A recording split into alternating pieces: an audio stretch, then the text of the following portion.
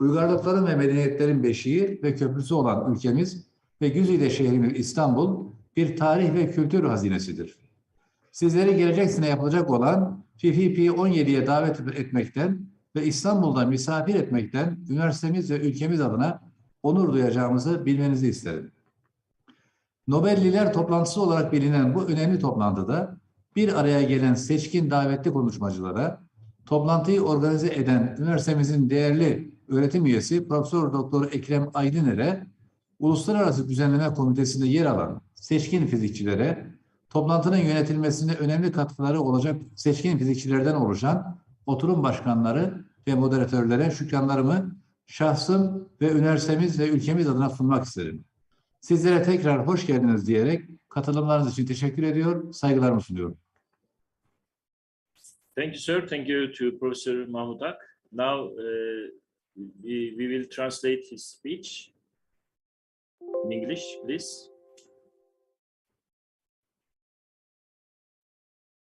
We cannot hear you. Your microphone is mute.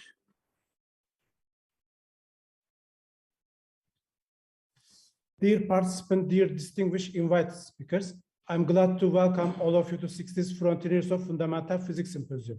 I am happy to see the world's most eminent physicists at this physics festival in this virtual platform via our university.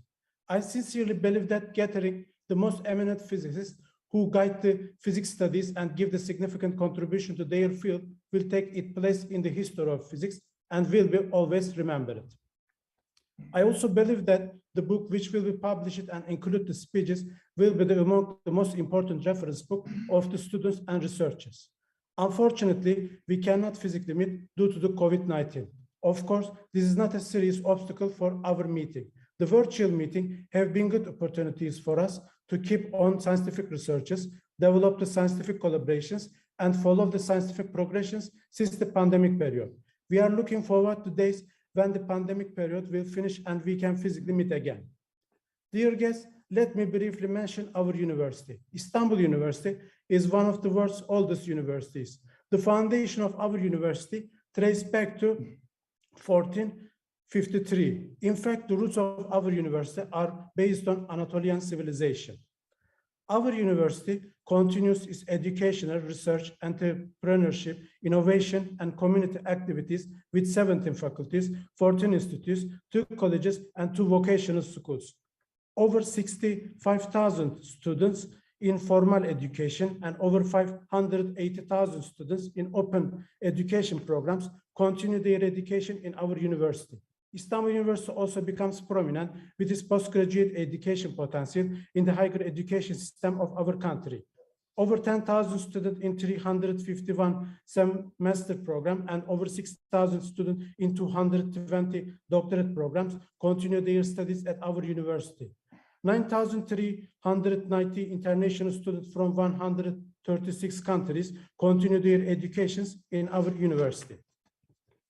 Istanbul University is the only university in Turkey whose 2 graduates were awarded 2 Nobel Prizes. Our university has a rich research infrastructure with 77 research and application centers, 145 research laboratories. Each research unit within our university is directed by the academics whose expertise and research qualities are prominent. On the other hand, I would like to state that our country, which is the cradle and bridge of civilization, and our beautiful city, Istanbul, are the historical and cultural treasures. I am honored to invite you to FFP17 in the next year and host you in our beautiful city, Istanbul. On the behalf of me, our university and country, I would like to express my gratitude to the distinguished invited speaker for this important meeting. Our university's esteemed Professor Ekrem Aydıner, who organized the meeting, the distinguished physicists in the International Organizing Committee, the chairs and moderators who will significantly contribute to the management of the meeting. Welcome again and thank you for your participations. I wish you a successful and effective meetings. Thank you very much again.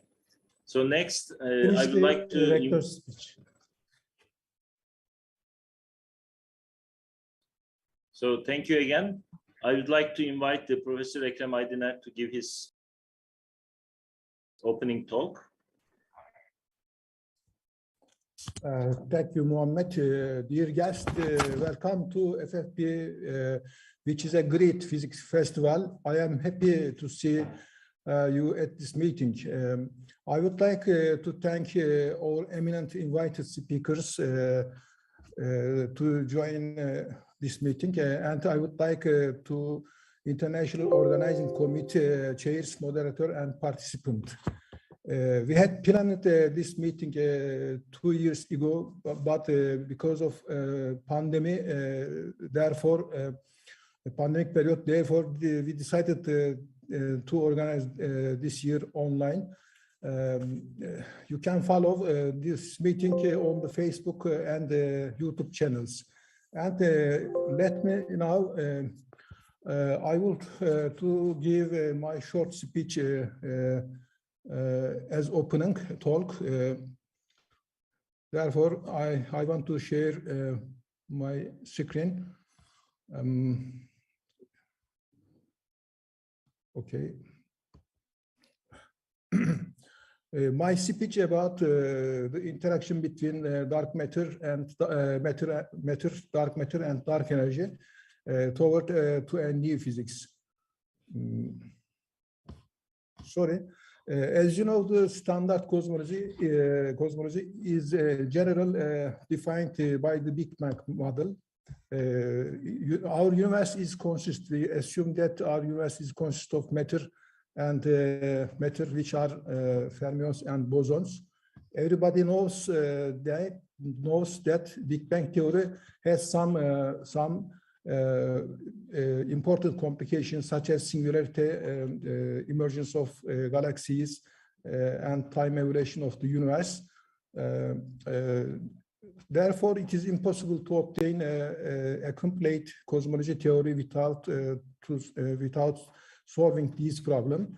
Another important question is that is the matter alone in the universe? Our answer is no, because we know that today our universe is consist of different components such as dark matter, dark energy, and atoms and radiation.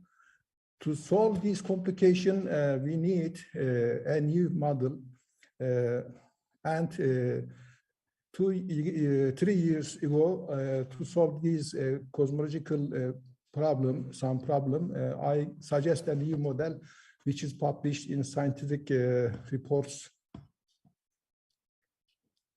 Okay.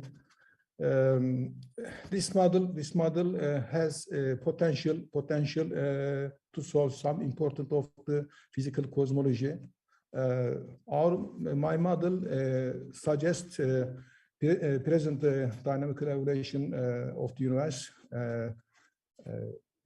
covers the Big Bang and cyclic cosmology, and suggests continuous universe. On the other hand, this model can solve singularity, cosmic coincidence, big rip, big crash, and other problems. This model presents a realistic mechanism for emergence of the galaxies and can explain large-scale formation of the universe. At this point, we have two different questions. What are the dark matter and dark energy? We don't know these answers at the moment, but this question is fundamental problems for particle physics and cosmology. Other main question is that how do dark matter and dark energy interact? Really, we don't know answer also these questions.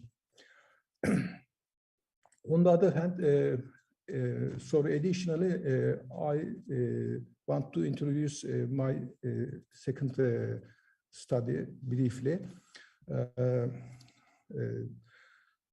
This problem, late time transition problem, which is known late time inflation. This indicates that now we know that our universe accelerated expansion today.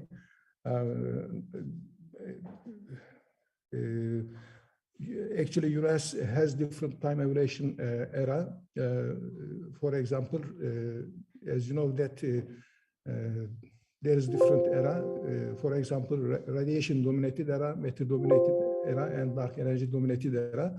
Late time transition is a transition, which is transition from matter-dominated era to dark energy-dominated era. We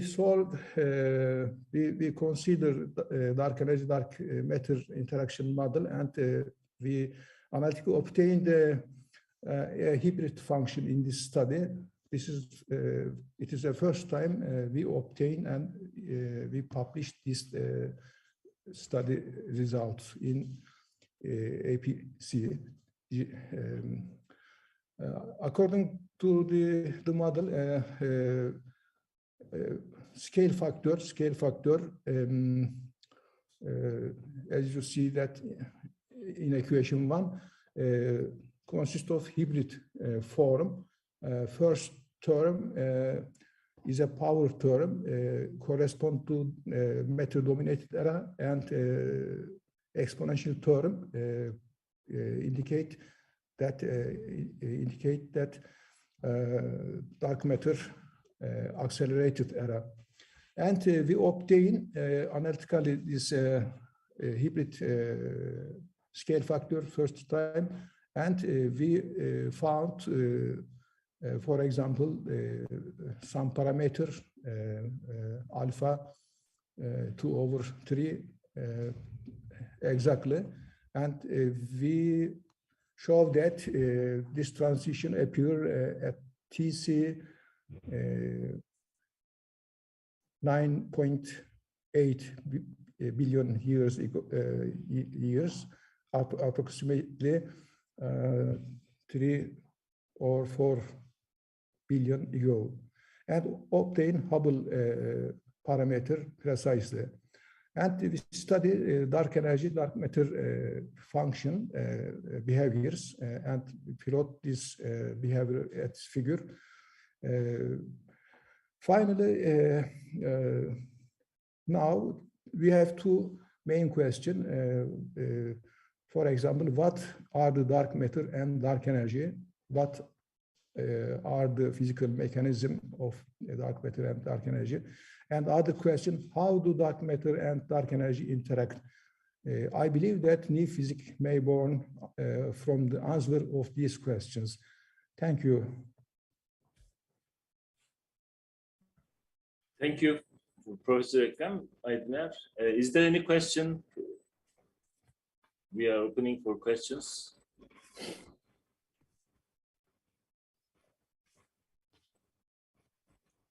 So, if not, then I would like to ask a question about the. I'm just wondering what is in the inflation when we talk about the Big Bang after Big Bang. I'm wondering what is the reason why we have inflation. I mean, this is the explanation of how this universe evolved, but do we know the reason why there is an inflation?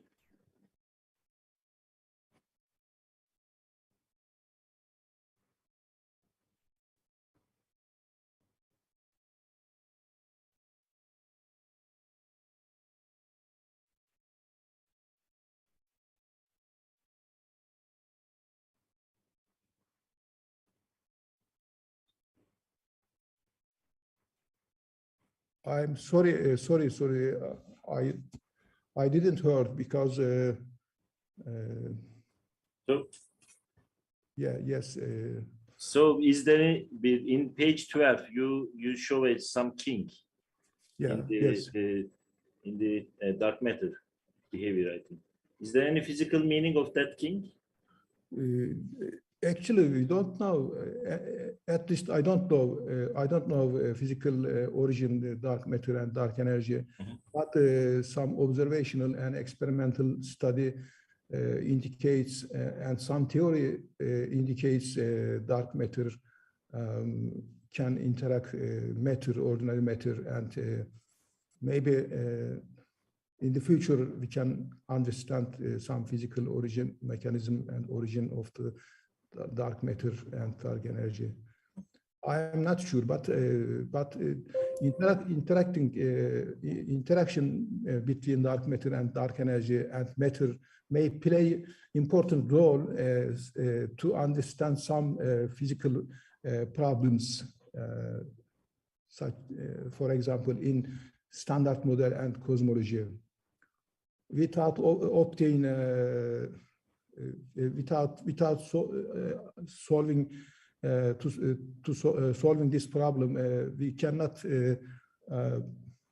complementary theory, particle physics and cosmology theory we cannot obtain.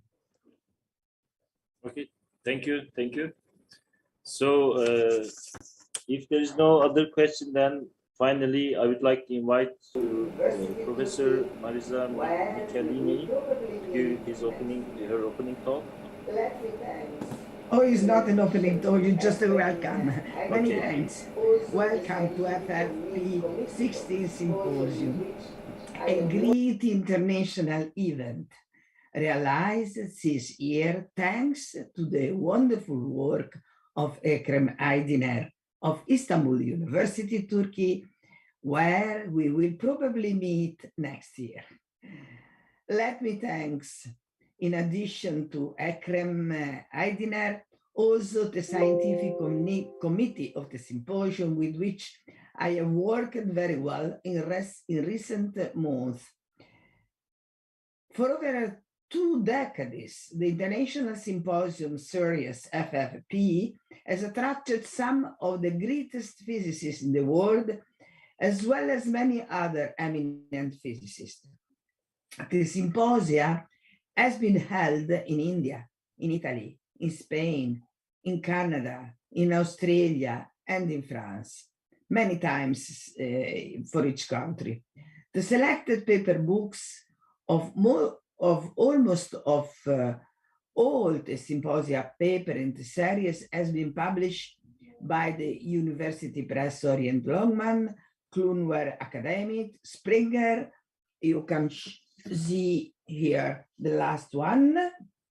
Springer is Fundamental Physics and Physics Education Research.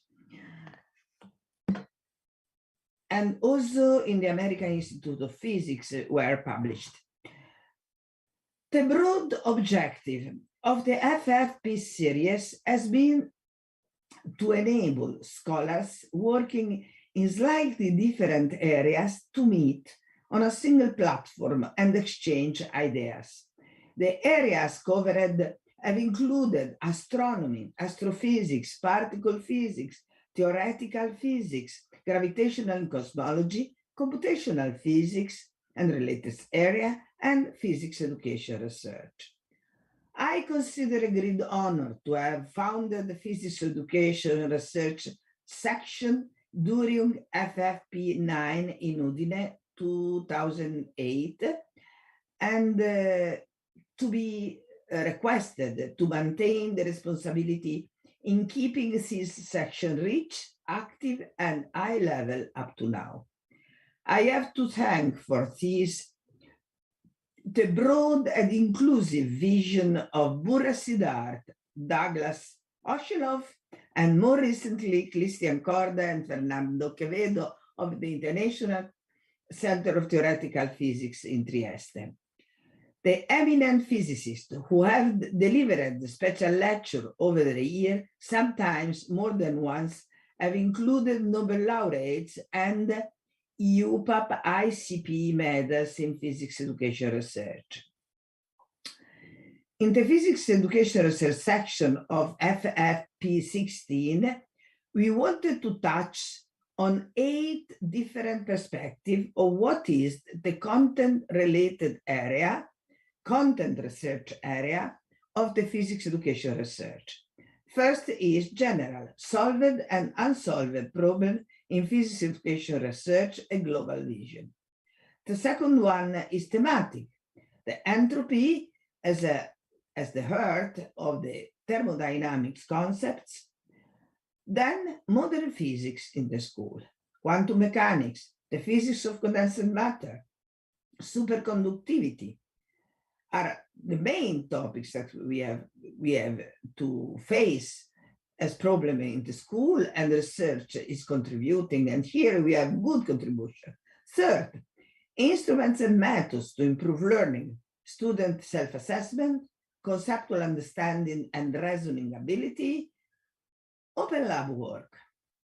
Fourth, teaching learning path, design and validation, method for designing and validation paths from student ideas, examples in surface phenomena. Fifth, research in the history of physics, the contribution of Majorana and Pontecorvo scientists in the development of physics now, and the first attempt for an AU interferometer gravitational wave observatory. Sixth, inquiry in physics education.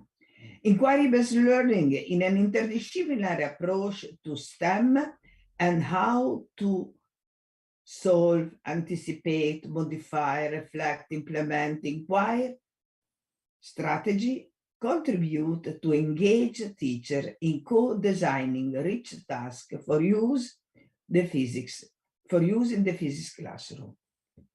In addition, the impulse of reflection, practitioner inquiry based on small sets of data collected during classes.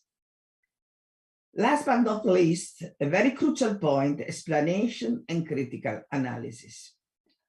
Seventh, contribution of multimedia in physics education, resources and research-based activity development, digital competencies for teachers, example of computational investigation in the case study of collision, for example. Last but not least, the MAPS model in prospective primary teacher education, my closing talk. Many thanks to the colleagues contributing to FFP16 Symposium and to all of attending. We do our best to build an interesting, rich of contribution environment, and I hope it will be useful for you all. Many thanks. Thank you very much, Professor Maria Michelini.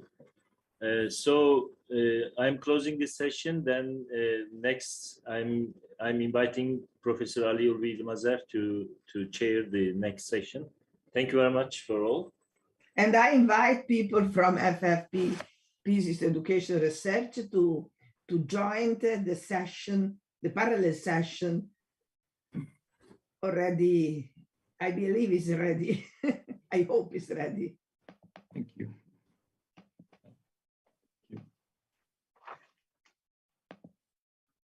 Okay, so let us start with the first session. Welcome, dear colleagues. Good morning, good afternoon, perhaps good evening, everybody.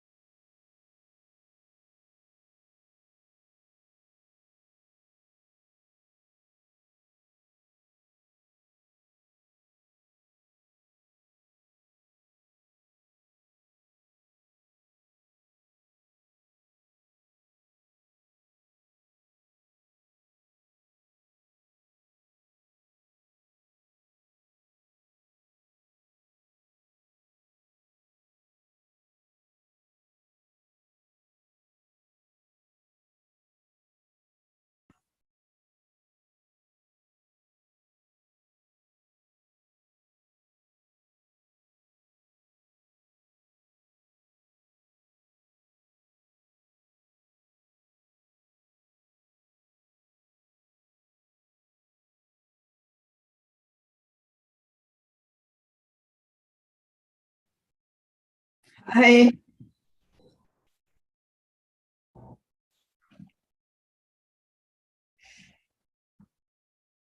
Good morning.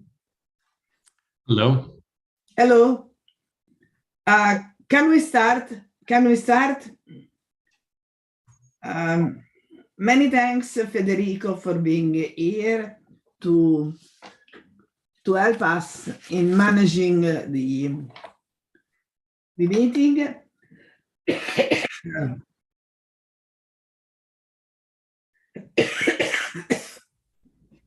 Many thanks.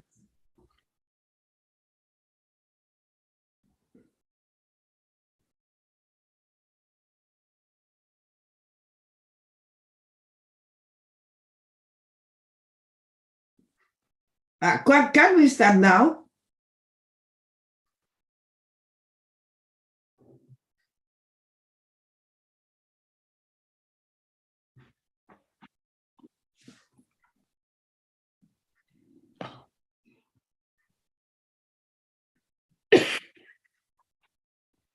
Many thanks.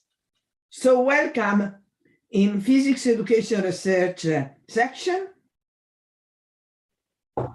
I will not lose time for the wonderful talk that we wait from Stamatis Vokos. Stamatis Vokos will speak about solved and unsolved problems in physics education research, reflections, and of an insider.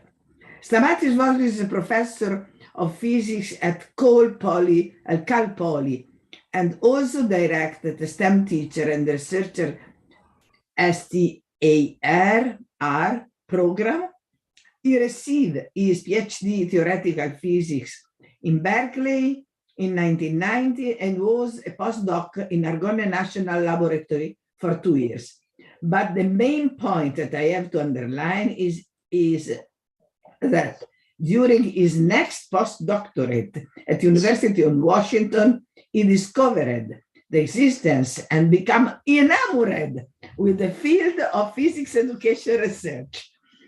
He was member of 2 terms, chair of the AAPT Committee on Research in Physics Education, member of the AAPT Committee on Graduate Education, and chair of the AAPT Physics Education Research Election Organizing Committee. He served as a chair of the National Task Force on Teacher Education in Physics and vice chair of the AAPT Teacher Preparation Committee. His contribution to teacher education in USR is very big and is well known. It's a great honor to have his contribution. He directed several projects on the learning and teaching of physics and has contributed to local and national science reform efforts in grades K-20, leading teacher education and enhanced programs in Washington State. He is responsible with Federico Corni, who is co-chairing this meeting, this session of GTG on K-12 in GREP. At Cal Poly, he is leading an effort to improve student learning and belonging in studio instruction in introductory courses. Many thanks, Stamatis. Please give your talk to our community. Thank you so very much. I really appreciate the kind invitation to be here, and it's wonderful to see in the participant list many longtime friends. So I want to start with acknowledgements, and I want to say that all mistakes or things that I'm going to leave out or things that I will inadvertently misrepresent are my responsibility. However, all insights that I have ever had, I owe to other people. And any credit that I may take is that I surround myself with very smart, thoughtful, knowledgeable, passionate, and kind people. And so I have collaborated with dozens of such people over the years, and I I'm very happy to call them friends, and I'm very, very grateful for the intellectual input. And in particular, I wanted to thank you, Marisa, for the invitation. You truly are a force of nature. So I want to start with a quote by also a good friend of mine from my time in Washington State, and George Pinky Nelson. He said, "Education is not rocket science. It is harder than rocket science." And he should know because he did both. He was a NASA astronaut and the director of Project 2061. And he was also the director of many science education efforts. And so indeed, this is a messy field that we are in. And there is a lot that we know in this field and a lot of the things that we do not know in this field. So I want to start by having us think for a moment about what metaphors undergird our language about learning. And I am taking this from Anna Svard's wonderful article in the Educational Researcher. So when you look up learning on Google, here are the kinds of words that come up. It is the acquisition of knowledge or skills through experience, study, or by being taught, the knowledge acquired through experience, study, or being taught, and a thing learned by experience, a lesson. And so what we see here is we see the metaphorical use of learning as a thing to be acquired, a thing to be acquired. On the other hand, there is also the idea of learning as something which is experiential, which is something which is participatory. And indeed, Anna Svard actually wrote this wonderful paper about the two metaphors of learning, the acquisition metaphor and the participation metaphor.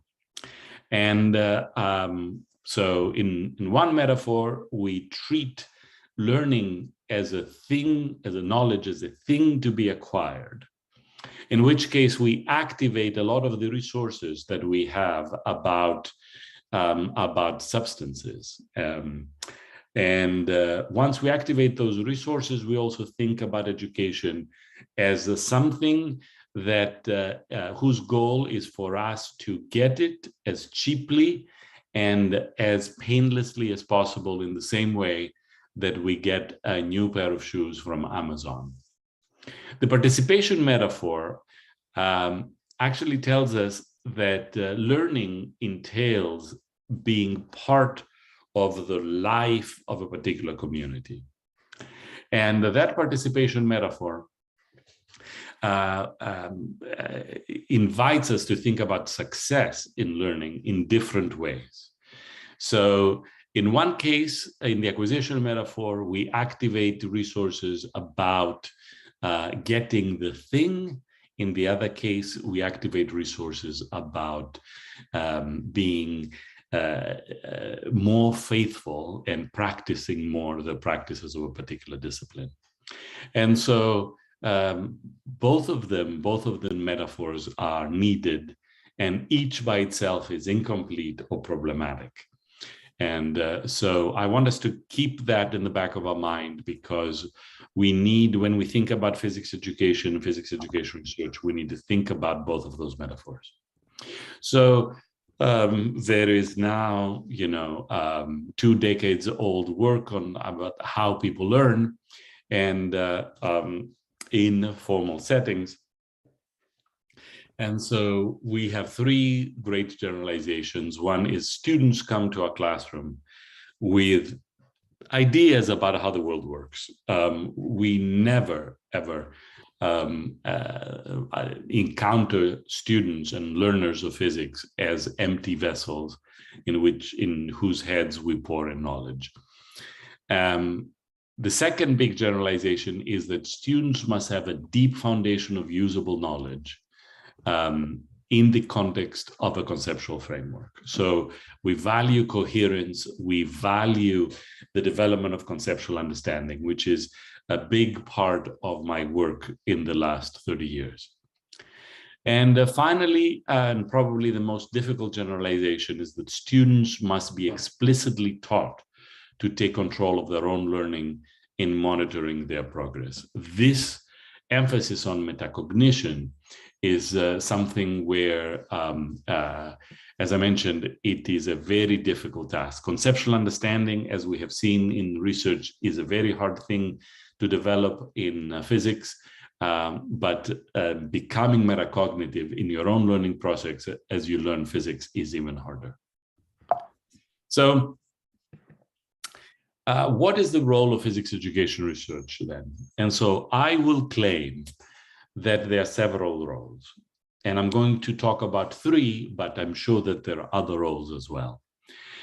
And so I claim that the role of physics education research is to study and improve or expand the function of physics learning. What are students learning? And how can we use a scientific approach to identifying what students are learning and what habits of mind, what habits of practice, and what habits of improvement are we inculcating in students as a result of instruction? I use these words about habits of mind, habits of practice, and habits of improvement, and I owe a lot to my work with one of my longest collaborators, Eugenia Etkina, where we actually wrote a theoretical framework for physics teacher education, which is based on habits. The second role of physics education research is to investigate the field of physics learning. The first was the function of physics learning, but the field of physics learning. What constitutes physics learning according to students? And how is physics identity shaped? And finally, to expand the face of physics learning. Who takes physics and whom is physics excluding? So I'm going to actually share with you today the top N results of physics education research.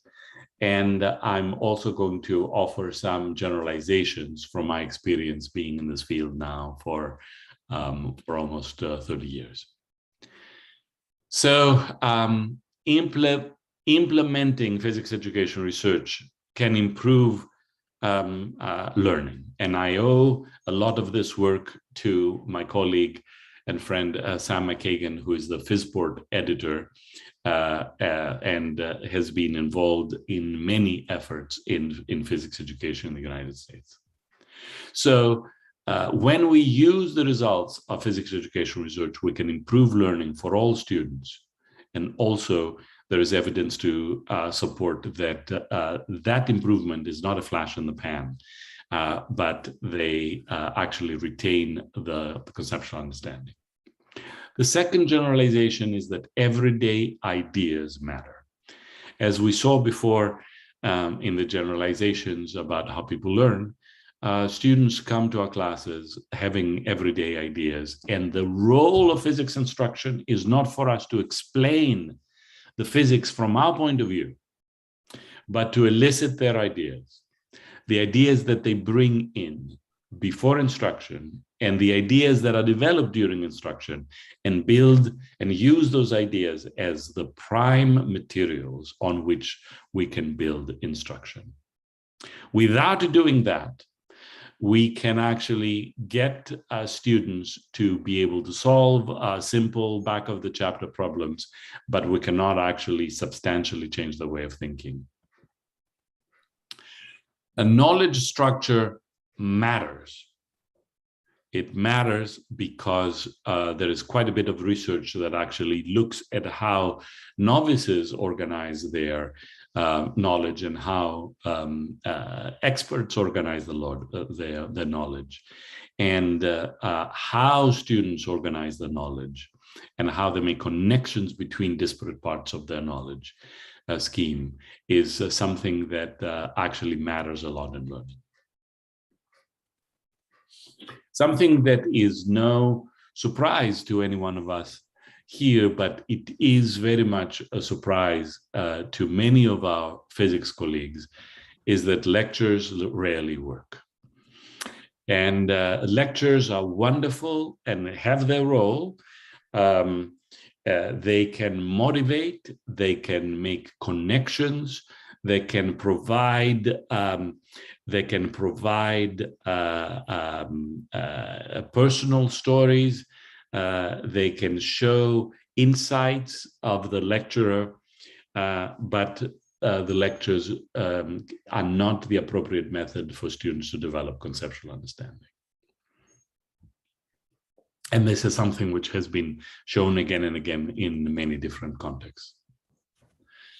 Another thing that we absolutely value in physics is physics demonstrations. So let me show you this wonderful demonstration that demonstrates this effect, and the expectation is that you are going to learn. It turns out that that the demos rarely work unless they are done in specific ways. And David Sokolov, who is also going to be speaking in this meeting, is going to share with us the particular ways in which showing students demonstrations actually can work. Problem solving does not imply understanding. The ability and the facility with quantitative approaches to physics does not mean that a student has actually developed understanding. This is something which is very surprising. It was very surprising to me when I was starting to be involved, because I thought, well, if I understand, I mean, I couldn't actually do the problem solving before unless I understood something. And it turns out that in the last 30 years, I have managed to solve many, many problems without deeply understanding those problems. And I only understood them when I had to really, really think about the details. The converse, though, suggests that if one has conceptual understanding, they are a long way towards problem solving. Understanding is a necessary, but it's not a sufficient condition for problem solving. There is additional work that needs to happen. One of the most surprising results is that most physics classes, formal physics classes, actually harm students' beliefs and expectations about what it means to do physics, what the physics enterprise is about. In particular, one of the things that I'm reminded of is the Hippocratic Oath, where new doctors actually swear that above all, they will not hurt their patients. And it seems that many of our physics courses actually harm student beliefs. They finish the course and they are more naive epistemologically in terms of physics than how they started. But not all of them do. And we can learn a lot about courses which do not harm student beliefs, which actually help student beliefs. And those courses are do not have the characteristics that you might think of. It is possible to have large courses and small courses that harm student beliefs. It is possible to have physics education research guided courses that harm student beliefs, even though they help conceptual understanding. But the ones that do not harm, but help student beliefs are those kinds of courses in which there is explicit discussion about modeling. There is explicit discussion about the process of modeling physics, not as a finished product, but physics as a set of models, as a small set of models that we can use in order to model complex physical phenomena. Physics as being based not as a set of disconnected facts and formulas, but as a coherent list of fundamental principles that can be used again and again and again in different contexts. Student beliefs affect learning. This is one of the largest personal challenges. I gave a talk recently, a different talk recently, in which I talked about how two students 20 years ago, they came into a particular physics class that I was teaching, same gender, same lab group, same instruction, and that instruction was research-based. Same pretest score on the force concept inventory. And at the end of the course, one student, again on the post-test on the first concept inventory, showed a 13% normalized gain, which means that she had learned 13% of what she could have achieved. Whereas the other student actually maxed out the force concept inventory, and therefore on that measure learned 100% of what was left for her to learn from the pretest. And so as I had been struggling to understand, how is it possible that two students with similar work patterns, with similar experiences in the classroom can have such different learning outcomes? I discovered, and it was not my discovery, but lots of other people have actually documented this, that how one structures, how one frames the experience of learning and what the goal of learning is. Are you working in order to perform well, or are you working in order to understand? And so your beliefs about what kind of thing you're involved in when you learn physics actually affects what it is that you're going to learn. And implementing physics education research requires understanding and a change of a faculty member's view of what is possible in the absence, which is one of the hardest things for us to do, in the absence of having had role models who actually modeled for us, faculty, what it means to engage in research which elicits student ideas and is not based on explaining, but it is based on eliciting and responding thoughtfully to student ideas. There are additional generalizations. Student ideas are universal, but the prevalence of those student ideas depends on the context. So student ideas are the same whether they are gifted Italian students in high school students, or whether they are Buddhist monks, or whether they are university students, or whether in the United States, or whether they are students in Africa learning these ideas. The reason why student ideas are universal have to do with the fact that human beings have a common processing and signal processing, and therefore it is not surprising that we're going to have similar ideas. What is important, though, to recognize that the prevalence depends on the context, which means that the context in which some of the very important physics education research results were originally made is not representative of the state of affairs right now, and we need to repeat early investigations in order to expand our mapping of student ideas. We do not have reliable physics learning simulators. Wouldn't it be wonderful if we were able to use artificial intelligence in order to develop artificial students who would actually serve as a learning experience for new instructors, so that we do not actually use real human beings in order for instructors to learn. And we need theory in order to be able to do that. We have made a lot of progress, and we're going to hear much more about that. But we still have a lot of progress to make before we understand the mathematization challenges in physics.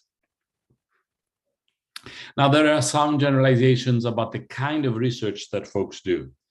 Physics education researchers in the United States pay more attention on how to teach than what we should teach.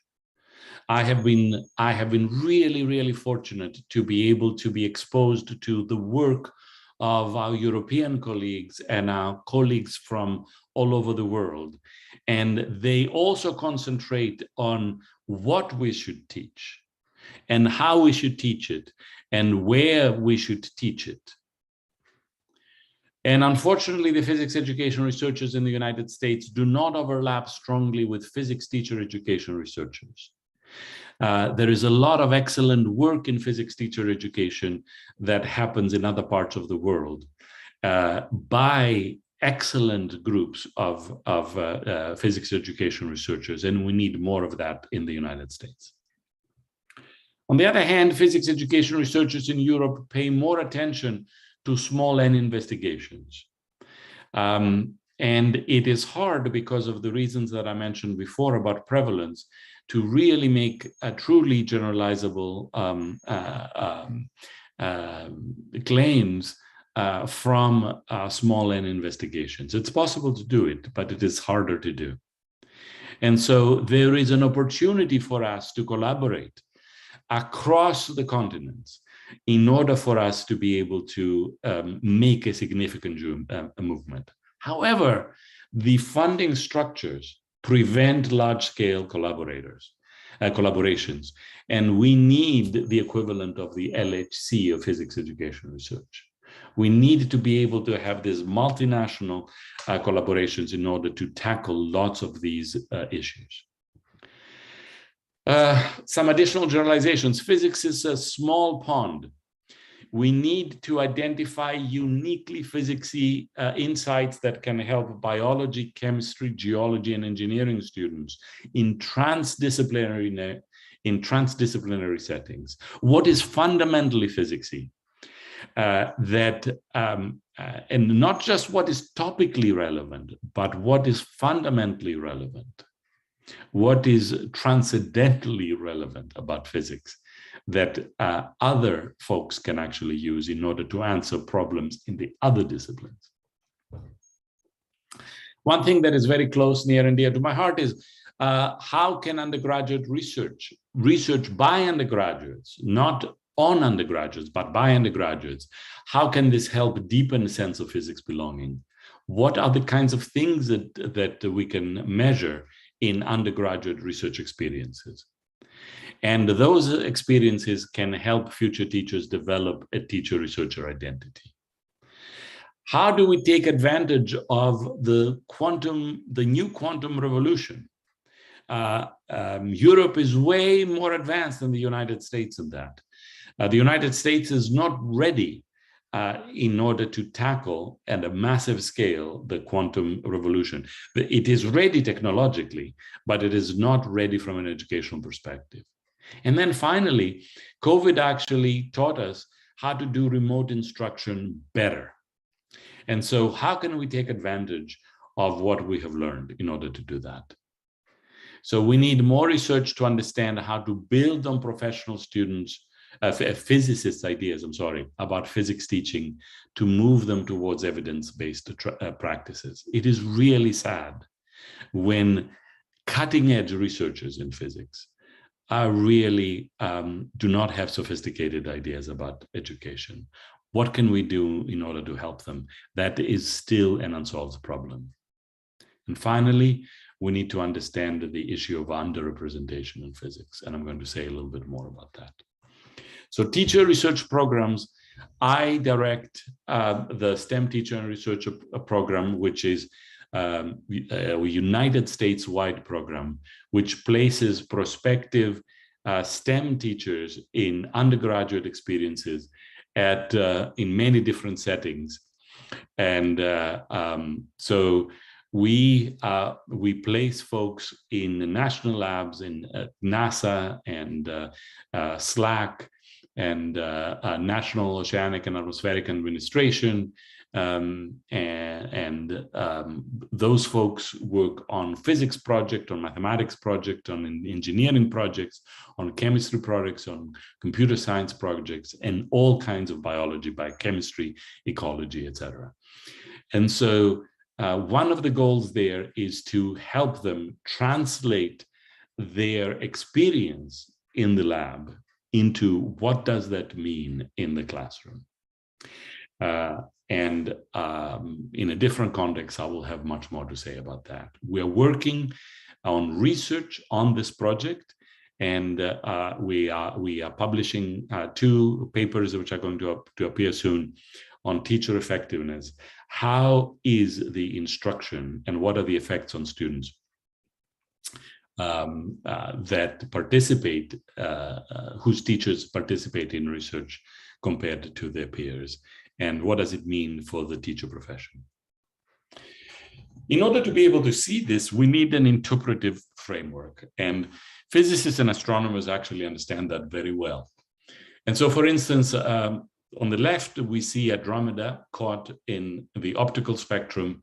And on the right, the picture is of the same galaxy, M31, where we have actually used both optical and infrared measurements. And so we need to use a different lens, because a different lens can actually let us see different things. And so this is the theoretical framework that we use for teacher research experiences. I'm not going to go into details, but which framework allows us to peer inside underrepresentation in physics? And so to go back to this, is traditional physics instruction effective in helping all students learn? And the answer is no. Let me change the question.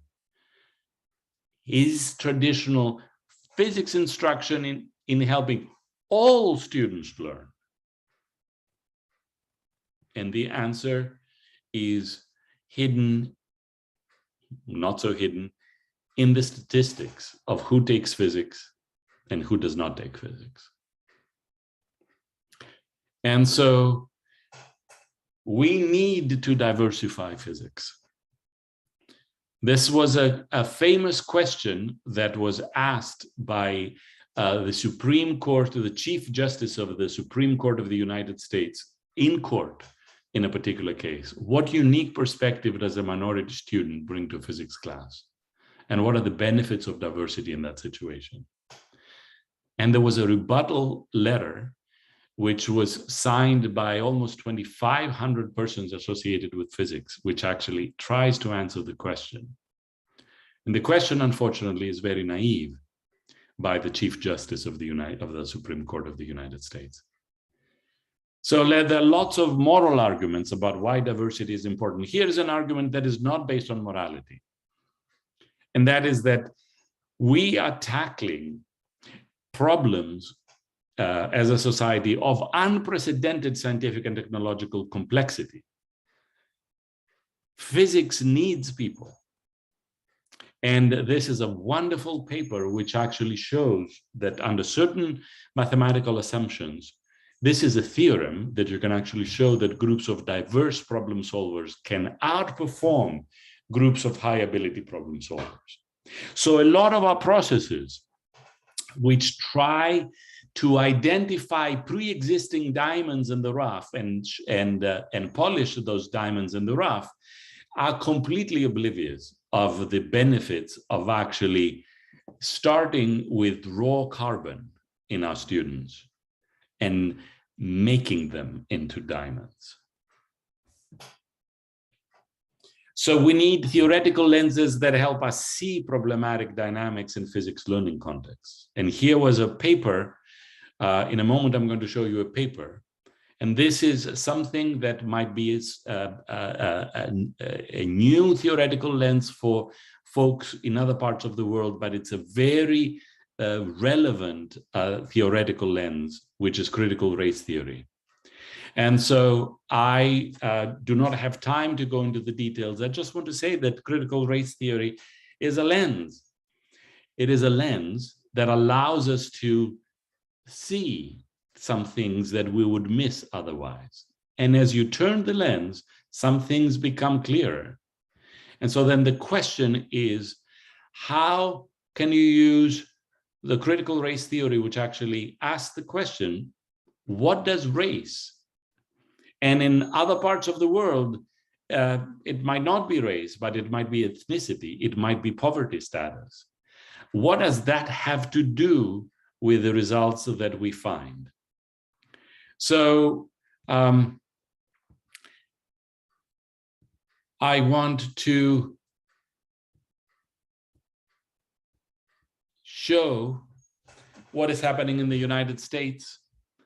And we find out the black bar is the percentage of the US population, which actually is part, which is that the corresponding demographic group. And we find out, for instance, that Black Americans are underrepresented in physics at the bachelor's level and at the PhD level by a factor of 5. Hispanic folks of Hispanic or Latinx origin are underrepresented by a factor of 2+. Asian folks are overrepresented in physics. Native Americans are underrepresented in physics, and whites are overrepresented in physics. And so the question is, what might race have to do with this? And so here was an article that was published in March by 2 wonderful colleagues and friends, which analyzed a particular interaction in a physics classroom using the lens of critical race theory. And I'm really saddened to say that the physics community had a vitriolic response to this article. And we should know and we should do better. We need theoretical lenses. That does not mean that critical race theory is the only lens that we can bring to bear.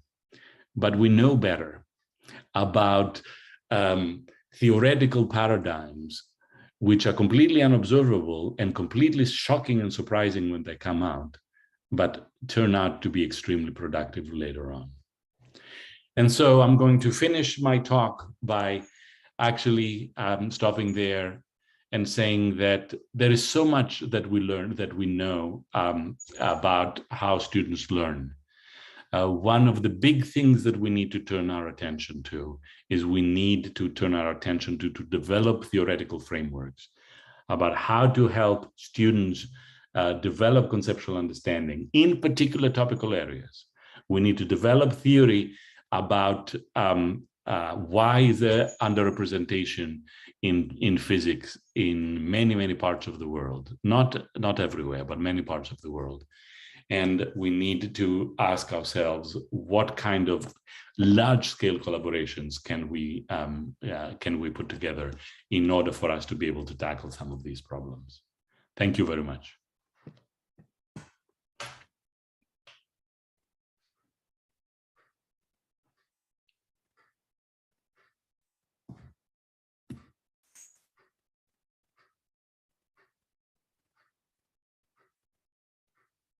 Do we have time for questions? Yes, of course. Many thanks to you. Many thanks for your rich reflection and for putting in evidence many points. Oh, I don't agree with one of them. I don't believe that if you develop conceptual understanding, you need so much work to reach formal level. So mathematization or formal level, which are very different, but the formal level can be reached very easy if you address conceptual understanding. So maybe your request of theory for how people develop their own learn maybe include some preliminary steps, some prerequisite. And the prerequisite can be, of course, to look at conceptual understanding, conceptual meaning, to make sense by their own. So we have not to build learning. We have to stimulate the learning by themselves. And that is another point very important. But sorry, it's so interesting, your talk, that I am so stimulated and I am immediately start to reflect. I will give, I will ask if people have some question for you now, immediately, like me. I will start immediately to discuss. Oh, could I ask a question, Marissa? Yes, of course, David.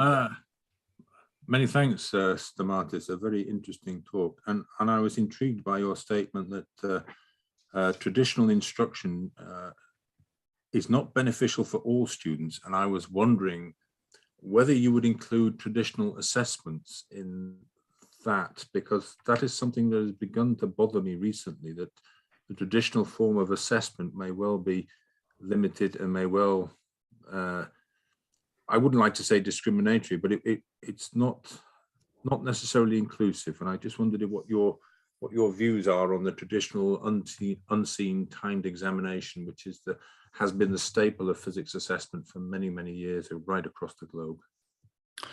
I completely agree with you that we claim that we help students learn how to think, but then we test them in time contexts on their ability to do simple quantitative exercises. I mean, simple, I do not mean easy, I mean quantitative exercises.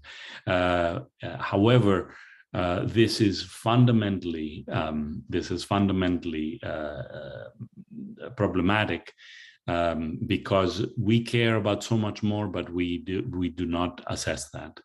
And there are other ways that we could assess that. There are very good questions that are out there that require explanations of reasoning, and there are methods to approach assessment in terms of standards-based grading and non-time tests, the opportunity to make up your work and those kinds of things that I think are much more inclusive and much better than with the current situation. So I completely agree with you. Thank you. I don't know if there are other questions, maybe in chat. No, Marisa, in chat there is no question. No questions. So maybe we have to thank so much one more, Vokos Stamatis Vokos, and oh, there is Dagmara Suklowska. Is just raise hands, thanking you. And so I thank you one more, and I invite now maybe our kind second guest, David Sands.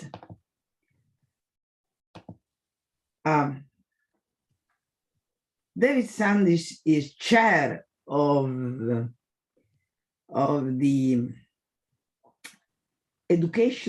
Physics Education Division of the European Physical Society. He was chair of the Institute of Physics IOP, Higher Education Group.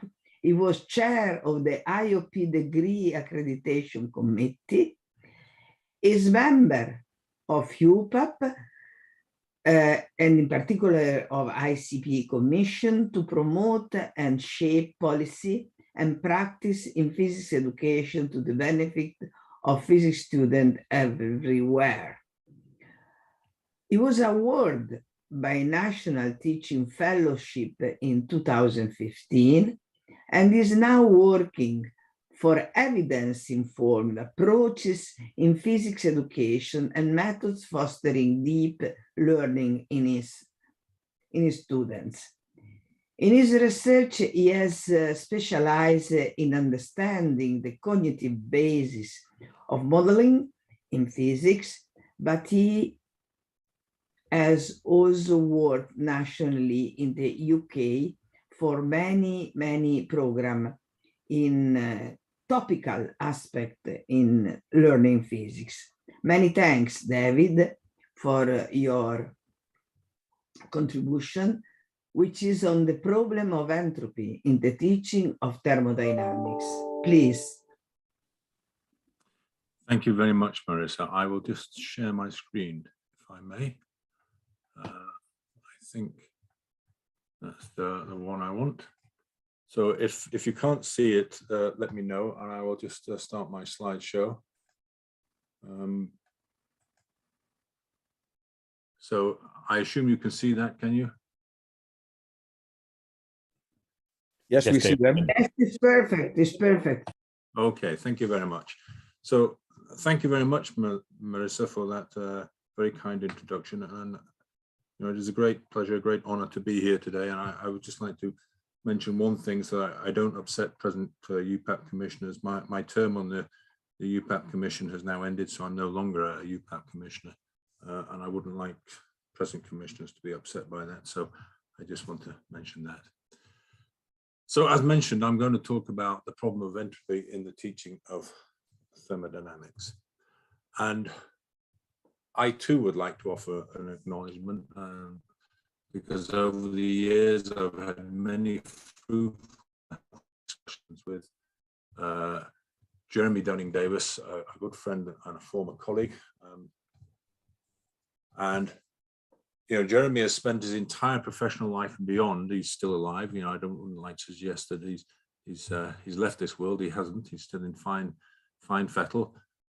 But he's worked all his professional life and well into his retirement in the field of classical thermodynamics, and I have benefited enormously from his deep and extensive knowledge in this field. And so I would like to acknowledge that. So I'm going to talk first about the extensive literature on the teaching of thermodynamics because it points to considerable conceptual difficulties among students. And I'm going to explain, I'm going to go over that quite briefly. There's a very extensive literature, and I don't have time to summarize it all. And then you might expect me to talk a little bit about ways of teaching it, as Stamatis so very aptly said in the previous talk. A lot of physics education research has been concerned with how to teach. But what I'm concerned with here is what to teach.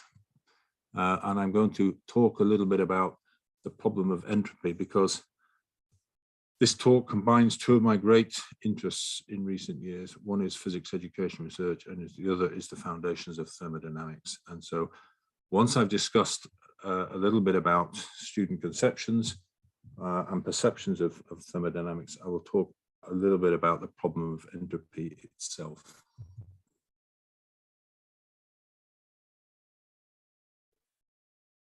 So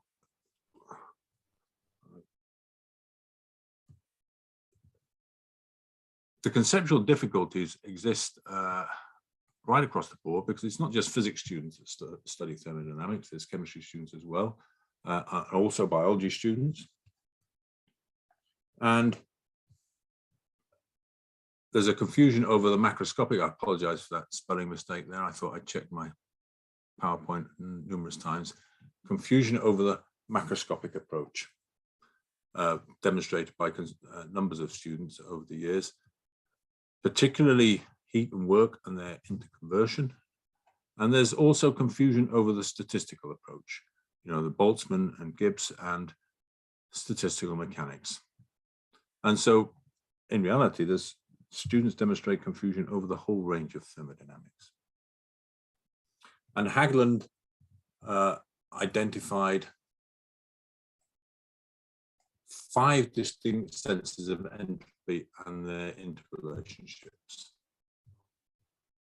And you can find that in that publication there, in Entropy. And those 5 senses are the thermodynamic sense, which is Clausius, Carrad-Theodori, irreversible thermodynamics, the statistical sense, you know, Boltzmann and Gibbs, the disorder sense, randomness, chaos, spatial arrangements, the information sense, which is really Shannon information entropy, and the homogeneity sense, which is really the end product of disorder and chaos. And so the last 4, the statistical, disorder sense, the information sense, and the homogeneity sense, they're all linked, they're all closely related. And the thermodynamic sense sort of stands alone. But it's not just students who demonstrate confusion about thermodynamics.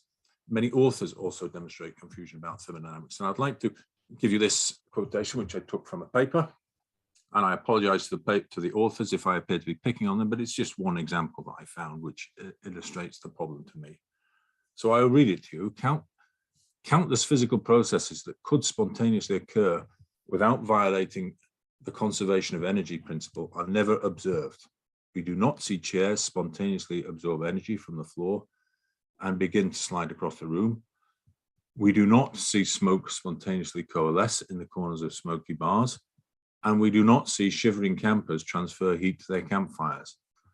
None of these processes would violate the first law of thermodynamics, but all of them violate the second.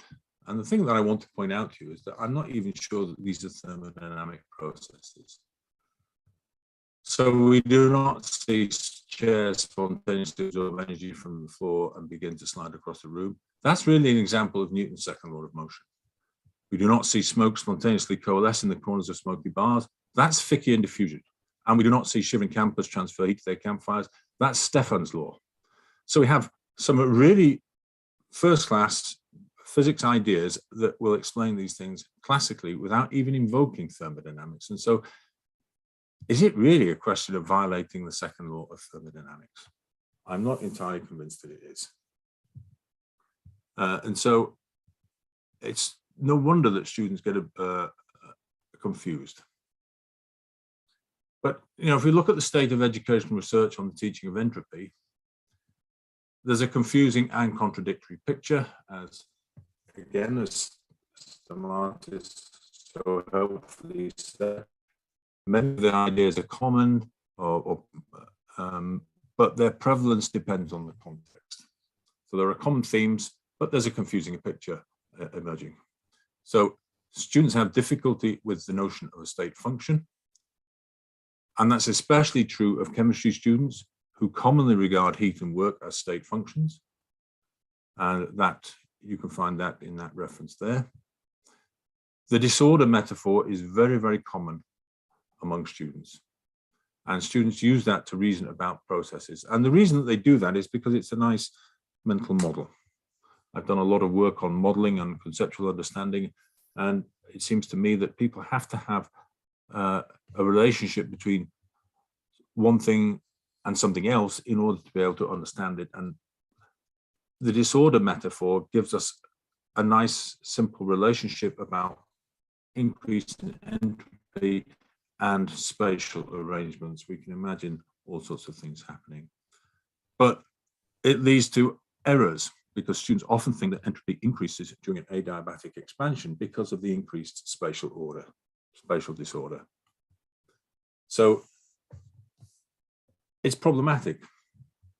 And some of the conclusions from physics education research conducted a few years ago are that instructional intervention did not yield a more complex and nuanced understanding of the concept of state functions or entropy. And that was by Sosbilier and Bennett. Apologies there if I mispronounced the name. And also following lecture-based instruction, comparison of student responses led researchers to conclude there was little improvement in student understanding of pertaining to entropy, and that was by Meltzer in 2006. So those papers are not that far in the past, but far enough for new work to be done now. And the last 15 years or so has seen significant activity aimed at improving instruction in macroscopic and statistical approaches, with some success. But the problem fundamentally is that entropy remains an enigmatic and inconsistent concept. For example, there is no mechanism of entropy increase in classical thermodynamics. It's commonly assumed that entropy does increase, and I will talk about that in due course in irreversible processes, but there's no mechanism. All you can say is that it increases because entropy is a state function. But we don't know what is increasing, we don't know the mechanism, we don't know the consequences. We find that entropy is either additive or extensive, but not both. And if we think of that in the context of classical particles, we end up with the Gibbs paradox because entropy is not extensive. And if we think of it in terms of quantum particles, with the Sackur-Tetrode equation where entropy is extensive, but it's not additive. And so I'm going to start now looking a little bit at some of the concepts around entropy. And really, I just want to ask lots of questions. I have my own views, but I'm going to ask you questions. I'm going to start with the Sackur-Tetrode equation. And I'm going to ask, is the Sackur-Tetrode equation correct? Because it's easy to find lots of examples of research where people are given situations and they apply the Sackur-Tetrode equation and they come out with answers to problems. But nobody ever asks, is the Sackur-Tetrode equation correct? And it was developed in 1912, long before the idea of quantum scattering was understood. But what we've seen in the last 40, 50 years or so, significant developments in solid state of amorphous materials in the 1970s, where quantum scattering is fundamental to understanding the electronic properties of the materials. And in particular, Anderson localization. If you have electrons moving within a random potential, the electrons are localized. And you can find more of that in that book there, 2006. And in the context of a classical ideal gas, the Maxwellian velocity distribution requires scattering and localization on the scale of the mean free path. And that localization is not built into the Sackur-Tetrode equation. And if we think about scattering in terms of quantum phenomena, you really need a random potential. And that random potential must come from the other atoms, which are also moving. And so there's a loss of phase coherence. And so the Sackur-Tetrode equation depends for its development on the idea of phase coherence as an atom moves from one side of a quantum box to another. So there's a complete loss of phase coherence because there's scattering, because there's development of the Maxwellian velocity distribution. And so the question is, does that give rise to the classical partition function? And Gasser and Richards would suggest so, that they have talked about that in their particular book. Localized wave functions give rise to classical partition functions. Delocalized give rise to the Sackur-Tetrode equation. So the Sackur-Tetrode equation is commonly given as the quantum basis for solving the Gibbs paradox. But I ask the question, is it correct? And I'll leave it as a question. I don't believe it is. But I want to turn to the Gibbs paradox. And the Gibbs paradox is as follows. You have two systems, identical, with particles n, internal energy U, and volume V. And if you combine them together, for example, if they're separated by a removable partition, you get a larger system, twice the number of particles, twice the internal energy, and twice the volume. And from thermodynamics, we have the entropy of one system plus the entropy of another system gives us twice the entropy. Entropy is extensive. If we look at statistical, then what we find from the Shannon information entropy is that the entropy increases by that factor. And that's consistent with information theory, because the particles have access to a larger volume. And so there's increased uncertainty in position. But although that's consistent with information theory, it contradicts the thermodynamics. And so we say there has to be a correction. But in making the thermodynamics extensive, we lose additivity. So, for example, you can get the same outcome, a volume of 2n, 2u, and 2v, by taking 2n particles with an energy 2u in a volume v and expanding it. You know, if you contain it by a removable partition indicated by that dotted line, and you just allow it to expand into the empty space, you'll find that there's an entropy increase. So the entropy on the left-hand side must be less than the entropy on the right-hand side. So entropy is not additive. So the entropy of 2n particles in a volume v is not the same as, not twice the entropy of n particles in a volume v. And what I want to ask now, is this consistent with energy conservation? Because the process of entropy increase in that expansion, that free expansion, is given by the integral of PdV over volume increase. So entropy increases by TdS equal to the integral of PdV, and you take the equilibrium pressure given by the ideal gas equation. But if we look at what's actually happening in the process, the pressure is zero, excuse me, because the molecules are moving freely, particles are moving freely, they don't collide with anything, there's no change in momentum, they're not exerting a force on anything, so there is no pressure. So if you take the first law of thermodynamics and you look at the work done, it's zero. P is zero during the expansion and W is zero. So what we conclude is that there is some property of the gas, T delta S, with the units of energy that's increasing in a way that is not consistent with energy conservation, because delta U is zero, delta W equals zero, and delta Q is equal to zero. And yet there is something with the units of energy, which we believe to be a property of a gas, the entropy, T, which is increasing. So what is it? So the origin, I trace the origin of this difficulty back to Clausius and his discovery that entropy is a state function. And he defined a quantity called disaggregation, Z, with the property that T dz is equal to P dV. It's the work that could be done. And that's a phrase that Clausius used, the work that could be done. And he even said that the law speaks of the work that could be done, not the work that is done. The work that can be done in an ideal reversible process, which is often greater than dW. PdV is greater than or equal to dW, where dW is the work that's actually done in an irreversible process. So Clausius then replaced dW with T dz in an equation which essentially expressed energy conservation.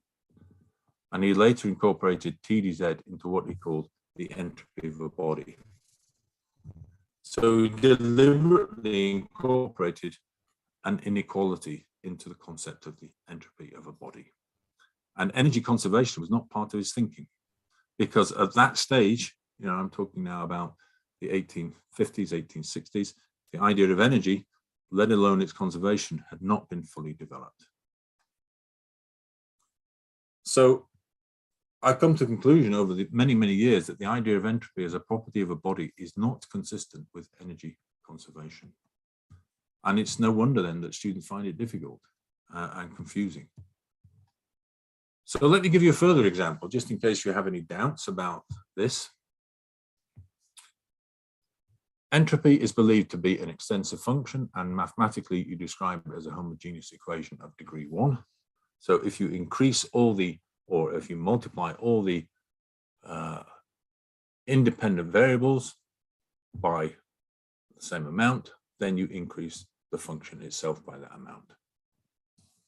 So n is the number of particles, U is the internal energy, and V is the volume. So a little bit of mathematics. Let alpha equals 1 plus beta, where beta is really a small number, and it's the fractional change in n. So dn over n is equal to beta, and that's equal to dv over v, and it's equal to du over u. So it's the fractional change in all the variables. So let's imagine then two systems, one with u, v, and n, and one with alpha u, alpha v, and alpha n. They have the same pressure and the temperature because those are intensive variables. And from the Euler equation, we have TdS is equal to U plus PdV minus mu dn. So this term here, PdV, we want to be able to get rid of that.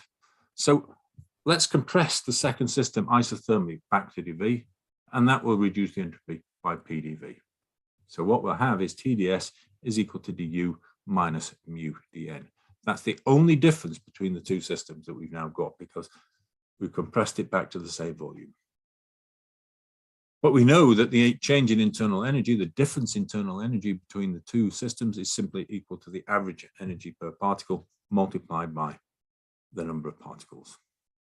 And so what we end up with, just by substituting that back into TdS, is TdS is equal to epsilon minus mu dn, where mu is the chemical potential. So I'll put that back up there. And what you can see is that for any value of mu not equal to 0, some property of the gas, TdS, with the units of energy, is changing between the two systems in a way that is not consistent with energy conservation, because the only energy difference is the change in internal energy. That's given by the average energy per particle, 3/2 kT. So if I apply Occam's razor, the simplest solution is the best. The solution I've come to over the years is that entropy is not a property of a body.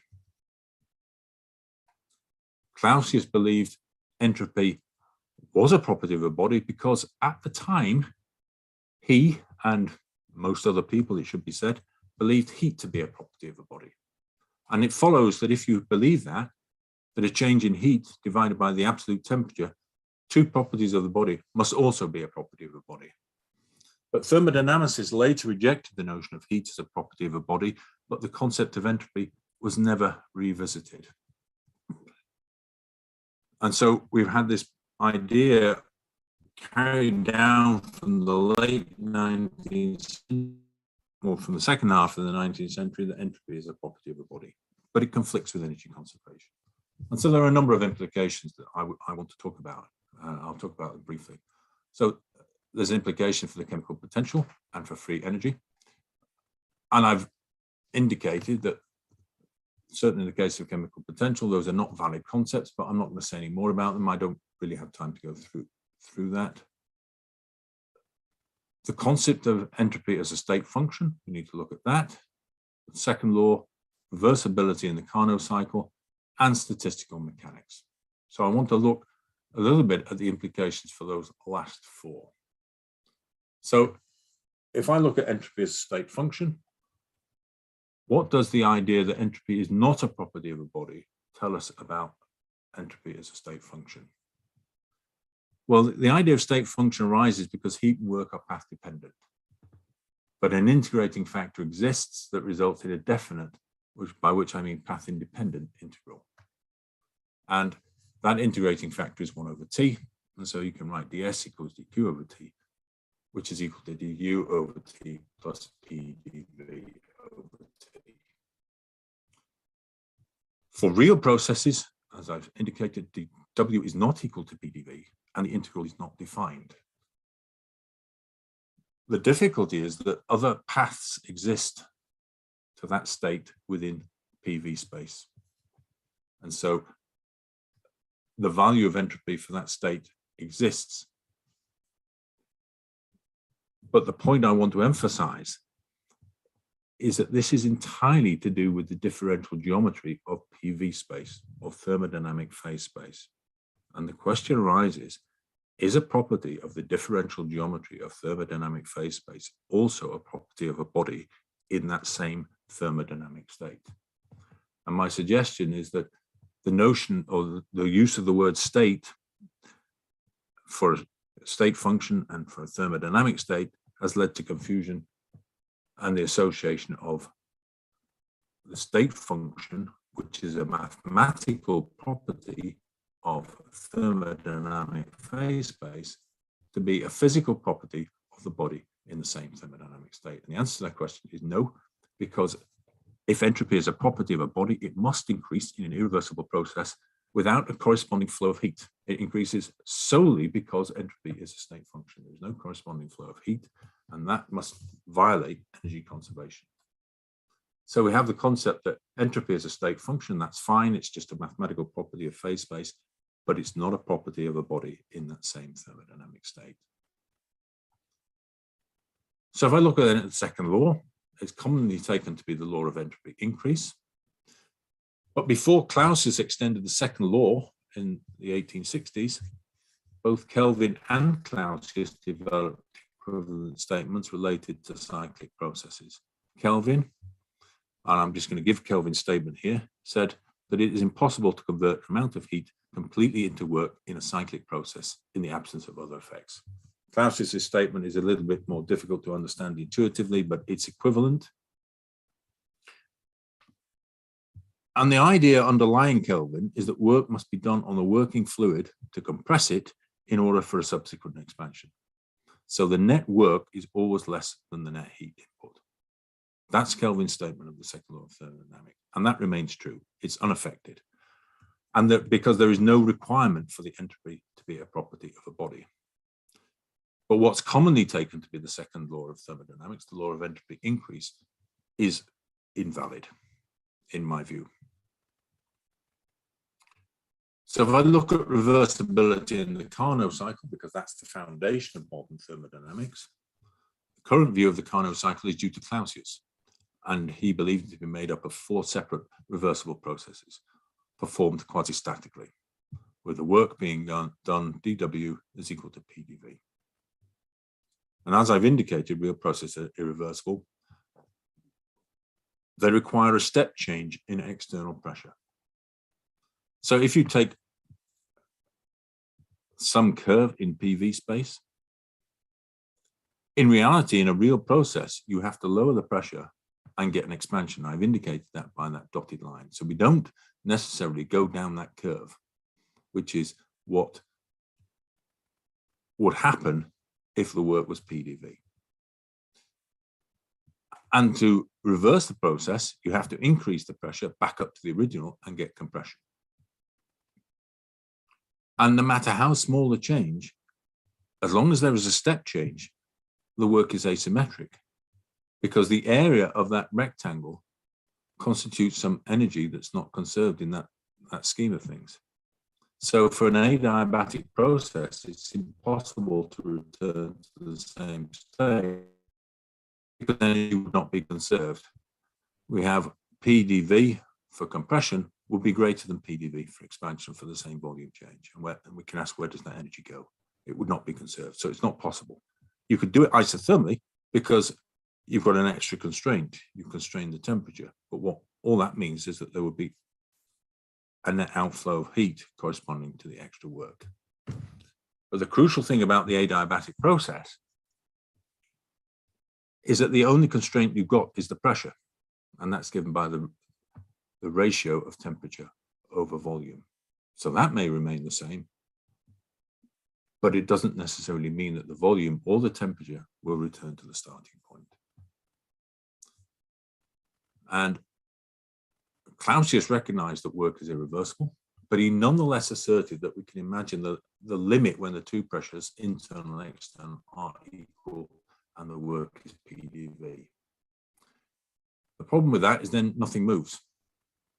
And Carnot's original paper was on the motive power of heat, and Clausius's first paper in 1850 was also on the motive power of heat. So how can we have, I asked this question, how can we have a theory on the motive power of heat in which there is no motion? To what does the motive power refer to? It's a massive contradiction that nobody seems to have recognized. And the answer, I recently published a paper which showed that you don't need quasi-static processes. The cycle is dynamic, because if you make certain assumptions about the gas, you You can show it's always in an internal equilibrium. And here's the crucial point. Energy gained or lost at either piston or the walls, through thermal conduction, is instantly redistributed among the 3 degrees of freedom. If you make that assumption, and it's instantly redistributed throughout the gas, that doesn't happen in reality. In reality, the gas is not going to be in thermodynamic equilibrium or in internal equilibrium. But if you make that assumption, then there's definite pressure, temperature, and volume at any given piston position. And the gas will do work PdV against a constant load. And the difference between the internal and external work will change the kinetic energy of the piston. And crucially, if you make these assumptions, and you can do it for yourself, and you can find out further details in the reference I'm going to give you, the gas maps out a trajectory through PV space. And that trajectory is reversible. So the gas can be made to map out a Carnot cycle by connecting it to a thermal reservoir at appropriate points in the trajectory. And all that entropy does is define how much heat is exchanged with the reservoirs. We don't need quasi-static processes. And you can find details if you want to chase that up. All I can do is give you the overview, and time doesn't permit me to go into it in great detail. But you can find the reference there, 2021, Carnot cycle, reversibility, and entropy, and you can find the details of this dynamic Carnot cycle. But the crucial point is you do not need the quasi-static process.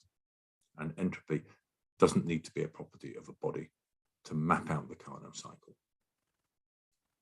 So finally, I want to look at statistical mechanics, and this is very recent work that I've done.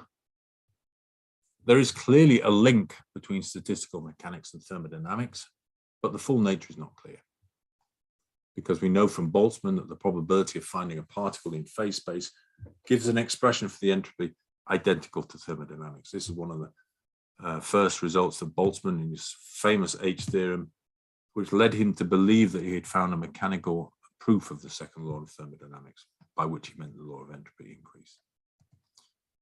And we know from Gibbs that the canonical distribution gives an entropy that looks thermodynamic. It will give you something that looks like free energy, although I've argued that that's not actually a valid thermodynamic concept. But the current understanding is that it looks like thermodynamics. And yet, if you take the Maxwellian velocity distribution, you can transform it exactly to the gamma distribution in energy. That gives you the probability of finding the small state in an energy system. And if you take the entropy of that probability distribution, it looks like nothing thermodynamic.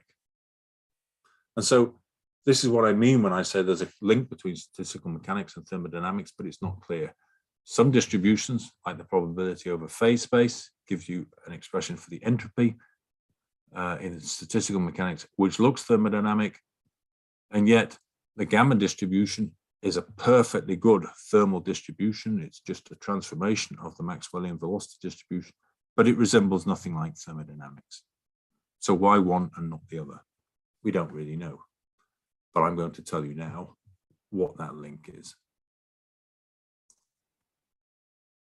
So I need to go back to 2008. I published a comparison of Boltzmann and the thermodynamic entropies for a classical ideal gas, and you can find that paper there, 2008 European Journal of Physics. And the premise was that the Maxwellian distribution arises from the product of 3 Gaussian distributions of velocity in x, y, and z directions.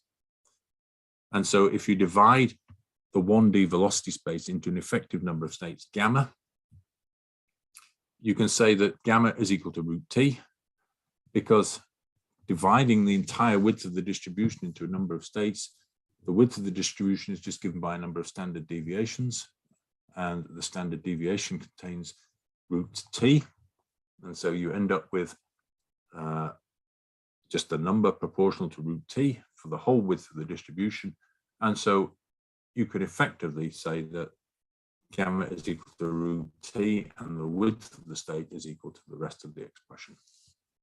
And so the conclusion that you come to is that a single particle has access to t to the half states in 1D, and there are t to the 3/2 states in 3D because they're independent of each other, and then there are t to the 3n/2 states for a system of n particles.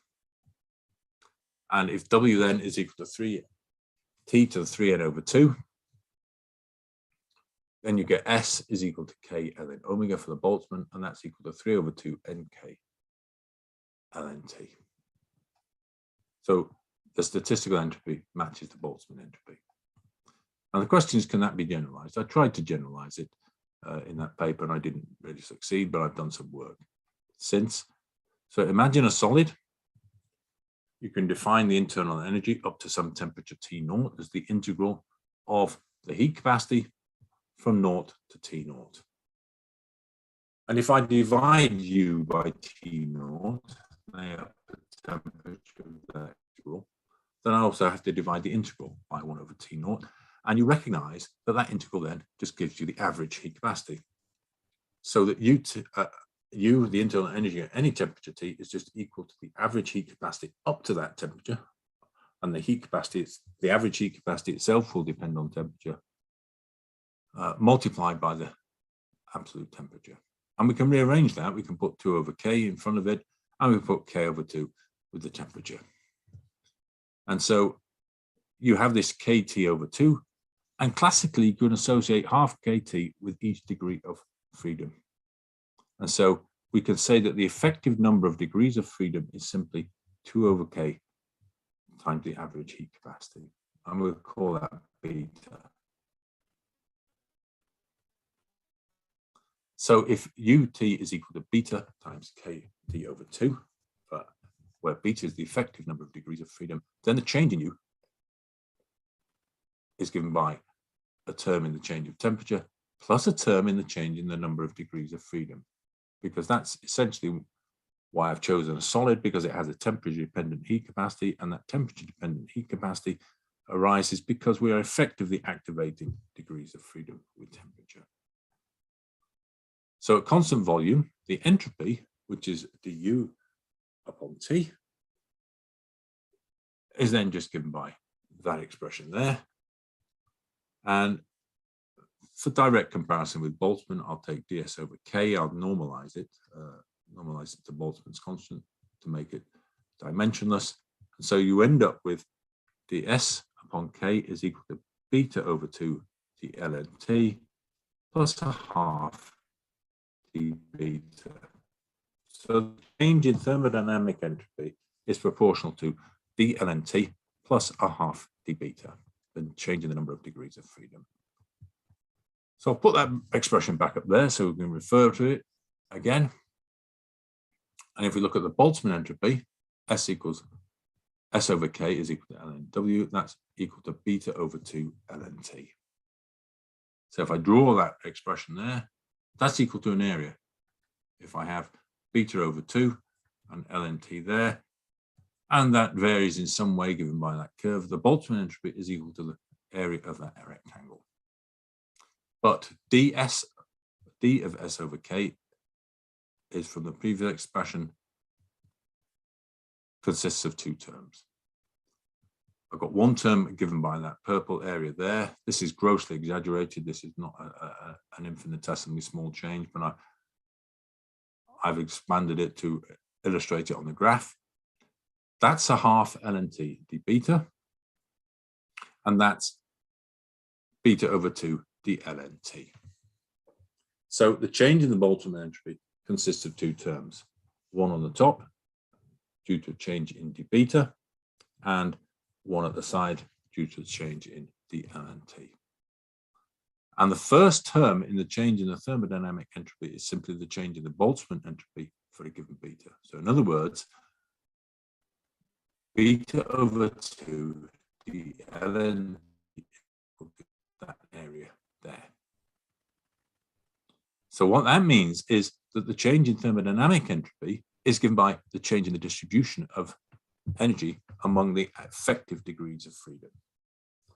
Now, I believe this can be generalized to include internal energy beyond the phase changes. I've deliberately chosen a solid because there are no phase changes, there's no latent heat to take into account. I believe you can take that into account, but it's just a complication I didn't want to present here. And the conclusion from this is that the change in thermodynamic entropy with temperature is simply the change in the Boltzmann entropy for a given number of effective degrees of freedom, plus a contribution from the change in the effective number of degrees of freedom. And the key word is the change. And what that means is that for systems in which the heat capacity varies with temperature, beta also varies with temperature. And the Boltzmann entropy at a given temperature will be larger than the total thermodynamic entropy. For systems in which the heat capacity does not vary with temperature, such as a classical ideal gas or a classical solid, beta is fixed, and the Boltzmann entropy is the same as the total thermodynamic entropy at all temperatures. So that's the link between the statistical and the thermodynamic entropies, and it's in the degrees of freedom. It's in the distribution of the energy among the degrees of freedom. And that's why the gamma distribution doesn't resemble anything thermodynamic. But that leads to a very, very important conclusion, which is that the equivalence of the Boltzmann entropy and the total thermodynamic entropy for the classical ideal gas is a special case because the heat capacity does not vary with temperature. And so pedagogical strategies which attempt to explain the thermodynamic entropy in terms of the Boltzmann entropy are mistaken. They're dealing with a special case, but very often in the literature, that special case is taken to be the starting point for a general equivalence of the Boltzmann and the thermodynamic entropies. So if I just summarize what I've been talking about, students' difficulties with the concept of entropy are extensive, and I've just indicated a few of those, but they are quite extensive, far too many for me to talk about. There's a strong reliance on the disorder metaphor because it's an effective mental model. But the concept of entropy is itself flawed. The idea of entropy increase is not consistent with energy conservation, and I trace that back to Clausius. And it has implications for the chemical potential and the free energy. They're not valid concepts.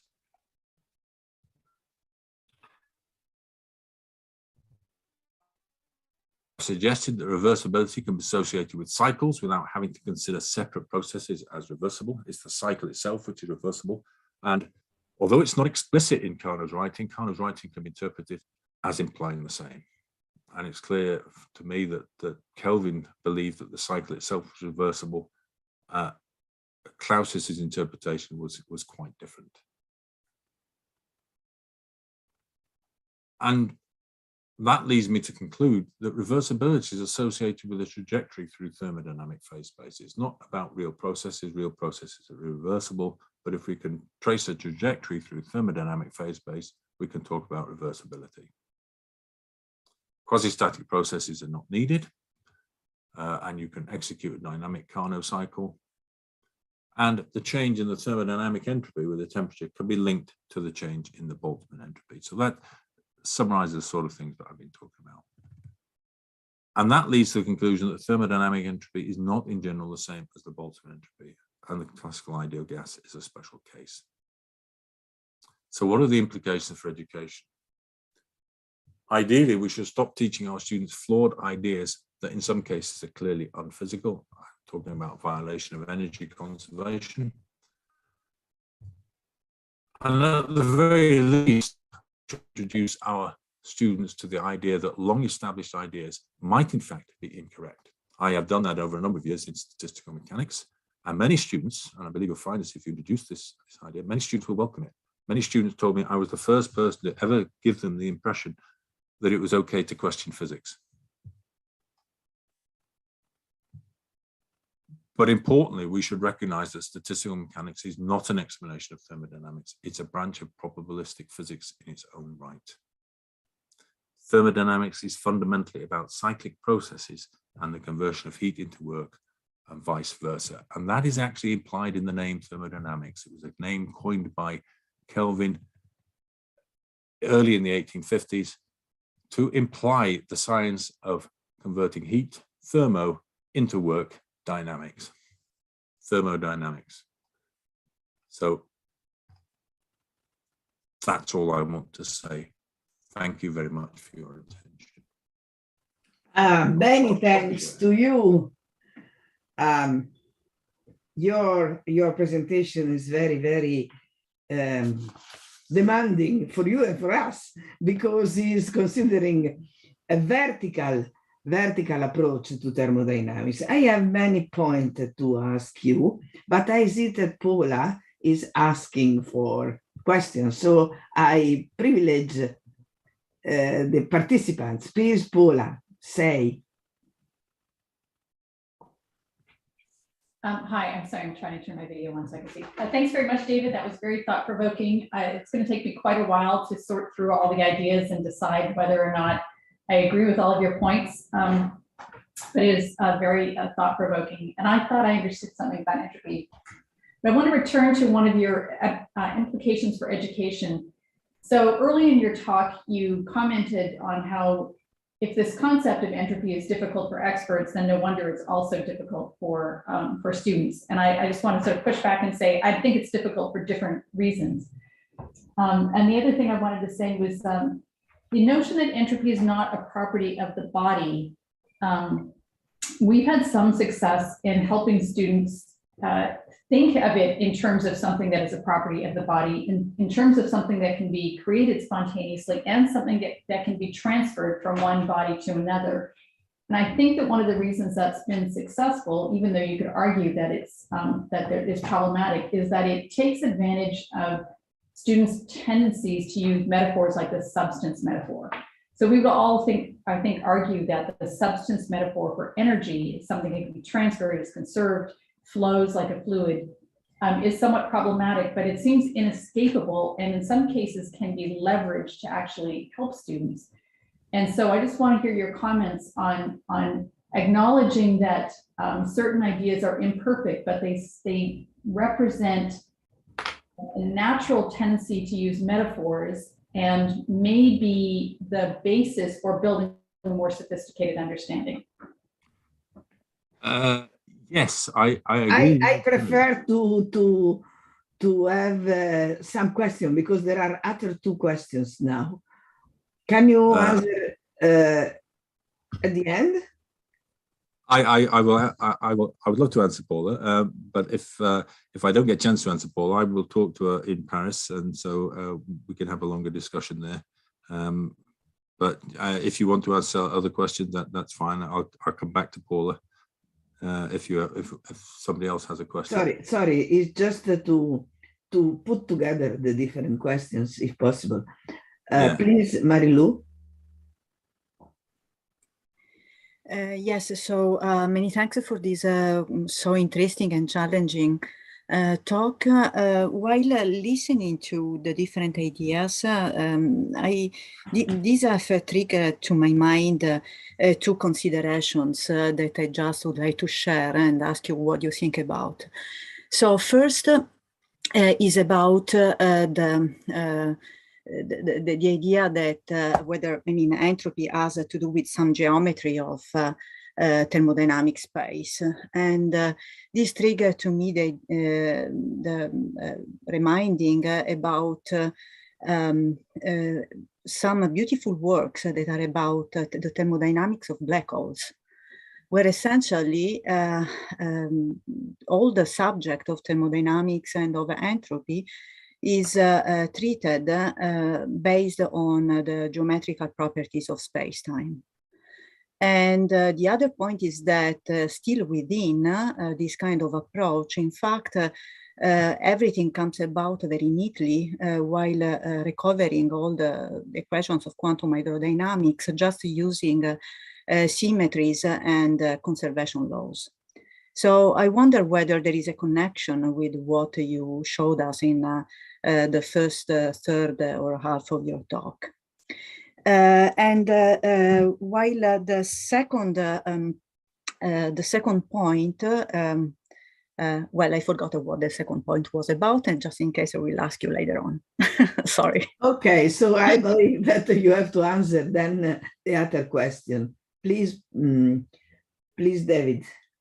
Oh, okay, so maybe I can answer both questions, both Paula and this question in the same way, because Paula raised the question of analogies and metaphors which can be used to help understanding, I agree entirely, and it's and I think that's partly the way the brain works. You know, that we need something. We need to relate something to something else in order to understand it, because abstract concepts, you know, are very, very difficult to grasp.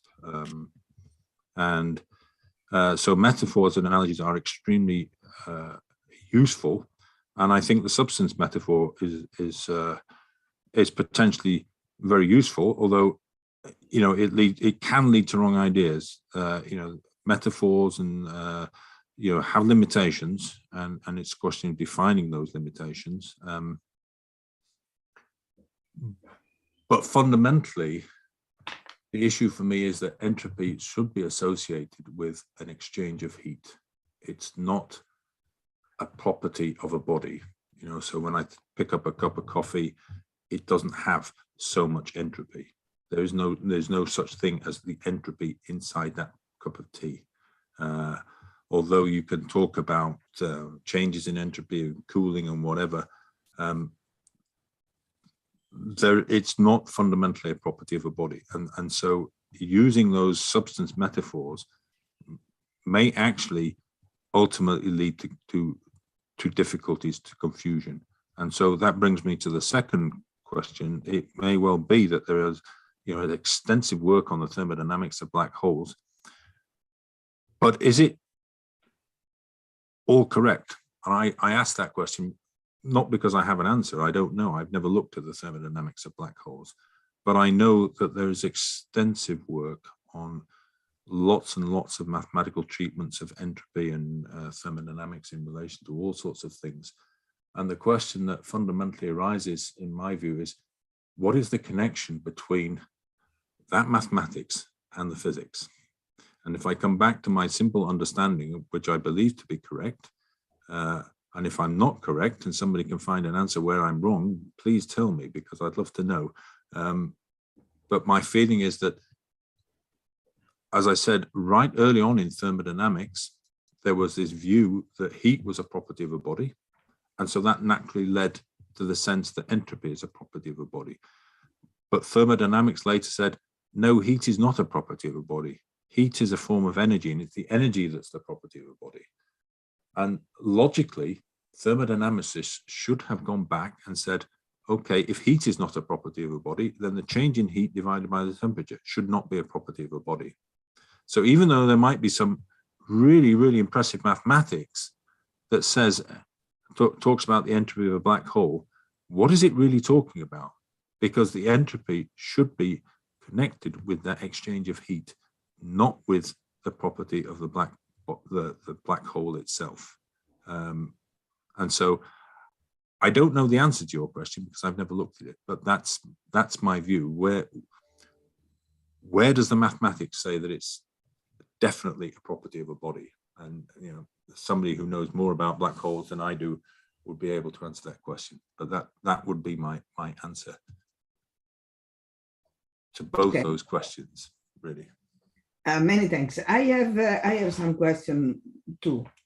First of all, I am perplexed for what concerns metaphors, because in my research results, the main problems came from the idea that heat can be something that is in the body, or something which can flow, or something in some sense. In my idea, we have to start to teach thermodynamics, and the problem is the multiple use of different models. For example, when we treat calorimetrical phenomena or thermometric phenomena, we don't take into account thermodynamics. And so heat assumed to be something which is in the body or exists. We have to start, in my opinion, with state and processes, individuating that the basic rule is the first principle, in which all internal energy makes sense as state property, and the other one, heat and work, are way in which I can change internal energy. This point of view in which it is only a way of changing energy can shift the way of thinking to the thermodynamic point of view, and people make less mistakes in my research experience. I find very interesting internal energy in change of phases that you suggested, and I appreciate the vertical approach comparison, macro and micro approach, Boltzmann and the macro approach. I agree with the macroscopic perspective when you are developing a vertical path, because you have to start from evidence, from data, from measurements. Another point in which I have experience of valid results by students is the idea that the reversibility is associated to the trajectory. But please accept, it's the same to say that you are just having a very low transformation, because if you are able to draw the points, you know the points, and to know the points you have to measure, and you can measure only in equilibrium. So it's almost the same, but the way of thinking is helping. So my point is that we have not to mix model in the perspective of vertical paths of learning concept for what concerns thermodynamics and other physics environment. And the point of the first equation law, equation of thermodynamics, first principle, is the meaning of the equal. Because on one side, I have the change of internal energy. On the other side, I have way of changing. And this is, my opinion, a very important point. These are the main, so in that sense, eat and work are equivalent.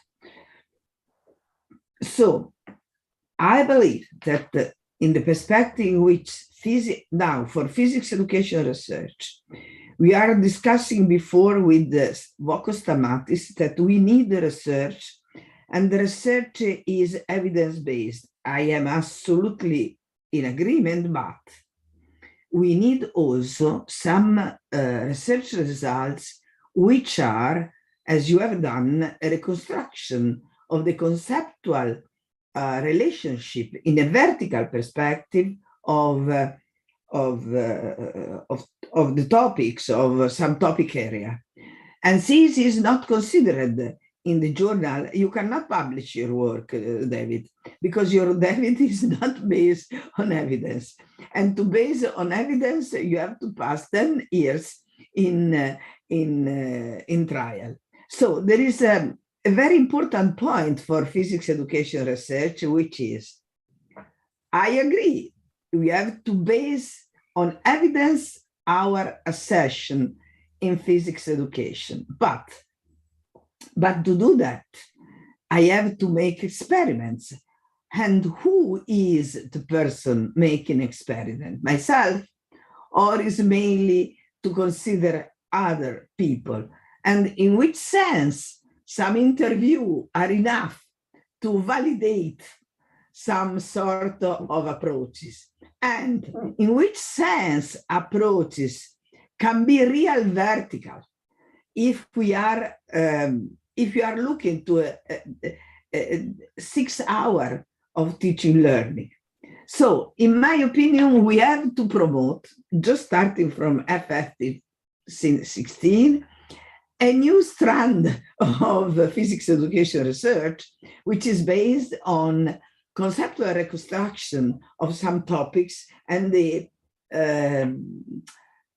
way in which we can contribute in such a way, creating what we need mainly, which is coherence in the path that we suggest for the conceptual understanding of students. Maybe there are many people against, but we have to discuss. What is your idea? I think you're absolutely right. And I think physics education research is the right place in which to do that, because my own experience of trying to publish my work in the foundations of thermodynamics, I have met enormous opposition from established thermodynamicists. And even when I've challenged people to say, show me where I'm wrong, and they can't, it's challenging a deeply held belief, and there isn't always the willingness to accept that that belief may be wrong. On the other hand, when I've talked to students think, wow, yeah, I can see that argument. I like that. And I recall one student who was in her second year, and I mentioned my concerns over thermodynamics, and her response to me was, good, because I couldn't make any sense of it, and I thought it was wrong. But that was just me. I thought I must be wrong. And now that you tell me that, I've got some confidence. Students are not encumbered by baggage. And so teaching students is the best place to begin a conceptual reconstruction of those areas of physics that are in need of conceptual reconstruction. It's absolutely crucial. You will not necessarily win arguments against physicists who have spent their entire professional life working in that field, because they won't necessarily want to admit that some of their ideas are incorrect or need to be replaced. Whereas students are open to new ideas, and if the ideas stand up to scrutiny and they make sense, then that is the place to introduce the revisions. And so it is definitely worth looking at physics education research as the place to consider conceptual reconstructions, I think. Many thanks. As I can demonstrate, I am unable to maintain time, and we are a little bit late. We are 10 minutes, about 8 minutes late. So instead of a break of 10 minutes, maybe we can make only 5 minutes of break. Do you agree? I'm happy. So, but we have not, I have to announce that today, Philipp Bitzenbauer will not present, and also Dominique Persano will not be present due to the COVID attach. So we can gain time later. Now 5 minute break, please. And we start at 49, at 4:50, no, 55. 4:55. Okay, thank you, Marilù. 3:55, do you think? 5 minutes before 4? Yes. Yes, Gesche, I'm sorry.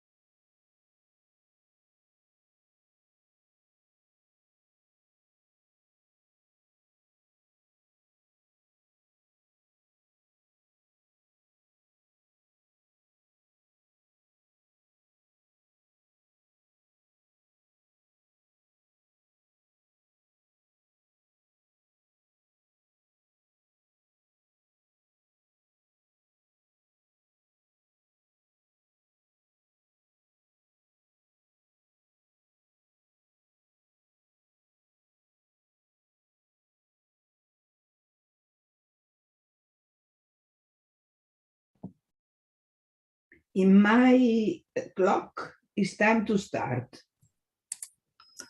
Okay, mine too. Okay, so I hope that people, Federico, can you check how many people is present? It is not it is not so easy because people simply switch off the camera. Okay, but what without looking camera, just as number of people attending? Let me check. There are 26 persons. Okay, so we can start.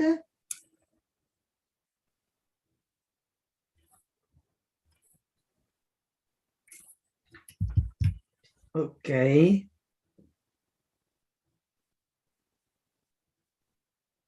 Okay, so I can start to introduce Gesche Pospiech. Gesche is, first of all, one of our best friends, is a very wonderful person, in addition to a wonderful colleague and a special expert in physics education research. Gesche Pospiech is born in Germany, and she is both physics teacher and professor for physics education in the Technical University of Dresden. Gesche Pospiech completed her diploma in mathematics at the University of Heidelberg, and she then did her doctorate there, also in mathematics, and completed her doctorate in 1992. The following year, she passed the first state examination in physics and mathematics, and in 2002, she habilitated at the Johann Wolfgang Goethe University in Frankfurt am Main. In the same year, she also passed in the second state examination for teaching at secondary or A school in physics and mathematics. So math and physics are two corners of her personality. She is responsible, she was for many years responsible of the GIREP thematic group of math and physics, producing a lot of contribution in interplay, on the interplay of math and physics research, and a very nice book. Is one of the leaders of the GIREP thematic group on the community of teaching learning quantum mechanics, and now this community become GIREP thematic group, and she is one of the responsible now.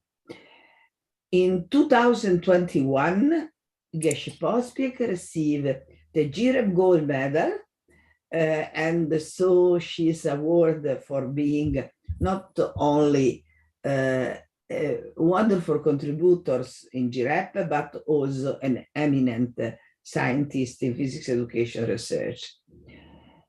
Many research papers are produced by her on content research and secondary school teacher education. So many thanks for being with us, and please start with your talk.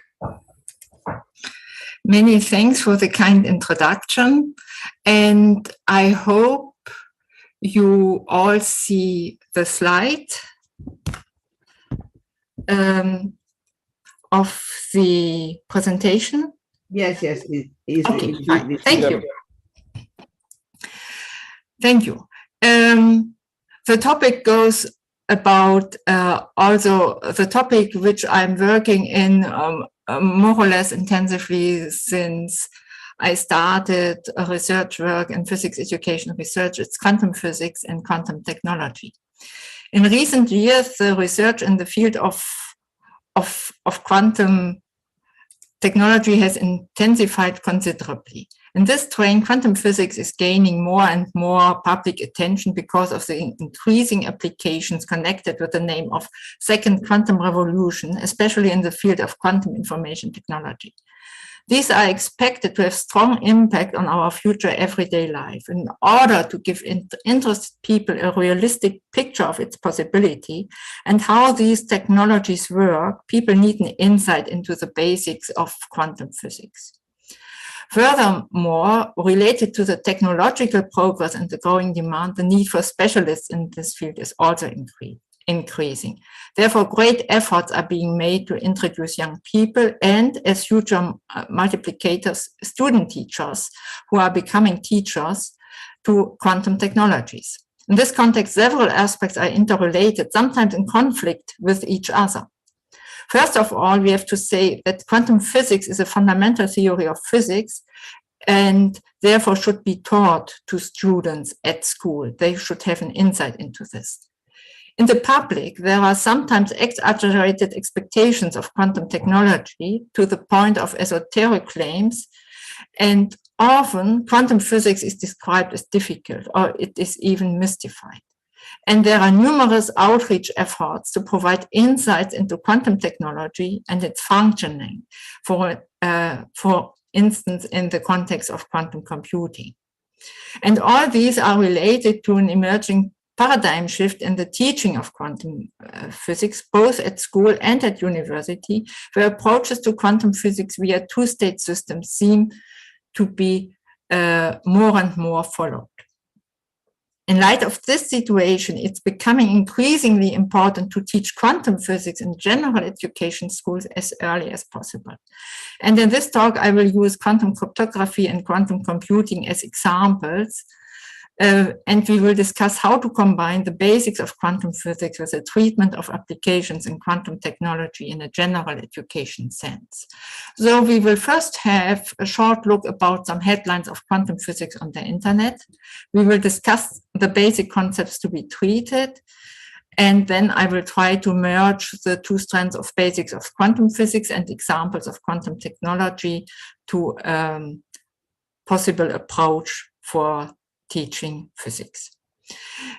As students should be enabled to classify and critically reflect on reports in the media, it's an essential goal of general education to show them which headlines would be possible and how to judge them. And this requires critical thinking. For instance, if the usage of the name quantum really refers to quantum, or some may be illegitimate transfer to other areas of life. The students should also be made sensitive to the sometimes exaggerated or sensational wording related to quantum physics, as you see here with the super brain or mind-blowing world of hybrid quantum computing or the quantum apocalypse. And they should be able to look at the promises with a critical eye, where qubits entangle with commerce, where perhaps more expectations are than real. And therefore, there should be no mystification, but clearly exhibiting the differences between quantum and classical physics according to the standard physics rules of word description. However, although many serious sources tend to stress first the magic or the strangeness or the weirdness of quantum physics before trying to undo this wording. And this seems to me quite counterproductive. A few examples are here. Quantum physics is weird and counterintuitive. For this reason, the word quantum has become shorthand for anything powerful or mystical, whether or not it has anything whatsoever to do with quantum mechanics. Or why is quantum theory so strange? The weirdness could be in our heads. Quantum theory is peerless explaining reality, but assaults our intuitions of how reality should be. It seems likely the fault lies with our intuitions.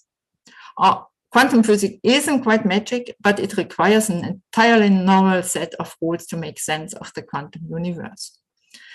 And so in order to be able to judge, to be able to sort out those statements, it is important that the students know what is behind. And so I deal with the question, which technologies are in which way suited for reaching the goal of introducing high school students to the basics of quantum physics and to applications using them. And here we should have some kind of general guidelines, general principles lying behind the teaching. The first one, and I think in the view of the quotations I have read just before, it should be clear that quantum physics is a normal physics theory. It was found using physical methodology, experimental observations, such as spectral lines or black body radiation in the 19th century. There was theoretical modeling, such as the assumption of quantized energy transfer or the indistinguishability of quanta, and the mathematical description, such as in the first quantum revolution, the description of electrons in a hydrogen atom. And similarly, the roots of the second quantum revolution lie in fundamental experiments, trying to understand the fundamentals of quantum physics and clarify possible interpretations.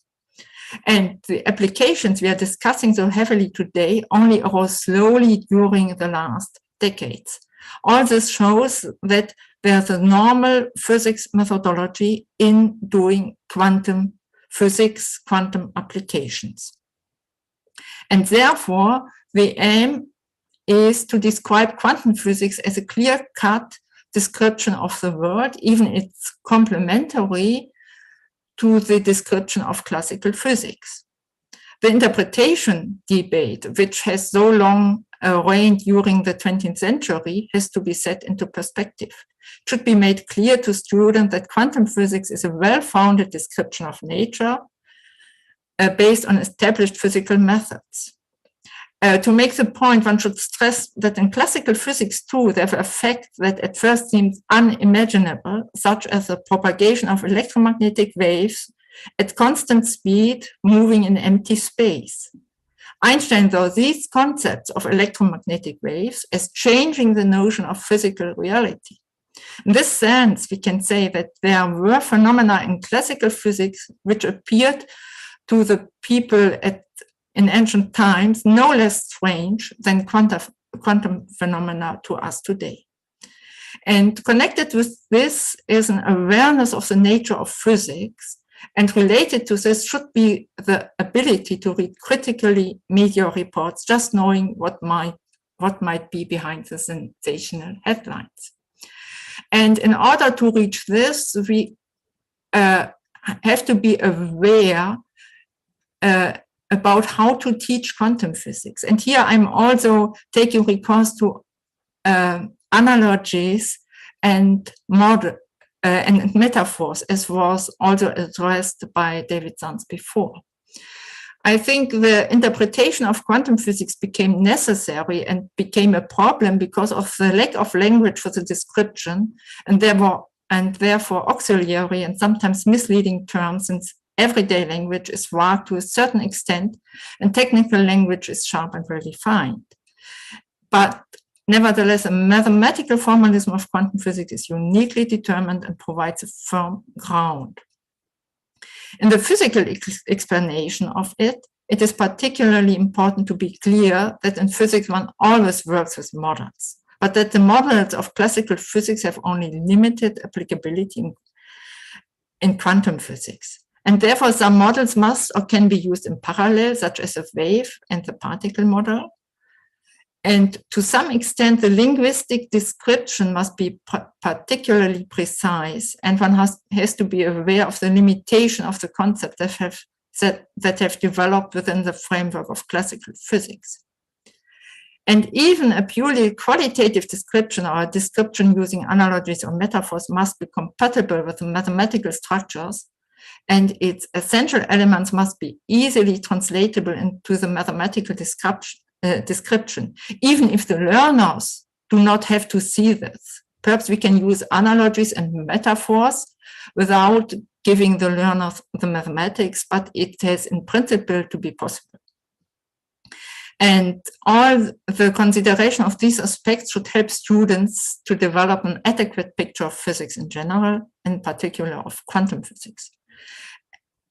And now we come to the basic question, what should be the content of quantum physics we want to teach. At the heart of quantum physics, there is an understanding of the basic concepts of quantum theory and how quantum theory differs from the concept and assumptions of classical physics. As I said, in the center is a mathematical description with the physical explanation behind it. The linear structure of the mathematical description is the cause of the principles of superposition, uncertainty, and entanglement.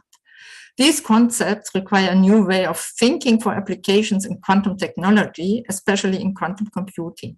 Therefore, it can perhaps be better to have not so big experience in quantum physics taught in a more traditional way.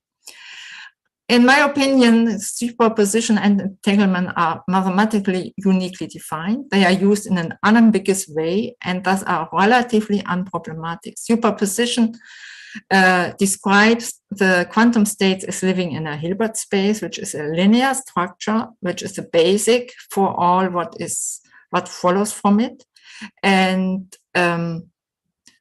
the possibility of entanglement also follows from superposition when considering a composite system. Accordingly, entanglement is described by the tensor product of Hilbert spaces and can, as such, also be quite unambiguously treated. Here, the difficulty consists in accepting that spatially separated objects are described by one state or wave function, and they are building up a whole. And I think a more complex picture appears with uncertainty. To this, I will come shortly. The basic of all quantum processes is the Schrodinger equation, which is deterministic as it is a linear differential equation with well-defined, if you know the initial conditions exactly. And on the whole, we have to distinguish two views, and I think it's important for student learning to differentiate between these two views. It's the ontological view describing the processes we don't see directly, and it's the epistemological view where we want to have precise values of the system in question.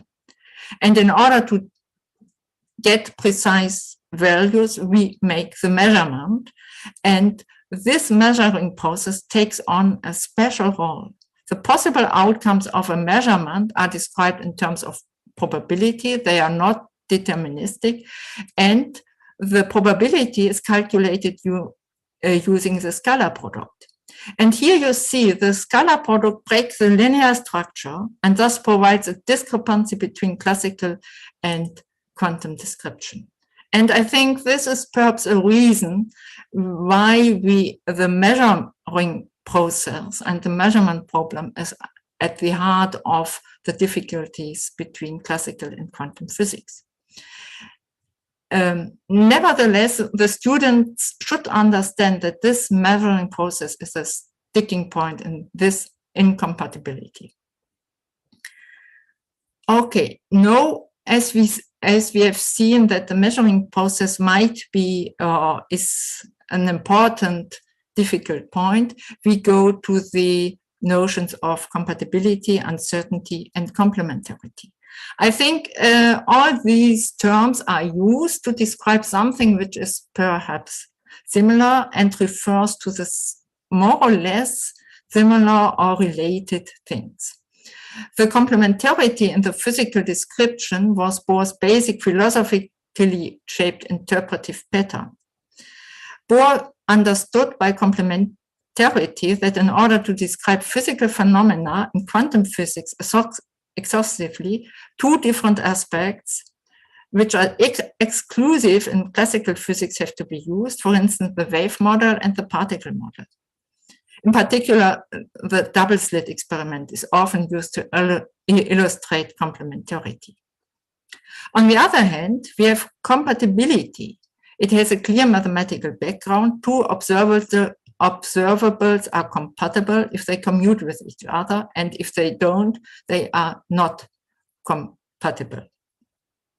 And those are two aspects one of description, which excluded properties, and compatibility, which somehow on the mathematical side excludes it. And then comes the uncertainty, which is also based on the linear Hilbert space structure and on the fact that physical quantities are described with linear Hermitian operators. But uncertainty as we use it is also closely related to the measuring process and the results of measurements. As just described, this is a fundamental difficulty.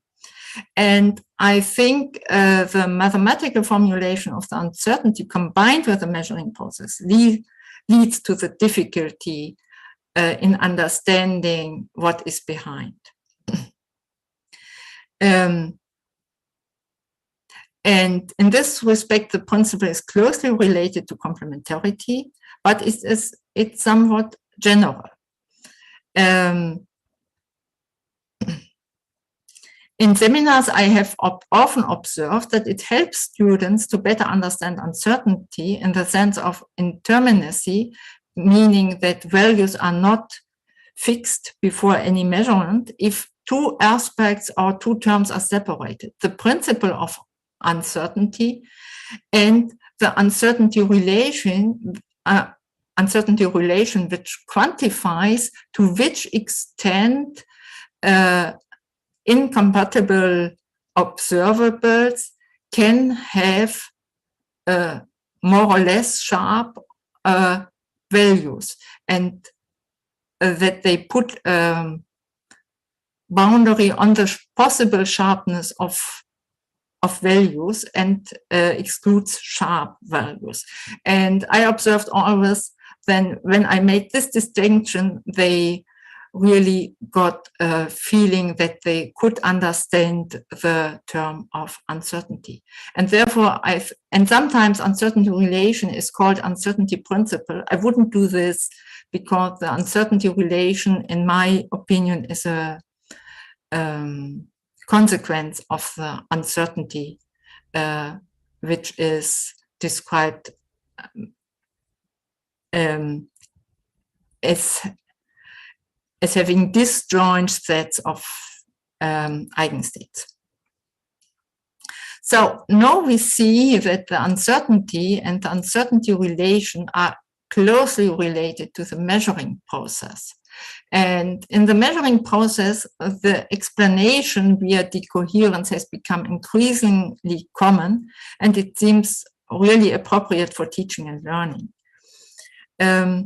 Also here, I have observed that it helps students to understand the differences between classical physics and quantum physics if a consistent distinction is made between the terms.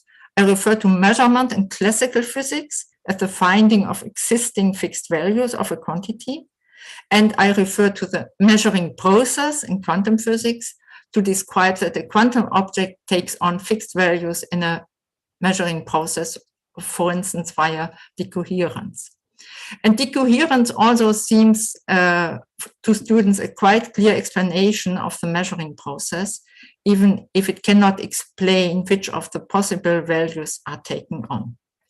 And in quantum technology, for instance, in quantum computing, decoherence has quite practical consequences.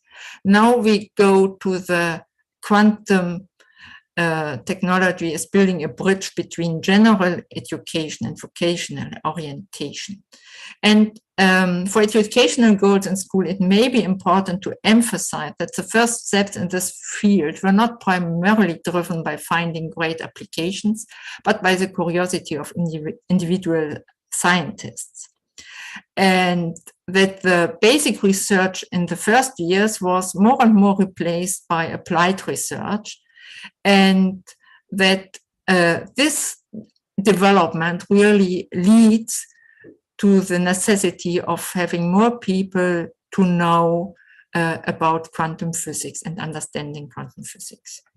And therefore now we go to the possible context from quantum technology. The first application was in quantum communication. It was quantum cryptography, which was one of the first examples to be demonstrated both theoretically and experimentally. And although the first industrial spin-off also aimed to make quantum cryptography suitable for mass production on a bigger scale. Another fascinating experiment that resulted from fundamental research was quantum teleportation. It was used to demonstrate entanglement. And contrary to numerous public presentations, one has to be careful not to suggest that it happens with more than speed of light or that matter is being transported. Only information is being transported and maximally with the speed of light. And those experiments on quantum cryptography and flying over long distances have fueled the vision of a quantum internet, which is still a long way ago and more a vision than really an application. So quantum communication was early and perhaps is the most easiest to elementarize. The second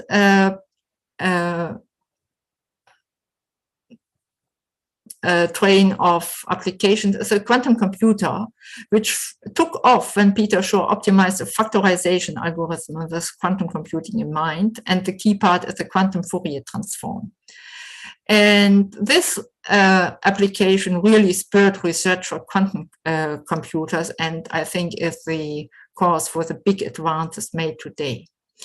Still, it is unclear which classes of useful problems are better suited for a quantum computer than for a classical computer. And I think people get more and more clear that the solution would be kind of hybrid architectures as they are used today in supercomputers, where you use computing processors and graphical processors, both with own strength, and later on you will have a classical computer and parts are solved by a quantum computer. And so, and therefore I think what also is often not clear to the people, that there are two different types of quantum computers. The first ever built was a computer based on quantum annealing, and if we speak about quantum computers, we mostly mean a quantum computer based on quantum logic gates. I won't go into details here. And further in further applications are quantum sensors, which are very important for industry. Quantum simulation, with which are the first companies already working and trying to research on, and trying to get really practical solutions and applications. And so when we now go, we have seen what are the most important concepts to be taught. We have seen some of the most discussed applications in quantum technology, and now we want to merge these. And in order to do this, it has increasingly become apparent that many applications can be accessed and understood more easily via two-state systems. Which concrete systems or contexts are best suited for this purpose, however, is still an open question. However, it seems clear that the traditional approaches should be critically reflected, also in order to avoid interference with classical concepts. And now we will discuss, on the basis of this information, how a concept for teaching quantum physics could look like that meets the requirements of general education and at the same time provides an insight to quantum technologies. And there I have made in a table an overview about the most discussed technologies: quantum cryptography, quantum teleportation, the quantum annealer, the quantum gate computer, I filled in the name gate, and quantum sensors. And at the same time, which concepts could be conveyed or facilitated with these applications. In quantum cryptography, you see the measuring process and creating random number sequence and the uncertainty in the BB84 protocol. In the teleportation, it's clearly the entanglement. In the quantum annealer, you have to look at the Hamiltonian and the Schrodinger equation and the principle of minimal energy, which would be taken on. In the quantum gate computer, it's entanglement and the transformation of quantum states. And in sensors, it depends on what is being done. I thought in the first place of an NV diamond measuring magnetic fields, and there it's atomic energy levels which play an important role, and the spin.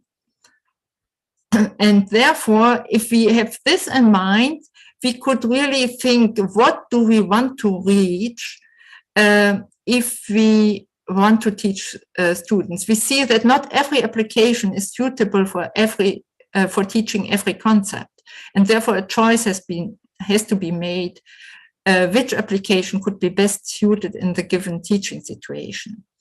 And also we see some links to atomic physics or to computer engineering. And the next step is to have some criteria how to decide. And the criteria should, of course, be the inclusion of the most important concepts of quantum physics, the superposition, the uncertainty, and the entanglement, and also the measuring process. And the second would be to raise the learner's interest. What do learners find interesting? With what questions do they come to class? What reports in the media do they encounter? Also, this is subject to change. The application must be easy to elementarize. It should become clear to the students which properties of the quantum objects, which quantum concept is relevant for the application, and which role these concepts are playing.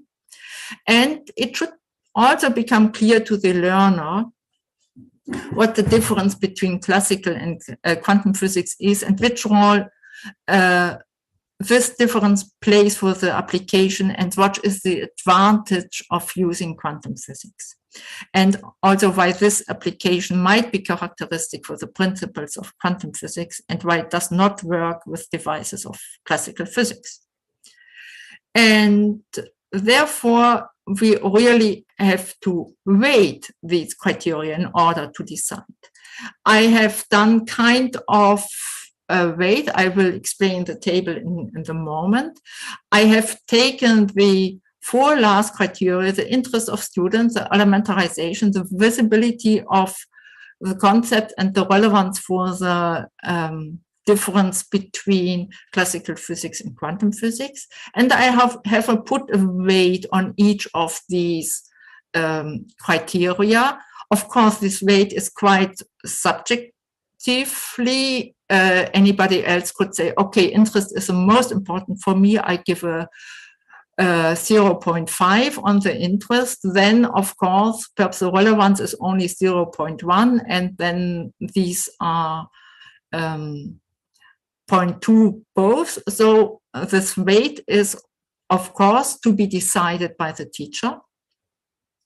And then I have the interest I have measured because on the basis of YouTube calls, I took the 10 most called YouTube calls with quantum cryptography in the title, with quantum teleportation in the title, with quantum annealer in the title, quantum computer in the title, and quantum sensor in the title. And you see the calls, which was the sum of those first 10, ordered according to the number of calls.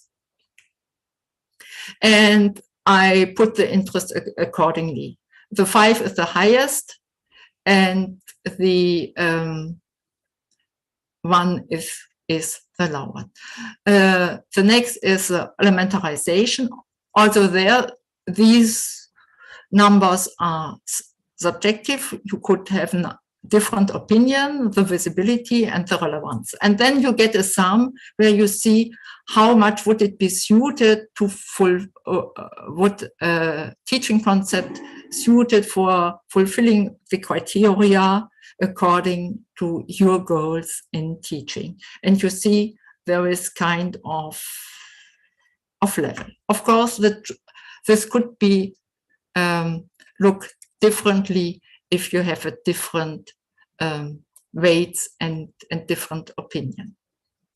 And you see quantum cryptography and quantum teleportation are quite high, but also the quantum computer would be quite high. And because of this, I first go to the quantum cryptography in order to show how the basic concepts could be related to the application and show how they are doing. Here, first, the yellow hexagons are describing the application, the quantum application, and the blue are describing the basic physics principle. And there you see that in the quantum cryptography with the BB84 protocol, you can treat the two-state system, the superposition, the measuring process, and the uncertainty. You do not necessarily need the quantum entanglement, but it could be incorporated also. And this course was tested in a small group of students, and I would give some insight into the first observations of these students, which showed that students would also be interested in technical realization issues, that they really need time for understanding of the measuring process and uncertainty, and the BB84 protocol with SPI is a very good test if these concepts would be understood. Digital media contributed to situational interest. And when introducing Dirac notation for describing some steps, even the most simple formal notations must be introduced slowly and systematically, and just exercise how to write it down and what is meant. But if this is done carefully, then this formalism does not cause any problems. And in the end, what was tested, we tested how well they understood the quantum cryptography and the basic concepts. And the results were that being careful with language was one point. The differentiation of state, superposition, and base state seemed difficult to them. When justifying calculation, they tended to use the geometric illustration with the Bloch circle, and explaining uncertainty, they referred to the specific examples. It was difficult for them to transfer this notion to other situations. And you could proceed in a similar way with the quantum computer. Also here you see the building of a quantum computer, of a computer in general, and you see what would be necessary in order to describe and explain a quantum computer. Also here you can have an intertwining between the computer part from computer engineering or informatics and the quantum part, and can go along these things. As I hope I could show you how the teaching of the basic quantum physics concepts could be related with some interesting quantum applications from quantum technology, and I thank you for your attention.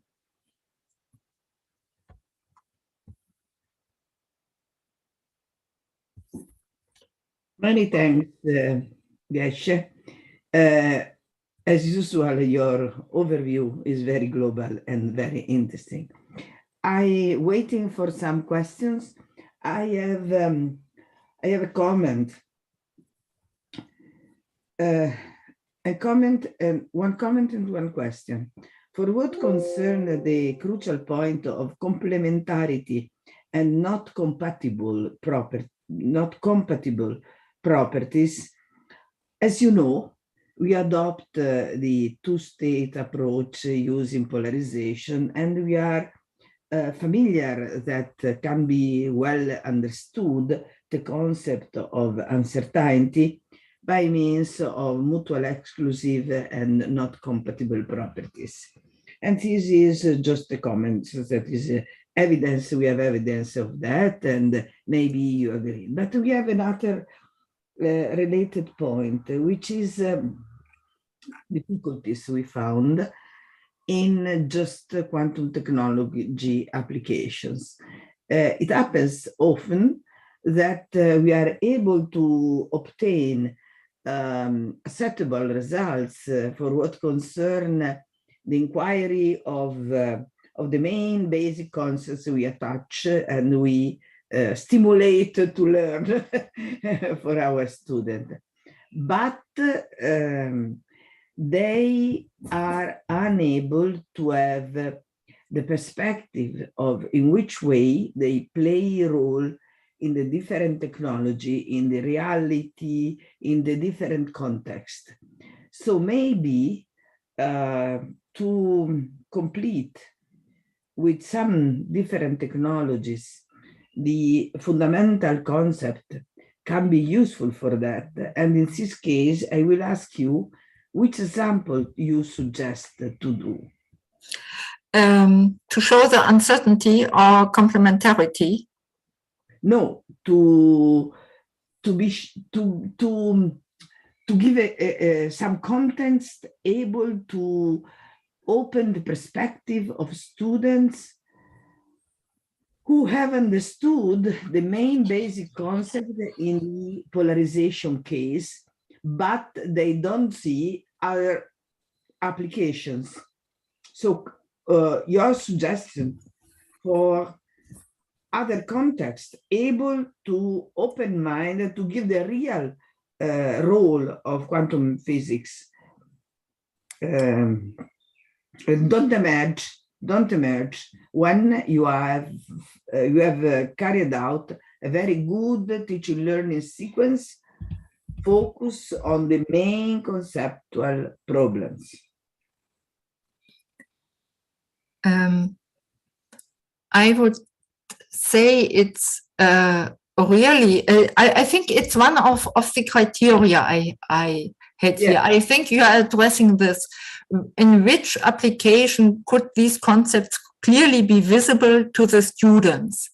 And there I see, if I go back to this, you see that I had the visibility clearly with 5 with quantum cryptography, where you can see in the BB84 protocol the uncertainty. It doesn't work without uncertainty.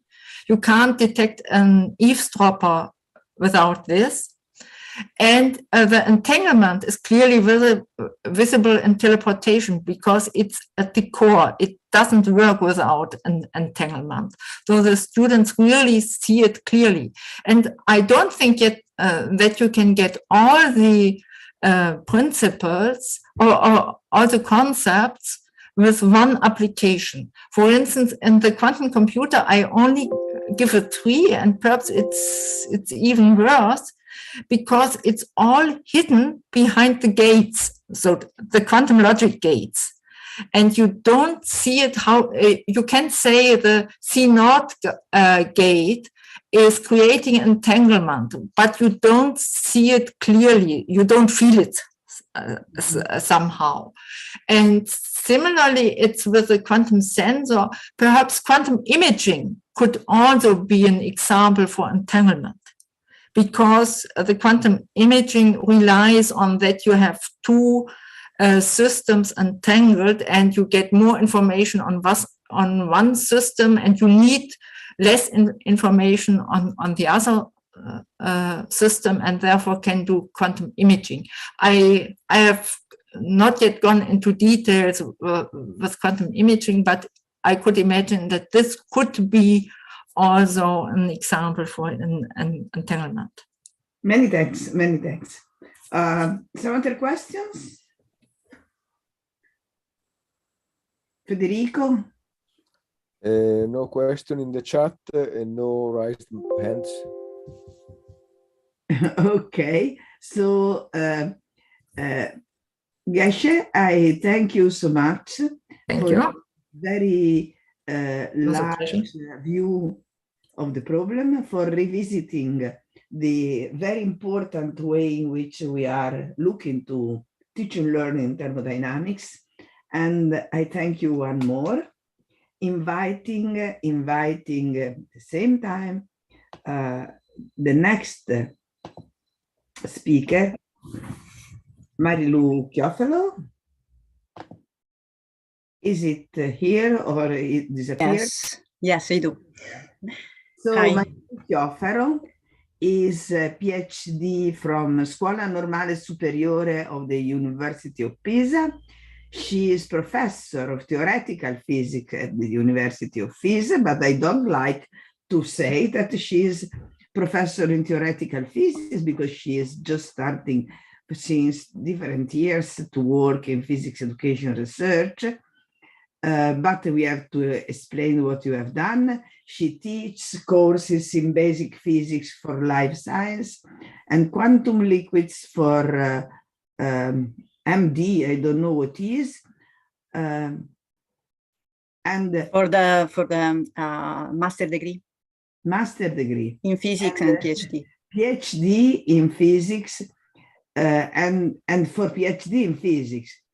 The physics of the everyday life for physics bio-degree students and for teacher education. So she is working together on quantum mechanics theoretical advanced problems related to liquids, to the way in which we can represent this concept, and the way in which we can revisit everyday life phenomena in basic concept of physics.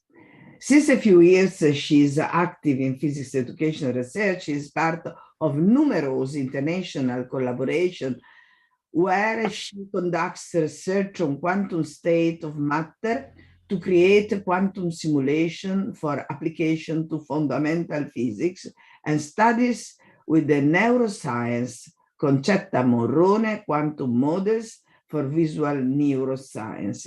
So it's a very important in-depth analysis. She's author of about 100 preview-reviewed articles, 2 monographies, and 1 edited book, and her work has been the subject of numerous invited seminars in conference, international scientific institutions in the world. Director of the Discover section of the Play Learn platform designed by Sabrina Maniscalco for quantum physics education. She is author of radio and video formats and very active in outreach. For the quantum flagship,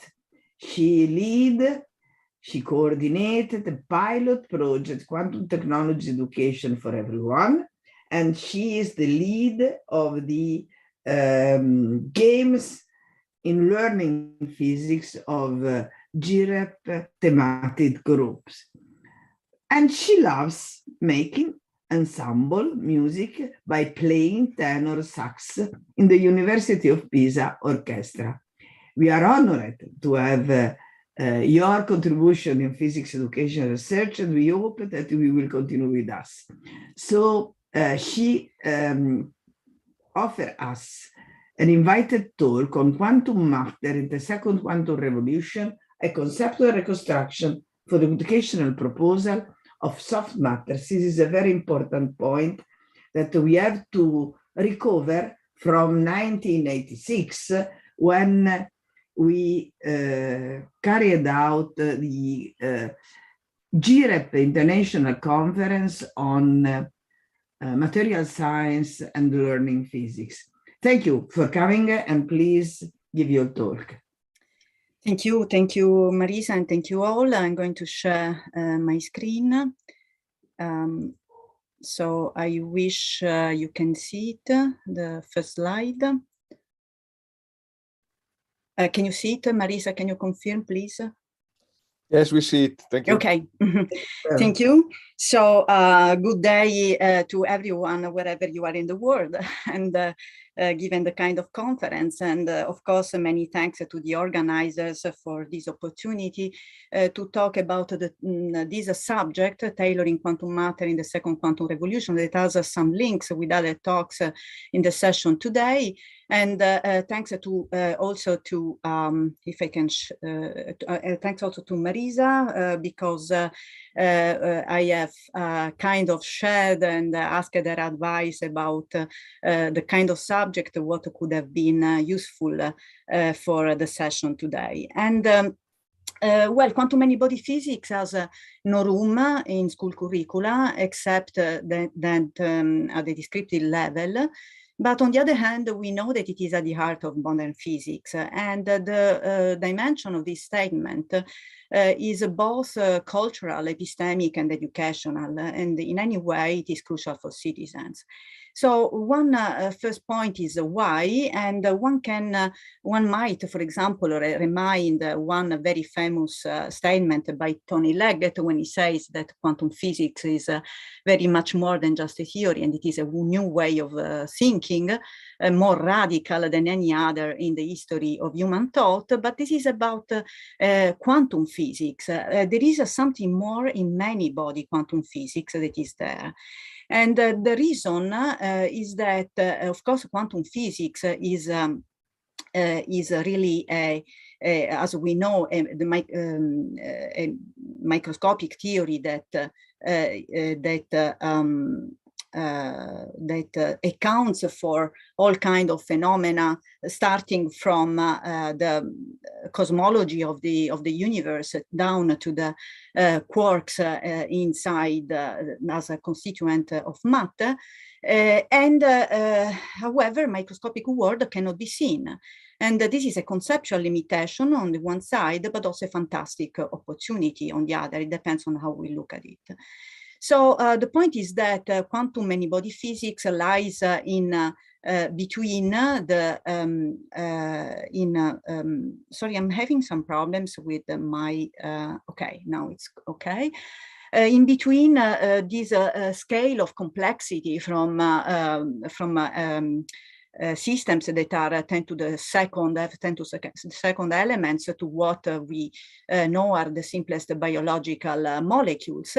And and the quantum many-body theory, in essence, can tell us where to put these famous quantum to classical crossovers, or the border between where we have to use quantum physics and where we can use one of its limiting theory, that is classical physics. So thus the models we built up to describe the experimental data are essential to knowledge, and we can look at them as they were bridges. And this naturally leads to link physics, technologies, and the research, while all the phenomena are intertwined in the process of analyzing interpretative models. So it is a unique physics education opportunity for citizens that is in contents and motivations. The other point is that quantum many-body physics is the daily life science. So it is a valuable periphery entry to the structure, to the nucleus and the body of knowledge, as we called it in the cultural scientific storytelling with Simon Gurney. The fact is that it provides us with examples that come from the periphery of knowledge, that is the place where we can meet up the knowledge of persons, and also put in contradiction, that is something quite good in the progress of knowledge, the existing ideas. And this is always true, but of course, we want to do this within a process, the scientific thinking process. Now, in this talk, I will first dig into the motivations I just sketched, and then I will discuss the challenges that we have in order to bring in a systematic manner quantum many-body physics into the high school curriculum. And I will provide and share a few examples. Maybe I think I will have time just for one or two, but just in case we can dig in before providing some conclusions and perspectives.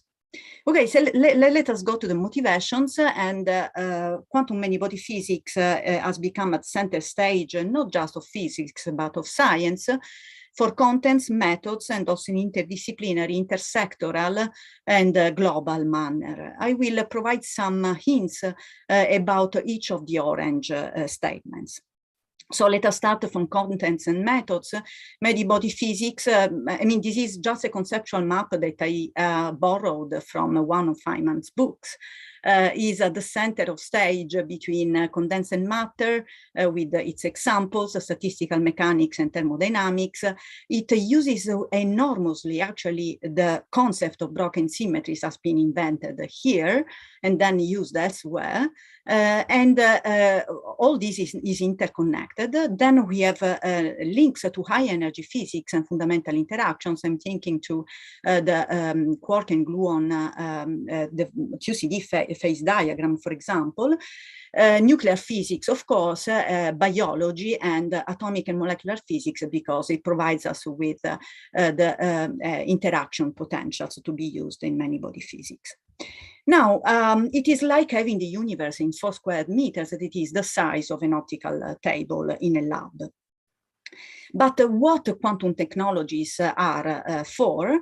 And in these next slides, I will try to hardwire in turn how these quantum technologies are indeed an hardwired coding in real experiments of highly controllable quantum systems in the seminal idea of Richard Feynman that are used, can be used to simulate systems that are otherwise non-accessible or hardly controllable, and that are important for condensed matter, fundamental interactions, and cosmology, biological phenomena, complex systems, even though this is a controversial topic, and then also to make quantum high precision metrology, and also to use already nowadays the so-called NISQ devices that are noise intermediate scale quantum era devices, where we have maybe many qubits between hundreds and thousand, next 1,000, but they are still too noisy, but still with the use of algorithms and variational eigensolvers and other quantum algorithms, they can already be used for to solve some interesting problems. And then, of course, someday, the universal quantum computers. Now, just for the purpose of grounding my statement about the fact that quantum many-body physics is at the center stage, I will now provide you with a gallery of problems that are that were born in the last 10, 15 years, some are of the last couple of years. For reasons of time, I will provide just the titles, but of course we can dig in the question section.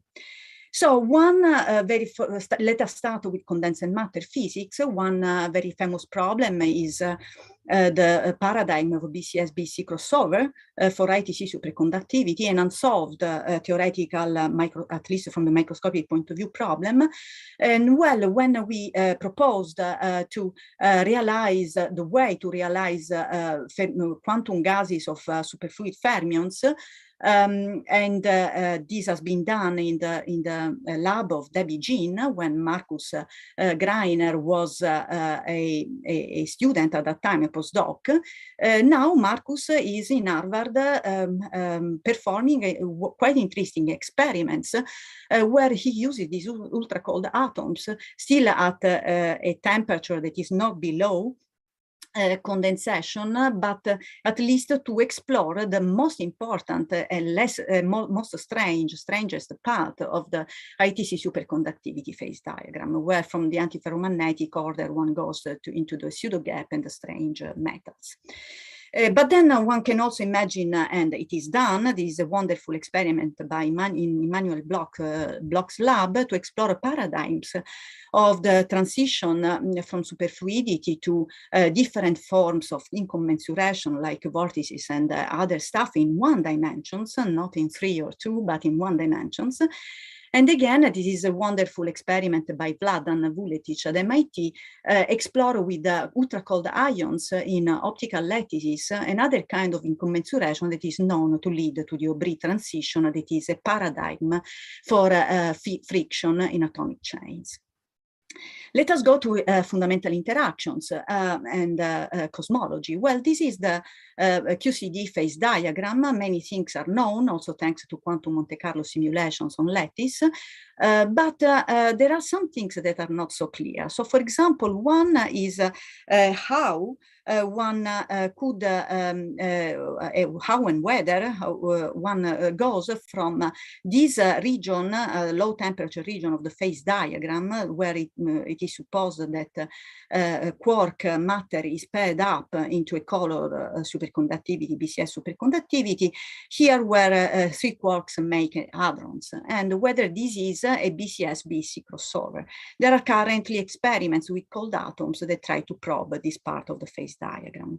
But then we have the issue of the equation of state in neutron stars. And again, the kind, though we are speaking about 100 Bohr in cold atoms against 1.5 femtometers in neutron stars, on a nine-dimensional kind of reasoning, the atomic systems, they provide an interesting playground.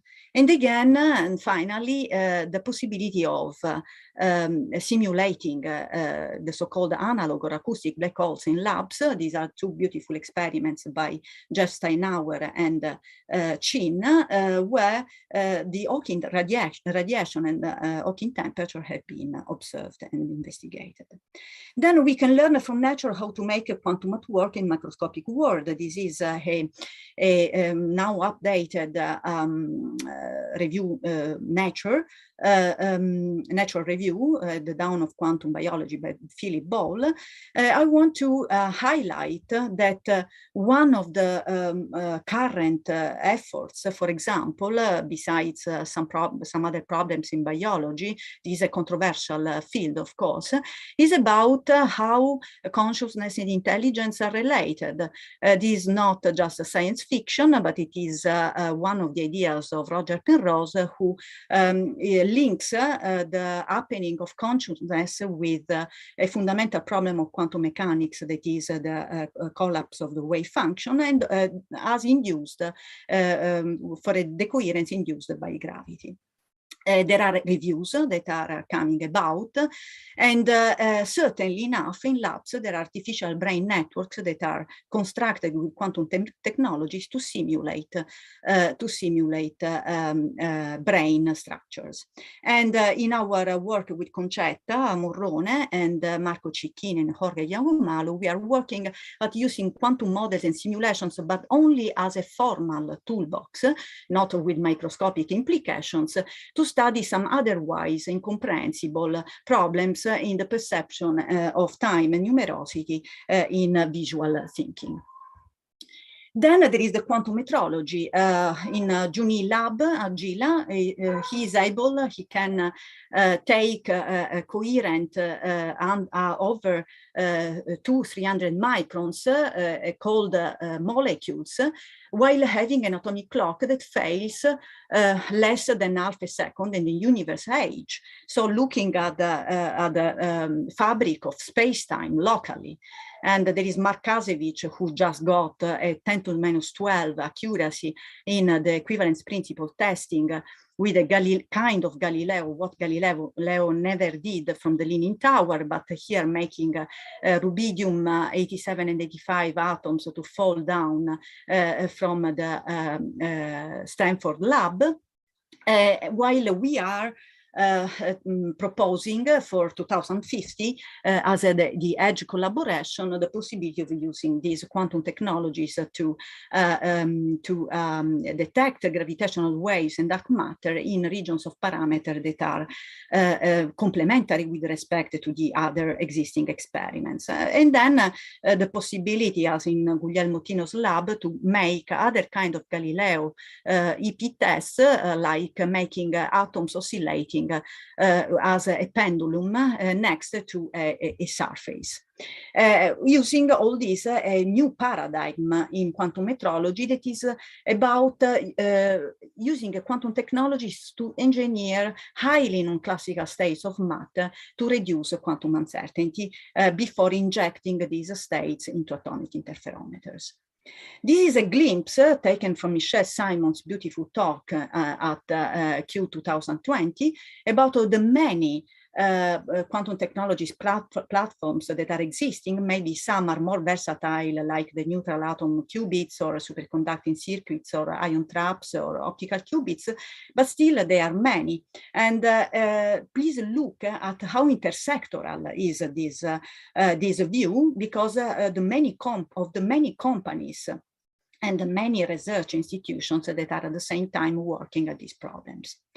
So we have new paradigms. One is about the analog physical coding, where theory and experiment, they tie it up, but in a different manner with respect to the scientific thinking process. Because here, for example, there is one of the earliest proposals about using these systems for quantum simulating lattice gauge theories, using ultra cold atoms in optical lattices. And here is how this has been realized by the theoretical group of Peter Zoller and the experimental group of Rainer Blatt, where they have taken the Schwinger Hamiltonian, they have coded it into an ion, ultra cold ion system to investigate in real time, the real-time dynamics of the popping up of the particle-antiparticle pairs from vacuum, and also the level of entanglement between them.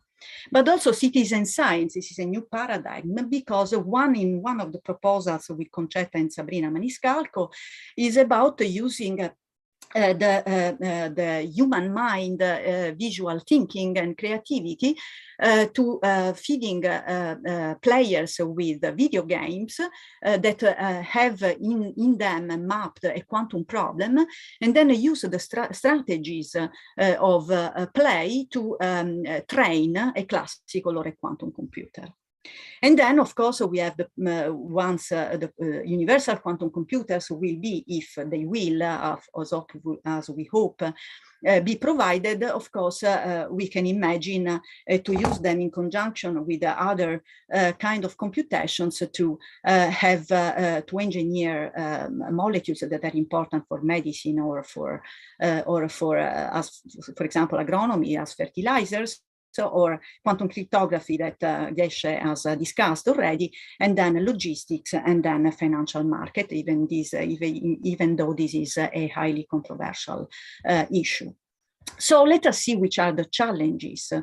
If we are convinced that the world is proceeding, the scientific world is really proceeding at an unbelievably fast pace, which kind of challenges we have to solve in order to bring quantum many-body physics into the curriculum.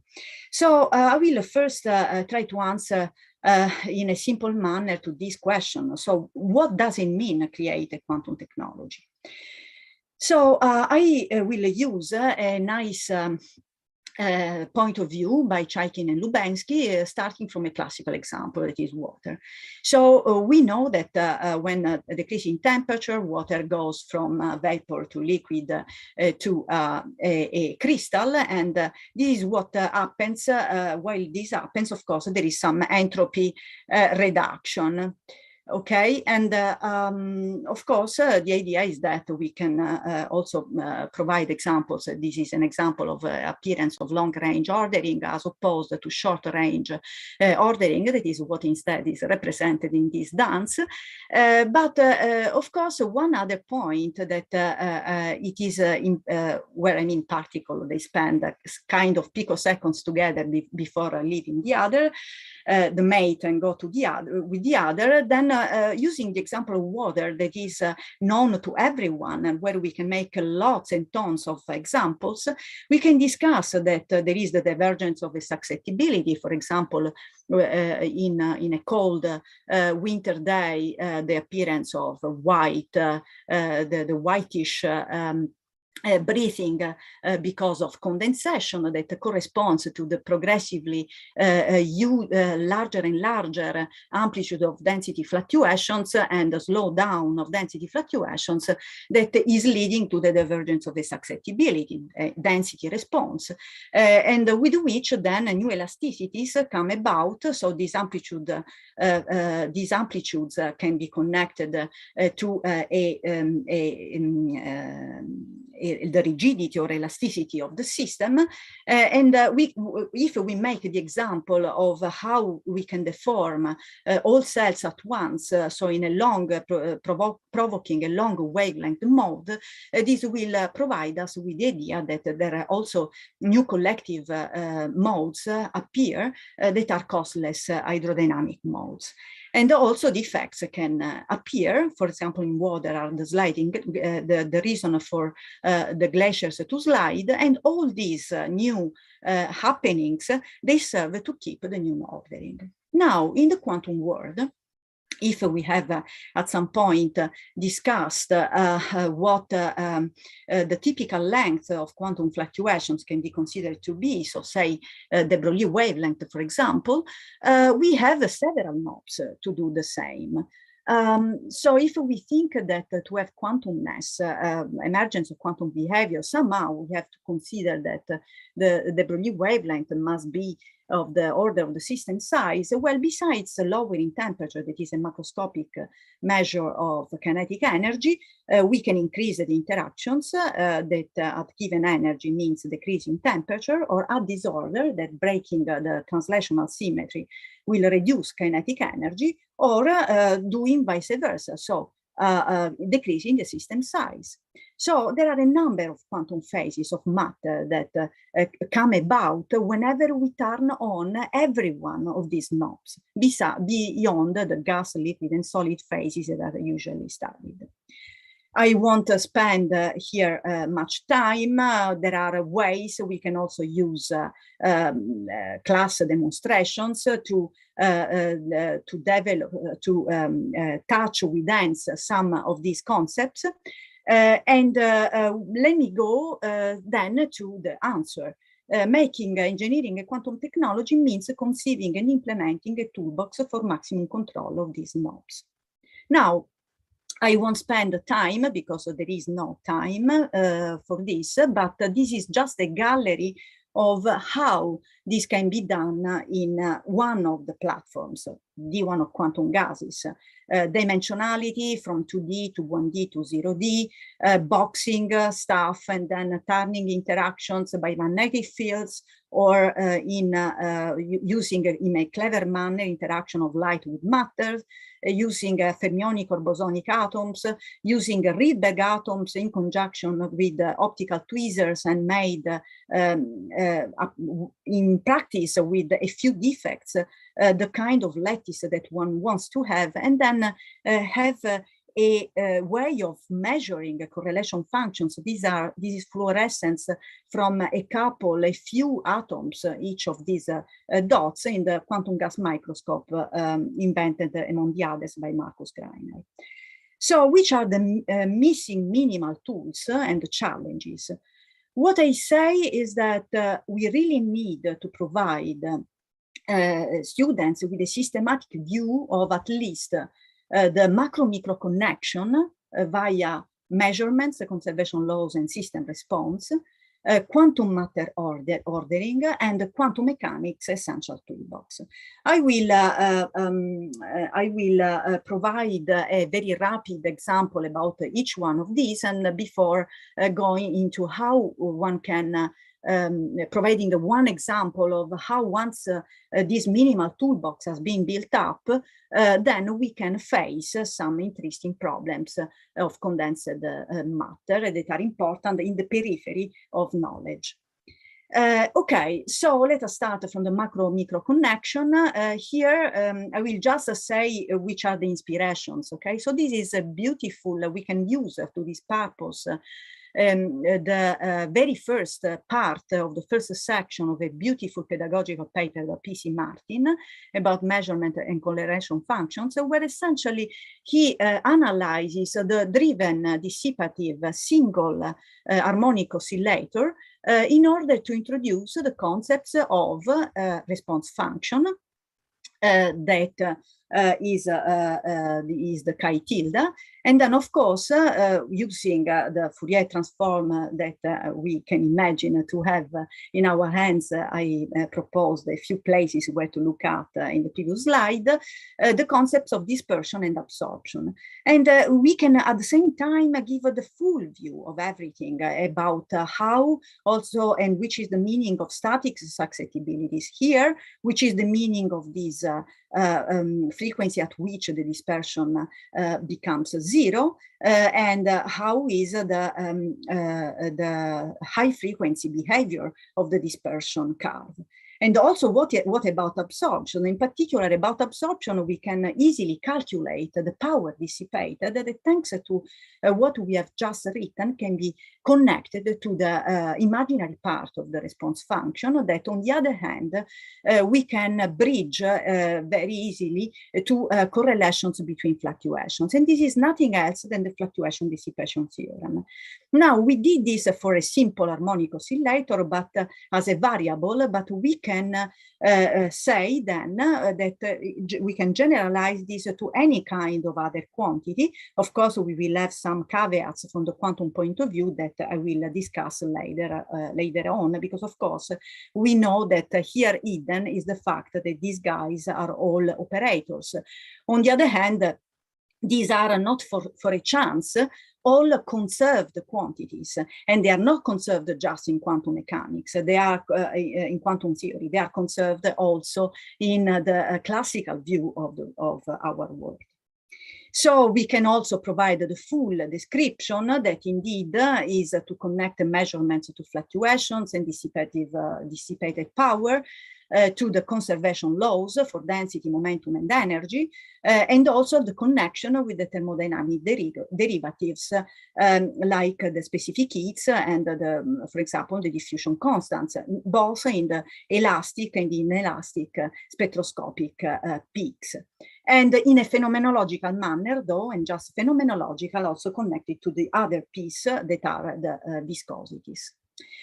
Now, what about quantum matter ordering? Okay, here my proposal is to use the simple calculus-based version of the Landau theory of phase transition. I know that is a trivial proposal, but I think that is, it can really be done in a very precise manner, introducing the following concepts.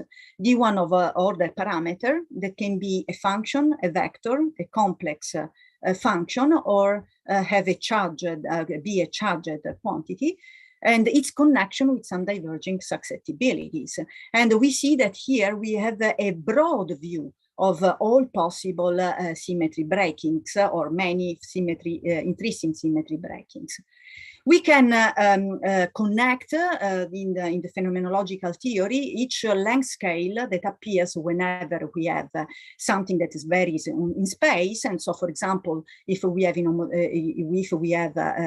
gradients of the order parameter, we will have a coherence length. If we have an external magnetic field, we will have the London penetration depth, and we can then introduce the discrete, the existence of a symmetry that can be either discrete, as in the Ising case, or continuous, as in the superfluid case, meaning that there are either discrete or infinite numbers of degenerate ground states with same energy, and this is what we mean by breaking of the spontaneous symmetry breaking.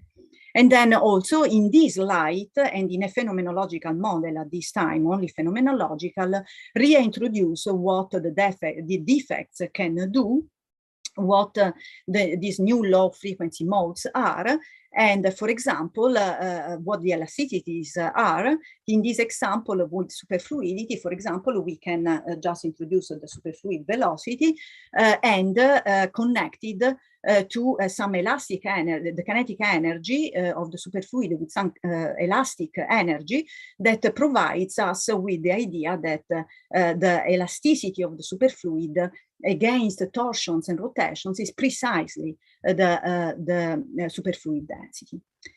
Okay, and then of course also the concept of critical fluctuations, that is when the square root of the variance and the amplitude of the order parameter become comparable. And again, with simple math tools, we can describe the Ginzburg-Landau criterion to account for the effects of temperature and dimensionality. And maybe for the most interesting students, we can also connect so diverse, apparently diverse problems like superconductivity and electroweak theory that are a condensation of an order parameter that is just has just a different symmetry in nature. And this is a conceptual map that from Chaikin and Lubensky that really places in the same table a number of different broken symmetry phases that provides us with specific examples about every one of the concepts I just very rapidly described. Besides having the possibility, I won't step on this, to talk about soft math, where there is that is considered to be a disordered phase, but in fact we can easily show also from experimental side that instead this is there is a lot of order in this disorder. Okay, so last point is about the quantum mechanics essential toolbox. I will go very fast on this. We made a lot of work with quantum technologies for everyone pilot of the quantum flagship. To connect to complement the lack or limited existence of creative literacy, formal literacies, and experimental literacy in the quantum domain, wherever this is needed in the disciplinary scientific thinking process. And these complementary tools are experimental toolboxes with virtual labs, quantum games, quantum algorithms, or immersive artistic experiences, or math visual toolbox as a virtual conceptual labs and other stuff.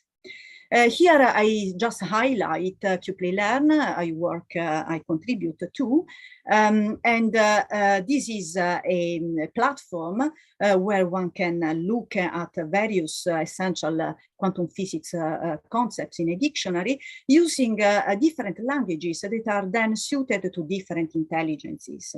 The language of quantum games, the one of animations or virtual experiments, some math, and then the use of Qiskit from IBM to experiment the quantum concepts. But very fruitful has been in the last months the quantum jungle by the artist and the computer scientist Robin Baumgarten. This is a 6 square meters installation in Pisa that is made of 1,000 springs and 12,000 and 12,000 LEDs that represents, visualizes the dynamics of a quantum particle. So the idea is that one can create a quantum particle. Now Gesche is creating a quantum particle in a superposition state of 4 different positions. Then backstage, the computer simulates here a quantum walk, but we can provide a menu of different Hamiltonians.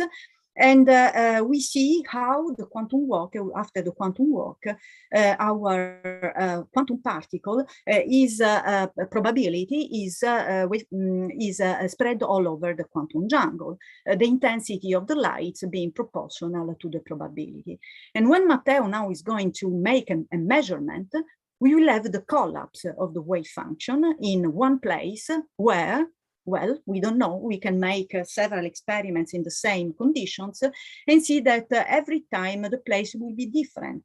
And so discuss the probabilistic nature of a measurement and at the same time the deterministic nature of the evolution of the quantum probability.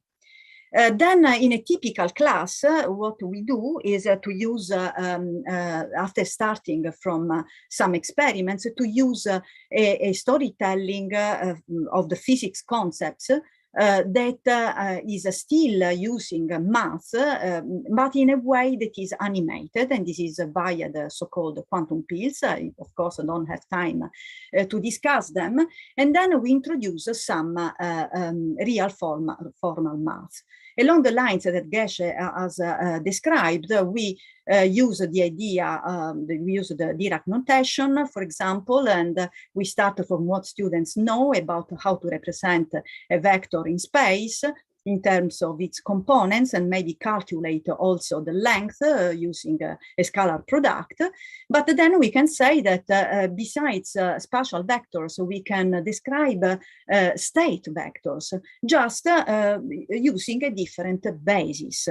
And for example, we stay in 2D using the computational basis, and here, while staying in the circumference in order to highlight the importance of the normalization condition, we can write our quantum state that is already ready to be used as a qubit formalization for example, to use it with Qiskit or other means. And again, introduce the scalar product and so on and so forth. And then we can, of course, say that the basis can be changed. And this is, for example, one useful change is this kind of rotation, because then it helps us in doing what? Well, in having a formal representation of the spin that is introduced without any analogy, just using experiments or virtual experiments like this virtual Stern and Gerlach, and then using the math representation in terms of the plus and minuses states. And then, of course, we can also introduce the wave function in position basis. How? Well, we can say that the basis can be made of an infinite number of states, all the possible position states in our quantum jungle, for example. And of course, while using all the various amplitude probabilities, this is what eventually will make up our wave function in position basis. Then introducing the measurement as before measurement, the existence of the quantum state, and after the measurement, the collapse into either ones of the states with the corresponding probabilities, introducing the concept of mutually exclusive properties. And the other strangeness of measurement in quantum mechanics, that given that about all these what we would call in classical physics properties, these are not properties, but these are operators that with which we act on the quantum state to extract what we need. Then for these operators, for some of pairs of them, the order is the order in which the operation is performed matters. And this is about the incompatible properties that leads to the Heisenberg uncertainty relation, as Gesche called it. This is a screenshot from the quantum pill, just to highlight that we also use some math in the quantum pills. Then about fermions and bosons, quantum particles are indistinguishable after swapping any kind of label. And since what matters is the modulus squared, of course, then we can see that when we swap the labels, we can have a plus or minus solution. The plus is for bosons and the minus is for fermions, but then of course, if we pretend to place two particles in with the same labels, for fermions it doesn't work because we have a contradiction. And so the Pauli exclusion principle that is important for us to introduce the Fermi energy that otherwise, without which we cannot work out anything in quantum many-body physics. Okay, tunneling, then we also have to introduce tunneling, but this can be done in either one of the many interesting visual lab ways. I put here just 3 of them, all very valuable. And one is from Sergej, who's talking today.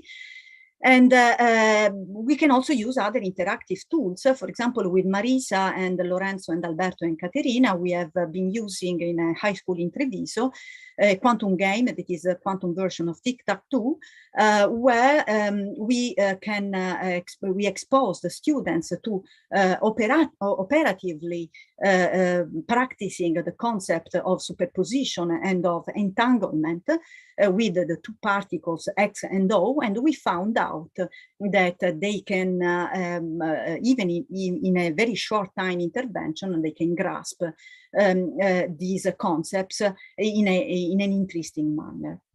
Okay, so let us go to the examples. I think I have time just for one.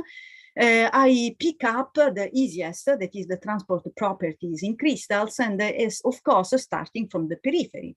So what is in the periphery told is that, well, it is really a short cut for it, I know, but please forgive me. That is a conductor is where electrons are free to move in the crystal, insulators where they cannot move, and semiconductor is something in between. Well, we know there are many flows with this view, and quantum signatures are everywhere.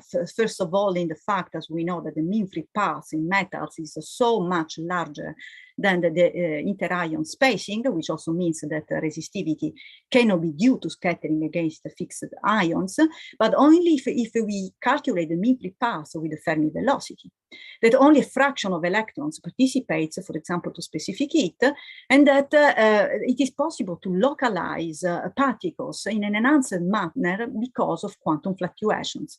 You know, these are the 3 points that I make in a full-grown and highly specialized quantum liquids course in the PhD in Pisa. But of course, we can provide some examples at reach of high school students about every one of these quantum signatures. So here are 2 experiments. One is the famous Kadowaki-Woods ratio that is about the fact that the coefficient of the T-squared resistivity behavior of metals as compared to the coefficient of the low temperature linear behavior of the specific heat is constant, something like 10 to the minus 5 in MKS units. And this cannot, for a very wide range of materials, and this cannot happen if A and gamma are not connected to the Fermi energy. But then if we go to the beautiful experiments in cold atoms about, for example, exposing a condensate to a laser speckle that provides a disordered potential for the atoms, what we see is that, okay, if the potential is a standing wave of laser light, we see, except then for phonons, precisely what we know from electrons in periodic crystals. But if we have the disordered potential, then we have 2 possibilities. Either the energy of the particles is below the highest peak in the disordered potential, and then of course there is localization, but this can be explained by classical means. But if the energy is smaller, is lower than the highest peak, then we definitely have to use quantum physics. And this is what indeed these are the measurements are about, the localization of the wave function that is wonderfully reproduced. So how to talk about the transport properties in crystals? Well, at this point, we use all our toolbox. First, translational symmetry breaking reflects into the electron energy levels. How? Let us consider 4 atoms in a 1D, for example, the electron wave functions like in our quantum jungle in adjacent sites overlap, they activate tunneling, and this yields the new energy structure. But the overall wave function needs to vanish at the extremes. And so, like in a string, stationary states set up. Allowed states are those for which the length of the sample is at least is an integer number of alpha wavelengths of our wave function. So either 1 half lambda, and this is the first ground state, or twice, and this is the second, or at some point, I think we will have also the third. Yes, we do have also the third, as in this other case. Now, as we saw in the quantum jungle, represented, visualized in the quantum jungle, tunneling reduces the finite values, to finite values, the average time that each electron spends next to its own atom, with respect to the infinite time it would have in the isolated stable atom. And so due to Heisenberg, these are all tools that we have introduced, energy becomes undetermined on an interval that we call energy bandwidth. We can, of course, also use Fourier transform to define the Brillouin zone. This is needed only if we wish later to introduce phonon-driven transitions. A nice way is provided by Anna Franchini in the GREP proceedings, I think, 1995. And we can also reason, we have all the tools at this point to reason about the Van Nient block representation. We can, at this point, provide the view of what a conductor is in position space.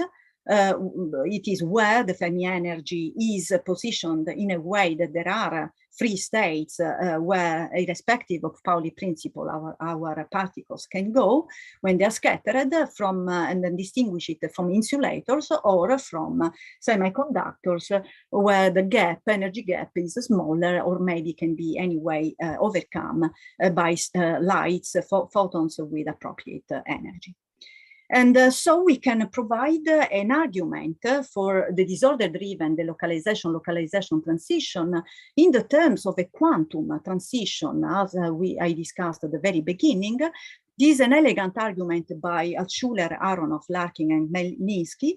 The idea is this one. Let's imagine to have a classical particle. What does it mean that it remains localized? It means that after a number of random scattering events, it comes back to the same point. And of course, I can do this with a trajectory that is clockwise or anti-clockwise.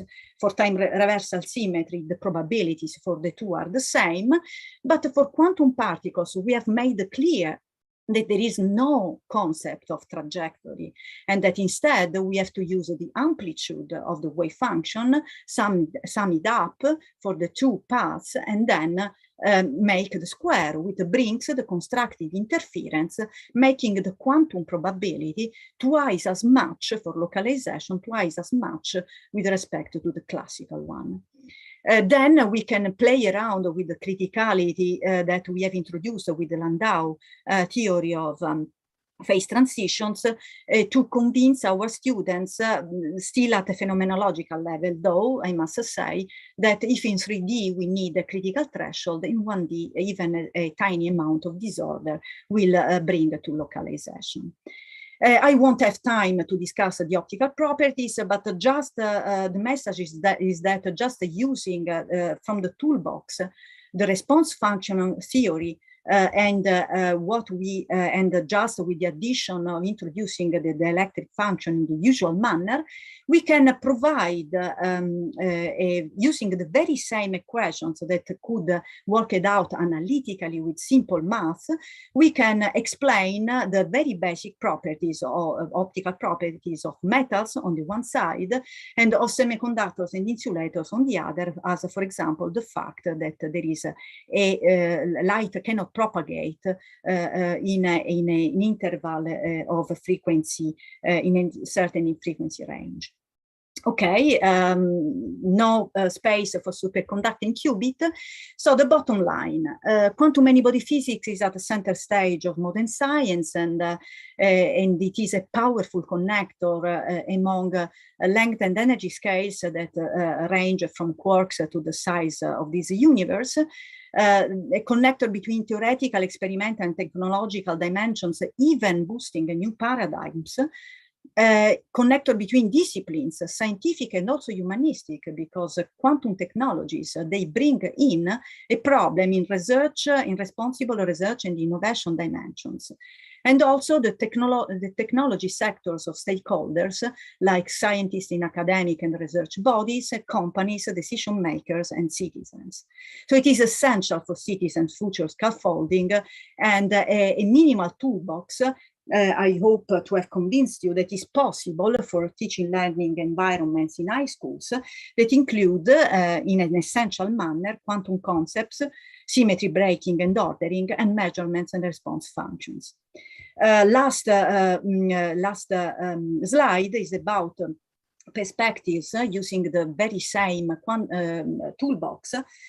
We can, in a perspective, of course, in principle, discuss also other interesting problems like quantum Hall effects or the superfluid to multi-insulator transition, or this new paradigm that brings together interactions and disorder in localizing particles. This is the many-body localization that brings in the breakdown of the ergodic hypothesis. So with this, I thank you all for your attention. I thank the QPlayLearn team, and of course all the institutions and projects and companies who helped and supported this work. Many thanks, Marilù. You are a special state, quantum state of energy, because you give us 10 invited talk, not one. The last point was enough. So I'm now aware of my responsibility in asking you to explain clearly what means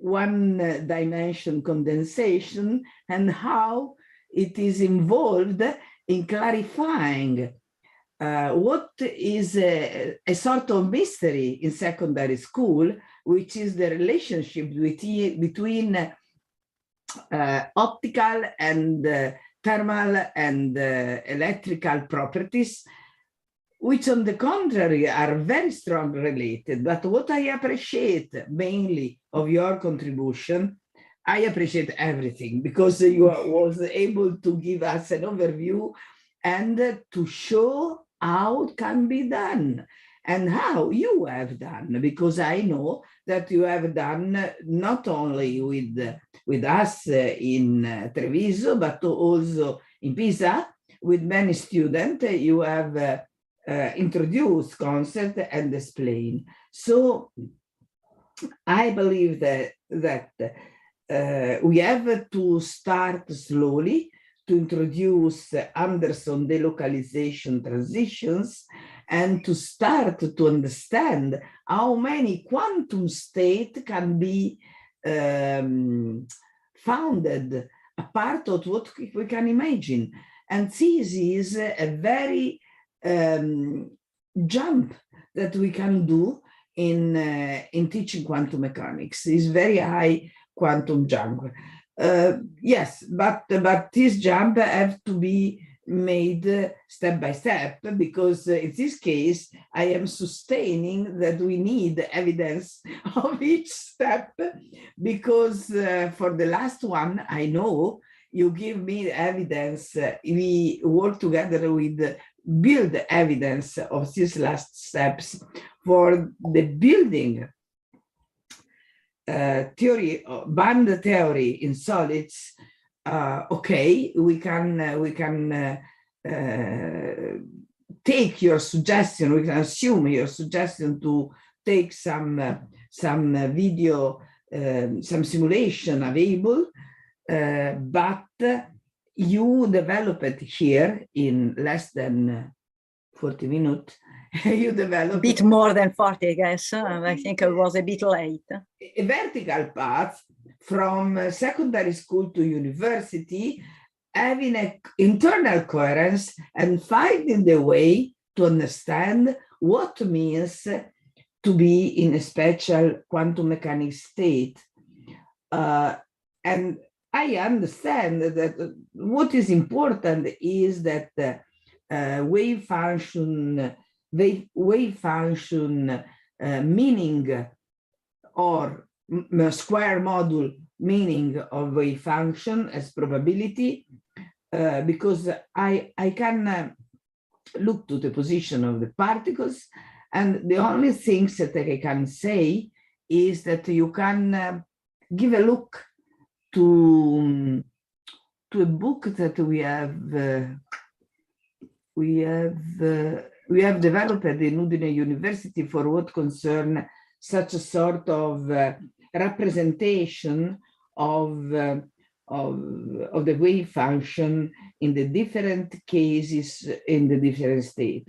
But you are the only one that I see was able to produce condensation. So thank you for giving us the link between Udine condensed matter GREP Congress, and now we have to cover the time interval in which we have done nothing about that, and this is a very important direction. So Marisa, if I can say one very short also the problem of conductivity and the localization, Anderson localization, and the quantized conductivity is a very relevant point, and I believe is absolutely important.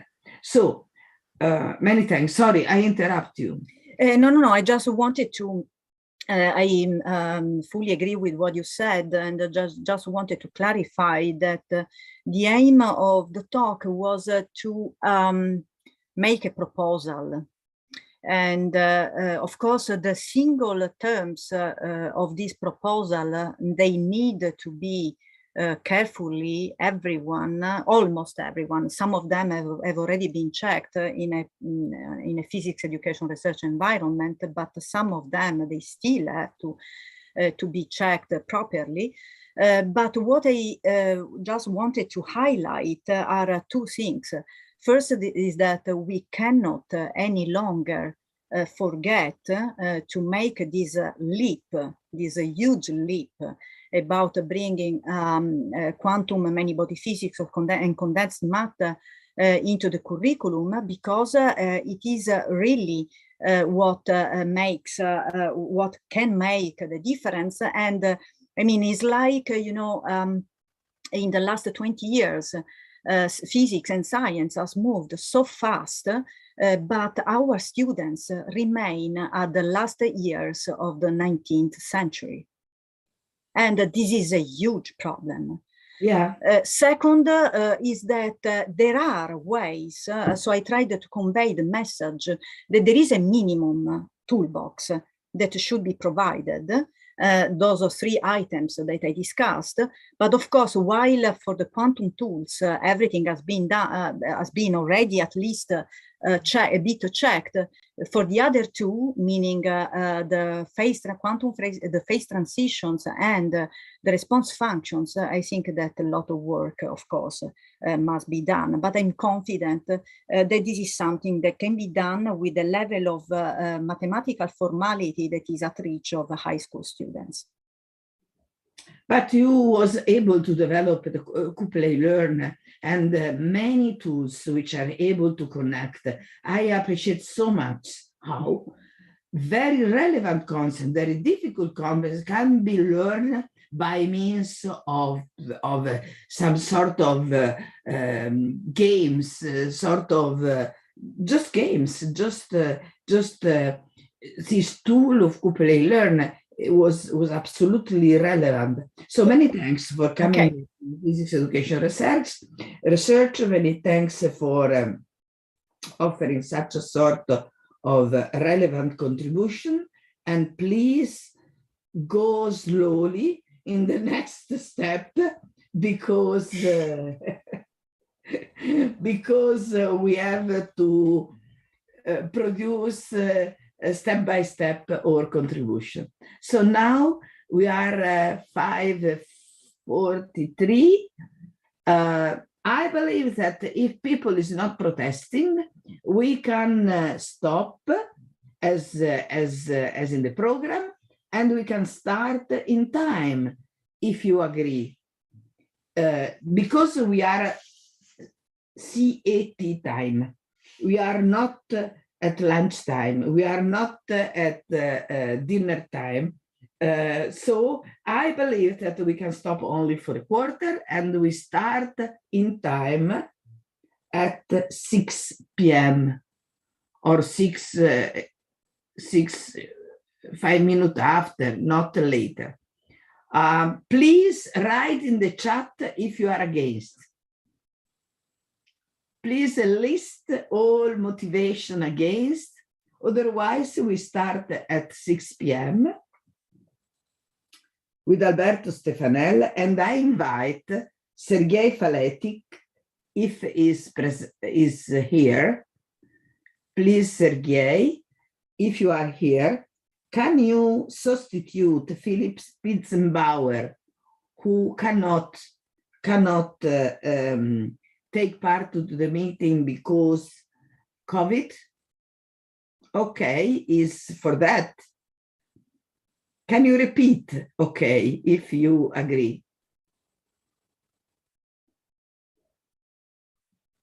Okay.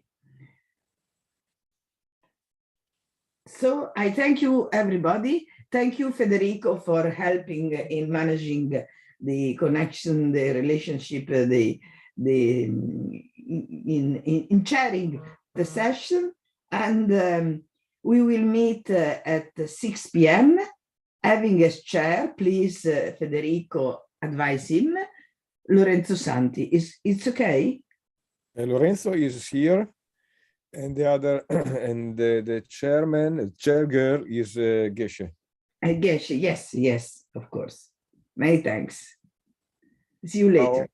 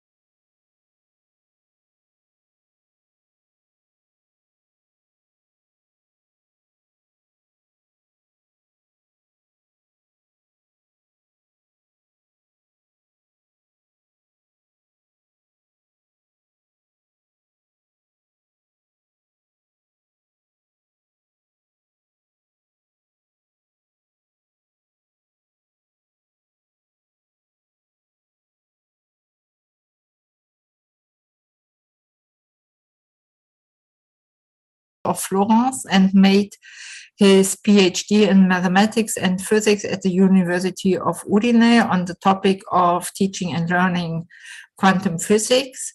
Besides this research topic, he also has big experience on the superconductivity, where he took part in the European projects SuperComet and MOSEM 1 and 2. And his research topics are teaching and learning superconductivity in upper secondary school, developing educational path, and studies on teacher formation. And I'm happy to give the word to Alberto. Please, you can start your presentation. Okay, thank you very much. At the moment, we do not yet see your presentation. But I have to share my presentation.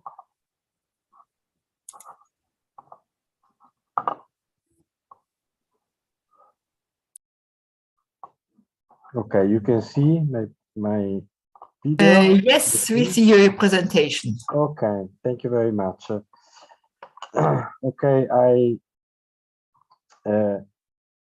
I speak about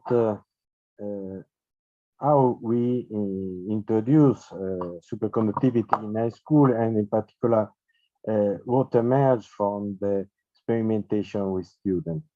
Modern physics topics are part of the curricula of the majority of countries in all the world, but usually it is included as a separated appendix of classical physics courses, with many inconsistencies and oversimplification, usually using a narrative qualitative approach or an assertive one.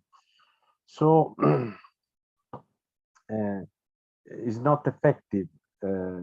The international literature shows a rich debate on how to introduce effectively modern physics, first of all, quantum mechanics and relativity, but also other topics, and which open concern remains, in particular goals and rationale, to create a culture for all citizens, or for guidance, or for popularization of recent research results, for education, about context, but it's useful to trace only fundamental, also technological application, topics, only quantum mechanics and relativity, also physical matter, many body physics, etc. Teaching strategy, using storytelling, or put on the field the formation on rigorous argumentation, how many mathematics introduced and integrated in classical physics or as appendix, and of course to one, all citizen or only talent student, etc., or student more involved in scientific courses. For many years, the GREP is involved in this research. From 1975, there was a congress of the GREP where was discussed the topics on modern physics, quantum mechanics in particular, but other congress are devoted to this topic, and so we have different material to discuss and put on the field. Modern physics in secondary school in particular is a challenge which involves the possibility to transfer to the future generations the cultural value of physics in building a cultural heritage where physics is an integrated part, not a marginal one, in a way that allows the student to manage themselves in moment of organized analysis in everyday life in social decision, involving almost three planes: the curriculum and innovation. Many researchers point out that if we want to introduce modern physics, we need to reform all the curricula. teacher education and formation. Of course, there are many aspects related to the formation of teachers. In particular, many cases are not prepared to teach this kind of physics. And also physics education research that is involved in particular concerning what can learn the student, what is possible effectively put in the educational path in school and what effectively a student can learn. So we can speak about modern physics in school to tackle old physics with new perspective.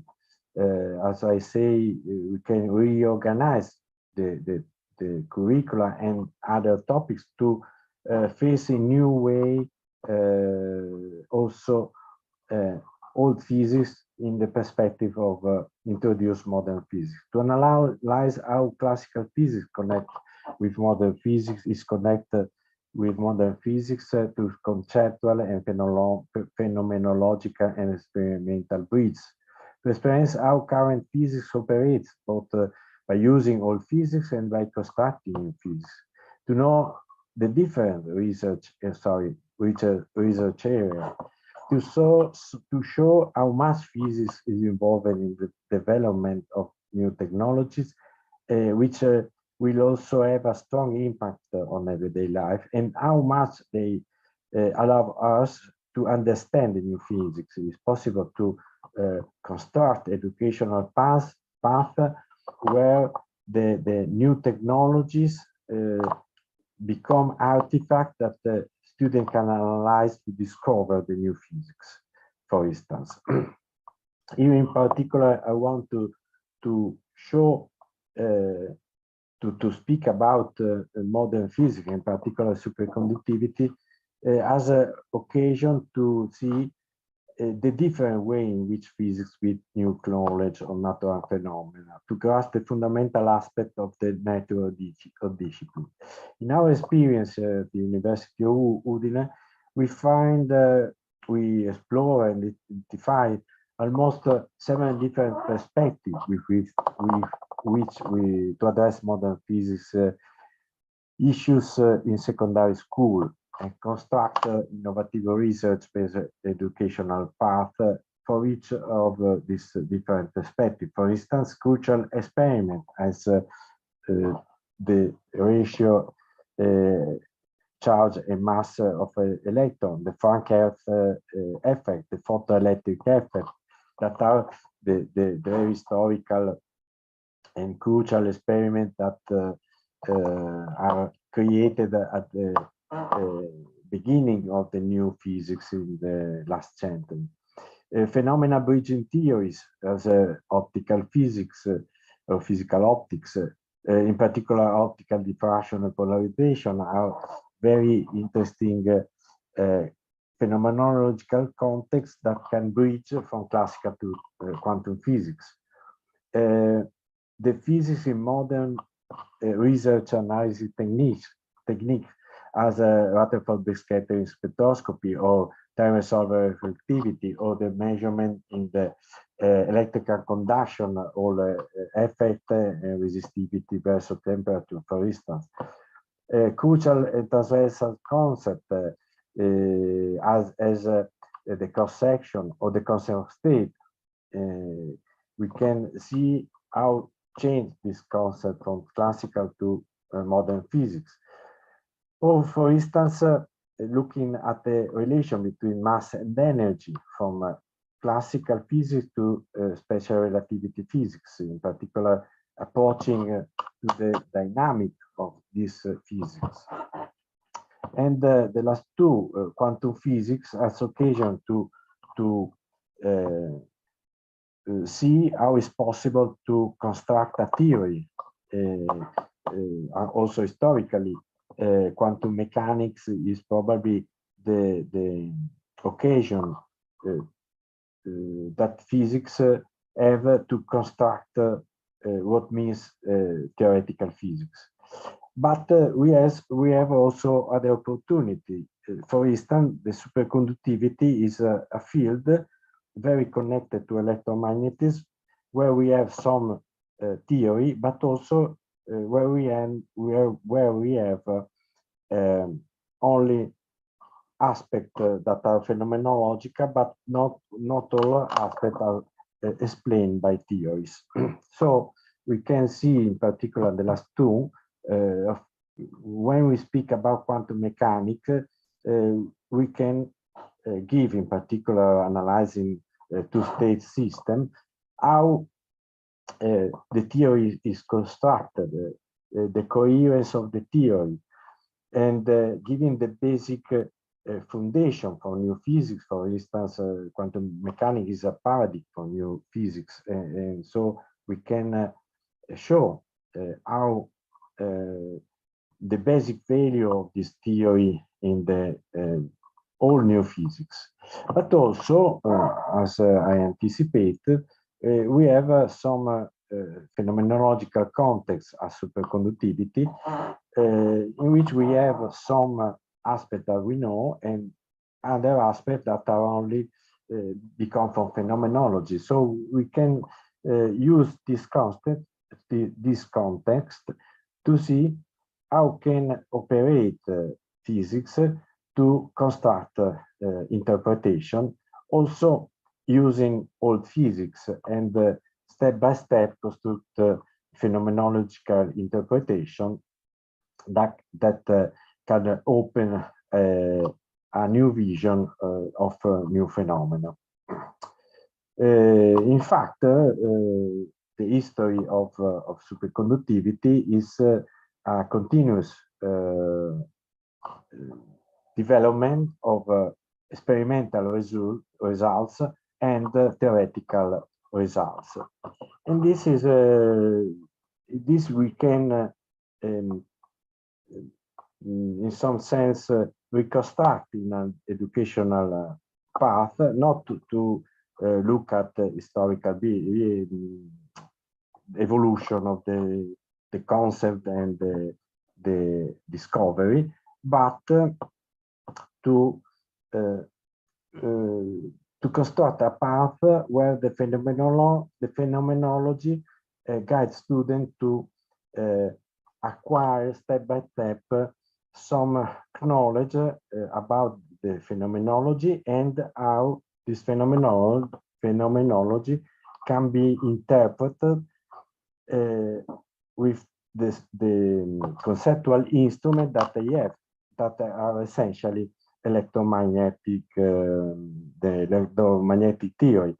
Have in mind the works of many researchers that show that the superconductive state or an ideal conductor is a system where also the magnetic field is zero. There are many works, many papers, literature that show that it's possible. See that the magnetic nature of superconductor is strictly related to the nature or ideal conductor. So we don't need at this phenomenological step to use the quantum physics to give a theoretical explanation of the quantum, the superconductive state. Of course, if we want to explain the phase transition, okay, in this case, we have to introduce almost some aspect related to the BCS theory.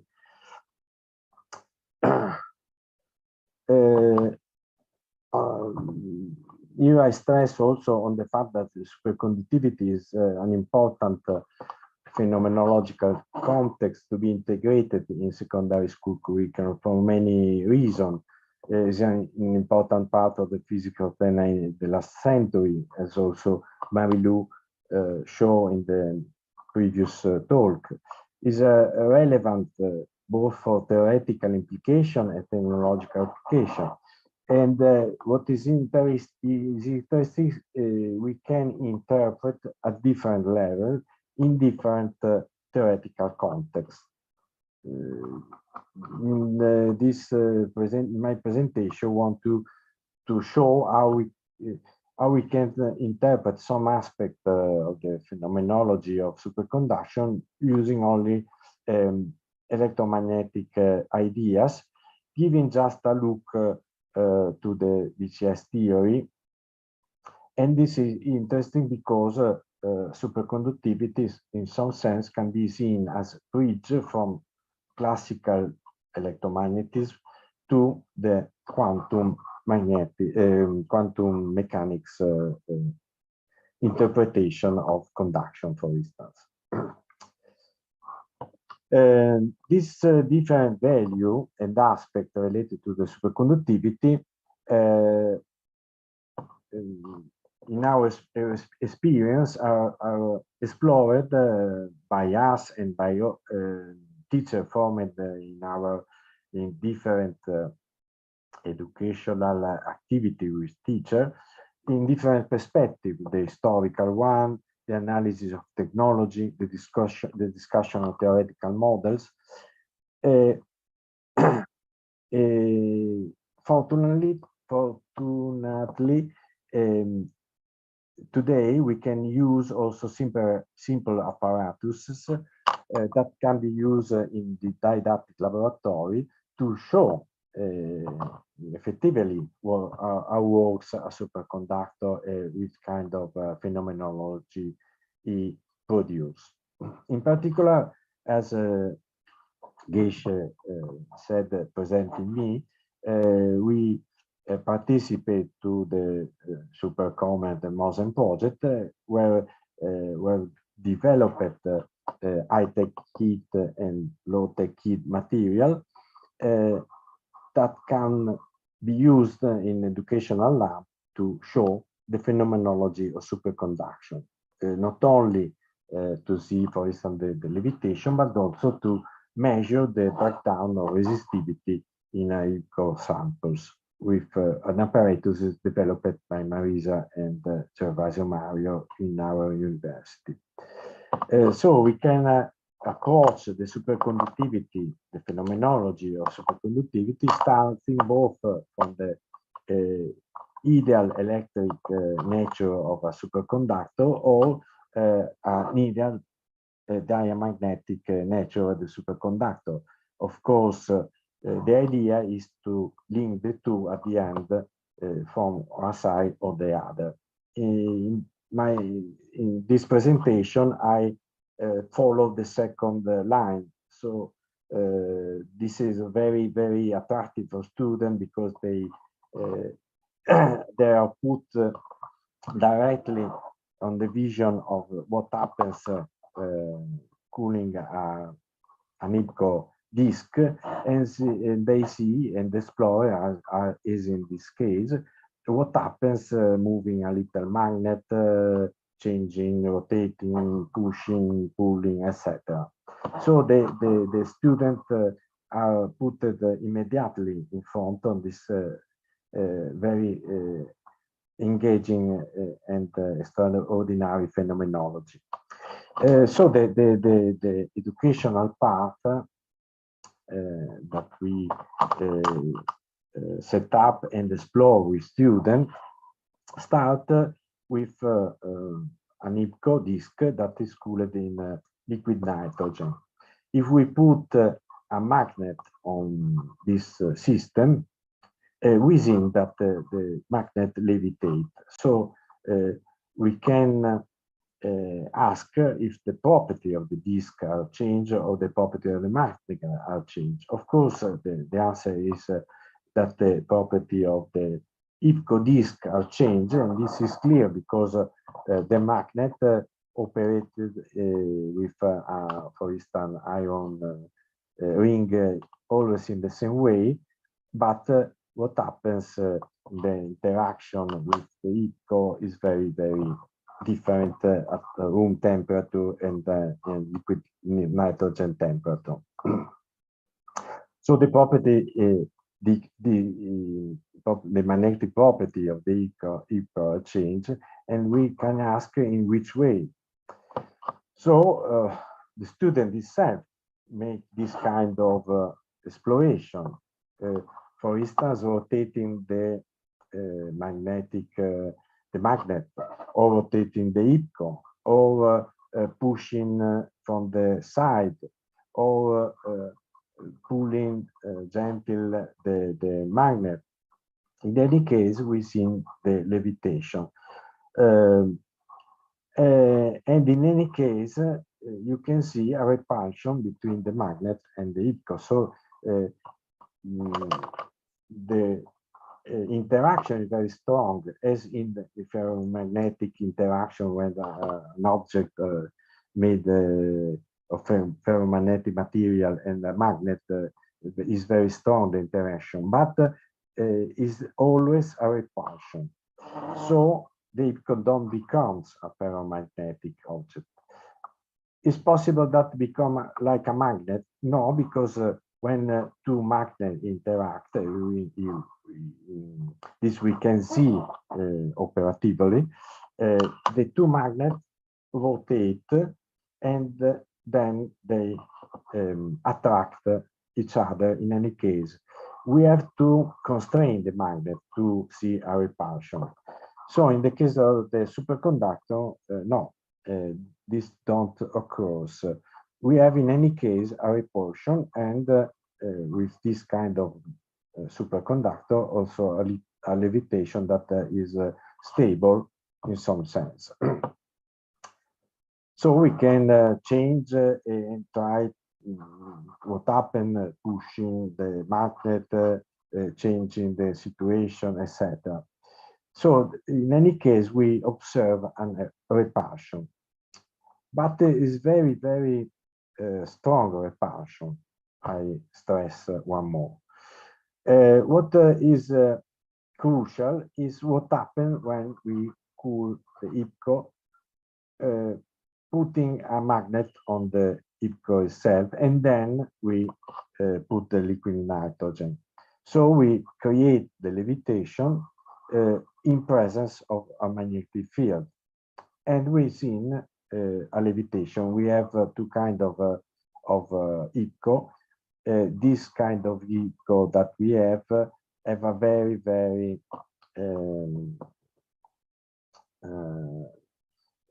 the pinning effect is very, very marginal, and we have a strong Meissner effect. We have other disk of IPCO where the pinning is more strong, and in this case we don't see the levitation in this particular configuration. So we have the opportunity to see how effectively was the Meissner effect also when we have a magnet before on the IPCO disk before the liquid cooled the sample. So also in this case we observe a repulsion, but in this case we don't put the magnetic disk, the magnet on the IPCO disk. But in any case, we observe a repulsion because effectively, evidently, the property of the IPCO changes. So we can ask if the magnetic property of the IPCO are evidenced also without a magnet. So we can put a clip close to the IPCO and we don't observe any interaction. So the magnetic property of the IPCO emerge also when there is a magnetic object close to the IPCO itself. And this is very interesting because we can ask which kind of magnetic property has the IPCO. Okay, we can analyze using, for instance, a torque balance homemade like this or the trick. effect that we have in paramagnetic or diamagnetic system. And we can, in this way, classify that the IPCO become a diamagnetic. In particular, we can see that the diamagnetic property of the IPCO are very, very strong. In fact, if we create a sandwich, an iron ring, a IPCO disk, and a little magnet, we create this sandwich, and the IPCO, the magnet can lift this object. But if we cool before the IPCO, then put on the ring, and then we try to lift with the magnet, nothing occurs. So we can conclude from the phenomenology that the magnetic field don't penetrate the IPCO, or if is penetrated, is very, very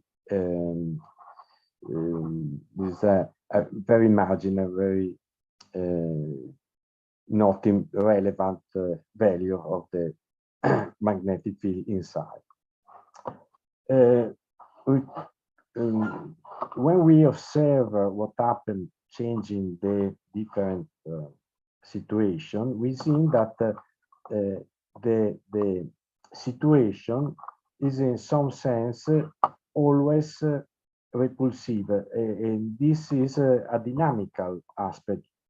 That means if I put the magnet on the left side, the IPCO is repelled in this direction or in other direction. In any case, there is an adaptation of the system to what happened from the external modification. And so we are oriented to see the phenomena that we know that are related to what happens, in particular, looking at the system where acting the electromagnetic induction producing breaking of a system falling, as in this case, a strong magnet that fall down on a thick layer of copper. If you perform the experiment, you see that the magnet fall down muffled. And so we can ask if it's possible to interpret the magnetic levitation as a fall down with zero speed. We can analyze, we offer to students this phenomena, a magnet that fall down in a tube of copper or the materials, to see that the fall down occurs at constant speed. In particular, it's very interesting this kind of experiment using a nylon tube, a brass tube, an aluminum tube, a copper tube, and to measure how many times the same magnet fall down for instance, half meter. This tube are all of the same thick and the same height, etc. We can measure and see about half second in the nylon case, 1 second with a brass tube, 1 second and 7 seconds for aluminum tube, more than 3 seconds for the copper tube. So it's very interesting to analyze why the times are equal, no, the velocity are equal, no, but the force are equal, the intensity current, this phenomena are produced by the induced current are equal, the variation, the flux for equal height of fall down are the same, the variation in time of the flux are the same, and so we are conducted to compare the different resistance of the materials, in particular because the geometry is the same of the resistivity or conductivity of the different materials.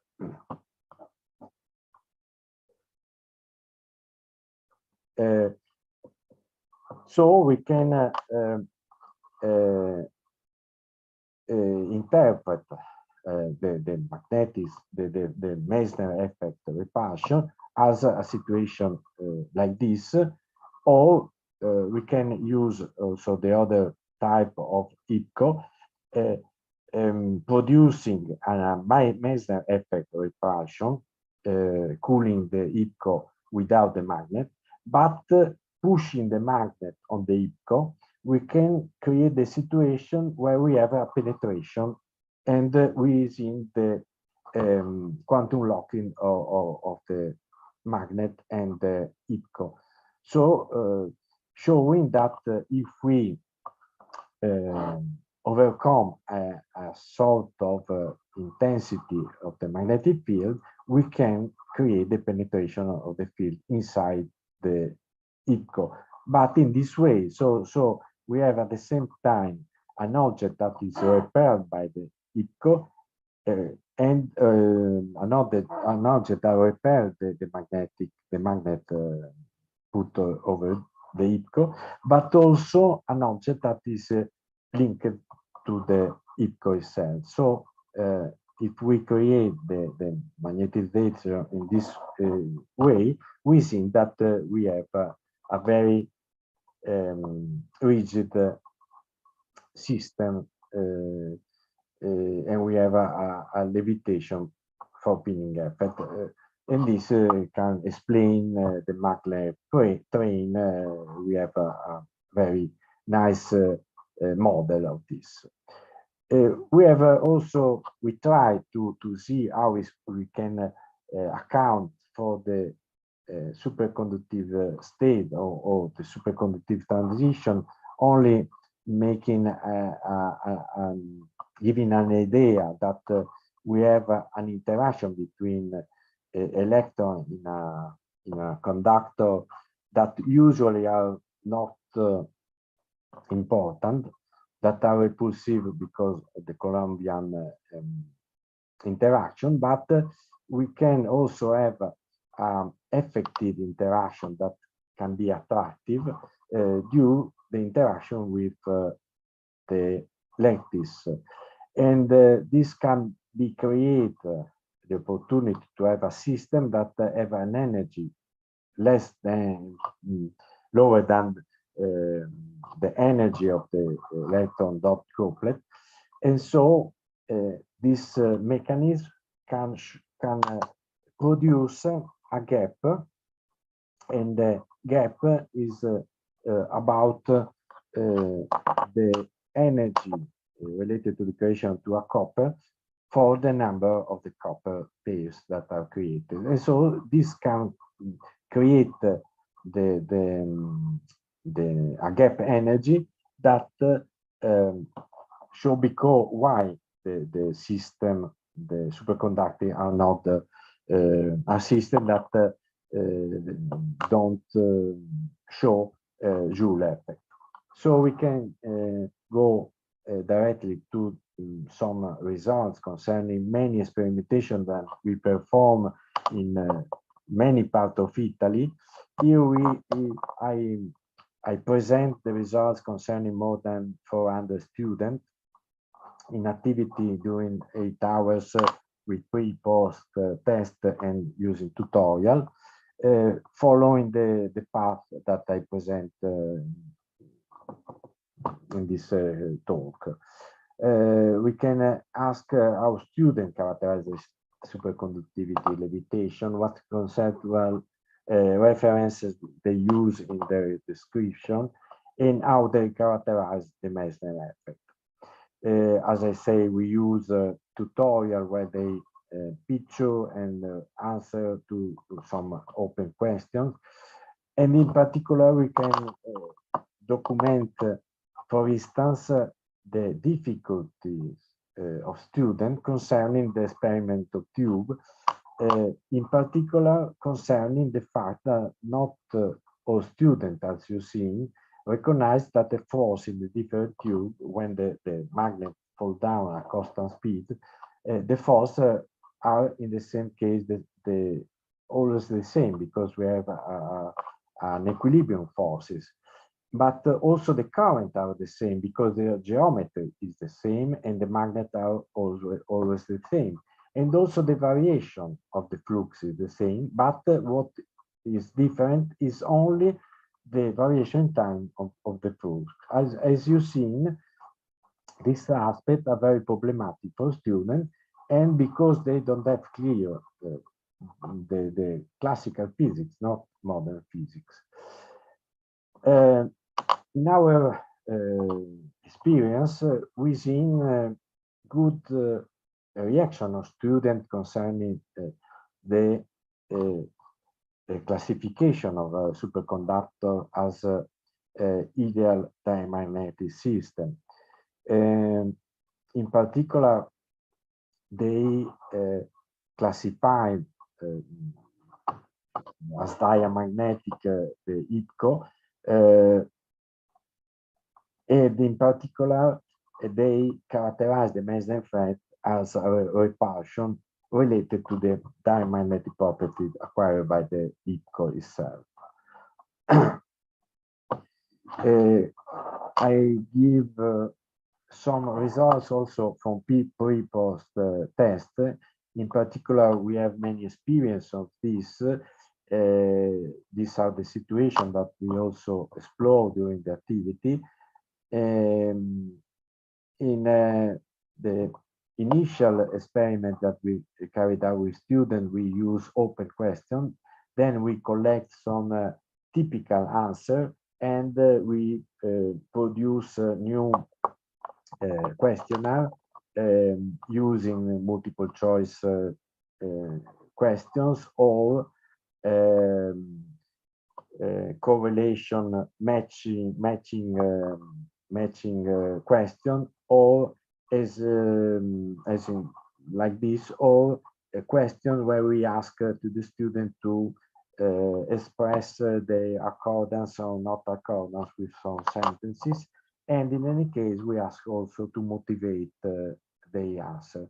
Particularly within for this question concerning a magnet that falls down on a thick layer of copper, and we've seen that the answer of student at the beginning are related to the idea that there is a very little repulsion between the magnet and the copper layer, because the copper layer is diamagnetic. At the end of the activity, the majority of students stress the role of the induced current. When here is in the main change and what remain not clear, because for some students, for a part of students, is not clear the role of magnetic induced current. This is the representation of the same situation using the magnetization vector that is not usual in the representation of students. So within some problem, in particular, to many students think that a magnet don't have a magnetization. This is the main problem in the answer of students. What happens when we change the copper layer and we have a layer with zero resistance? Okay, also in this case, we've seen important results, in particular, the fact that the majority of students said that the system remained suspended or levitated because the resistance is zero. But also we see that some students think that the current is an infinitive value. That is not correct, of course. These are the change, and these are some motivation. I stressed the first two, in which we seen how students link the magnetic and the electric property of the IPCO. It was levitate because there is resistance, the eddy currents will generate a magnetic field opposite to that of the magnetic without losing energy due to the Joule effect. So within the role of Joule effect and also the eddy current produced by induced current. In the last, we seen an analogous problem that we seen before. The current will be the greatest intensity possible. It's not a problem of the more or less intensity of the current, but the problem is when we inject a current in a superconductor, we don't have a Joule effect, so we don't have dispersion of energy. Analogous interesting result we have obtained considering this case, also in the case of a superconductor, so conductor with zero resistance.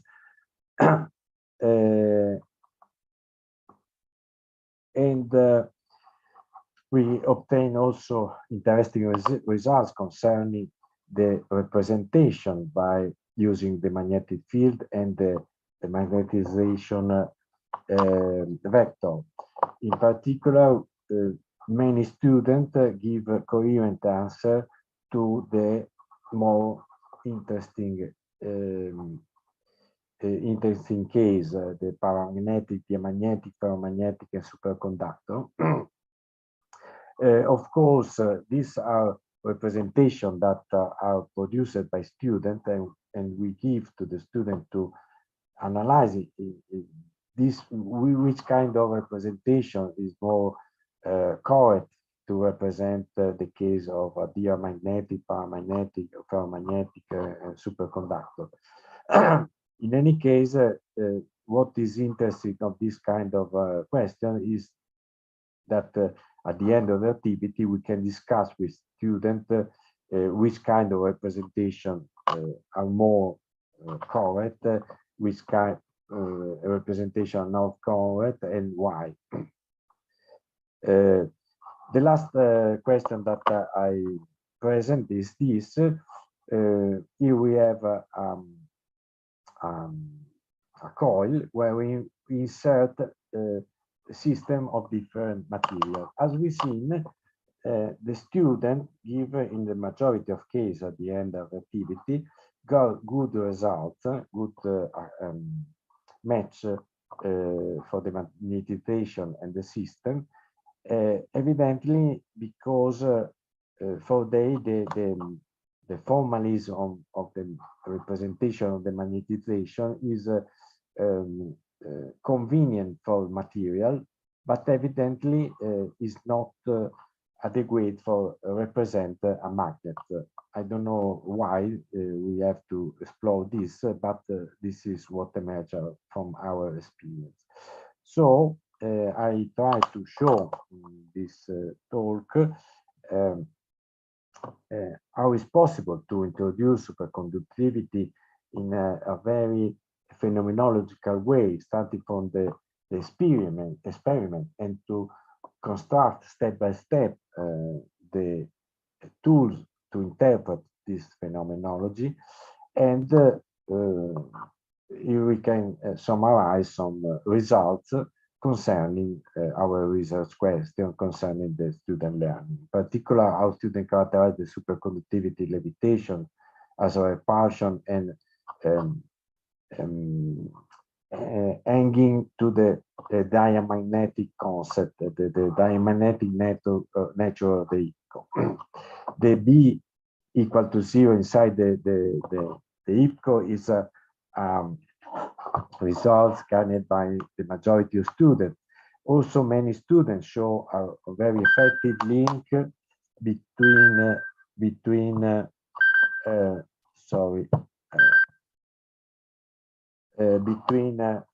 magnetic and electric property of each IPCO. And we don't see what emerged in the pre-test, that the idea is that a conductor with zero resistance is a transparent conductor. This material is very effective to produce induced current. Also, analyzing what happens when a magnet falls down on a system, we have interesting results in which students show the role of the induced current, in particular the role of the ascensor of Joule effect. Also in the representation as we've seen, we obtain good results concerning in particular the superconductor system, and also as we've seen the use of magnetization to represent the magnetic properties of material. Concerning the Meissner effect, is characterized by the repulsion between superconductor and magnet, and the link is the diamagnetic properties of material that in some sense are just a slogan, but is more than a slogan when we see that the student give coherent answer to different aspects, to different situations. So can be seen as a conceptual organizer in this sense. Of course, as you've seen, in some cases, students said that the superconductor expelled the field line. This, of course, is not a good expression, but unfortunately, we've seen also in many papers concerning superconductivity, in particular the popularization expression of this kind of phenomenology. In particular, I stress the fact that many students collect the magnetic and the electric property of the superconductor that is very crucial aspect and very crucial point to reach with students, because the phenomenology that we've seen offer a very important example of the electric property of the conductor, of the superconductor, and the magnetic property of the superconductor, but we have to construct the link between the two. Okay, I thank you for your attention. I hope to be in time. Okay, many thanks for your presentation. I ask for questions or remarks.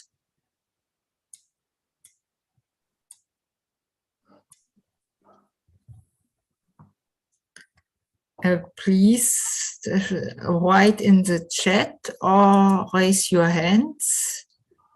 I try to keep track of it. Okay. If there are at the moment still no remarks, I think what is important for this approach to working with the Meissner effect is that the students learn to observe clearly and to draw their conclusions.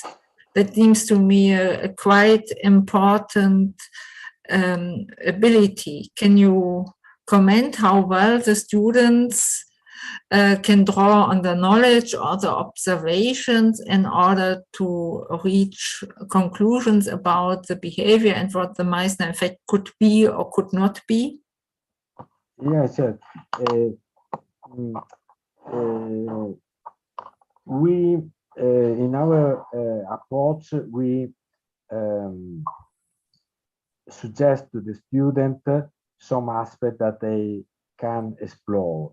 Then, as I tried to explain, presenting the path, there are always the moment in which students explore alone what happens. And this is very important also to interact with students, asking why you try to make this kind of proof, this this challenge. Why you change, you rotate, for instance, the echo, or you rotate or push or pull. So every is very important that the exploration of the phenomena are accompanied by a reflection on why they perform some analysis and which kind of results can emerge from the phenomenology, starting from the differences between, for instance, the interaction between two magnets and a magnet and a superconductor. Why are different? So we always perform an activity where the free exploration of student is accompanied by a question that we hope help students to create this link. And the results that I showed in particular documented that many students link the electric property and the magnetic property, shown the effectivity of this kind of activity in producing not only the recognition that the phenomena show that there is the breakdown of the resistivity, or show that there is a repulsion, but also there is a construction of an interpretation that link different aspects. And this is the part more complex, but also we can say that in many cases the results show that the student first of all appreciate very much this kind of activity, because they are involved directly. They show aspect very engaging, very nice to see, very engaging in the interpretative way, and also aspects that are very important because they are very important link, for instance, with nuclear magnetic resonance or magnetic string. So they are very motivated to explore the phenomenology, and then at the same time to understand why this phenomenology works and is so important for this different aspect. That's quite interesting. The teacher teaches not by explaining, but by asking why this is, and by shaping the process. Many thanks. If there are any questions? No.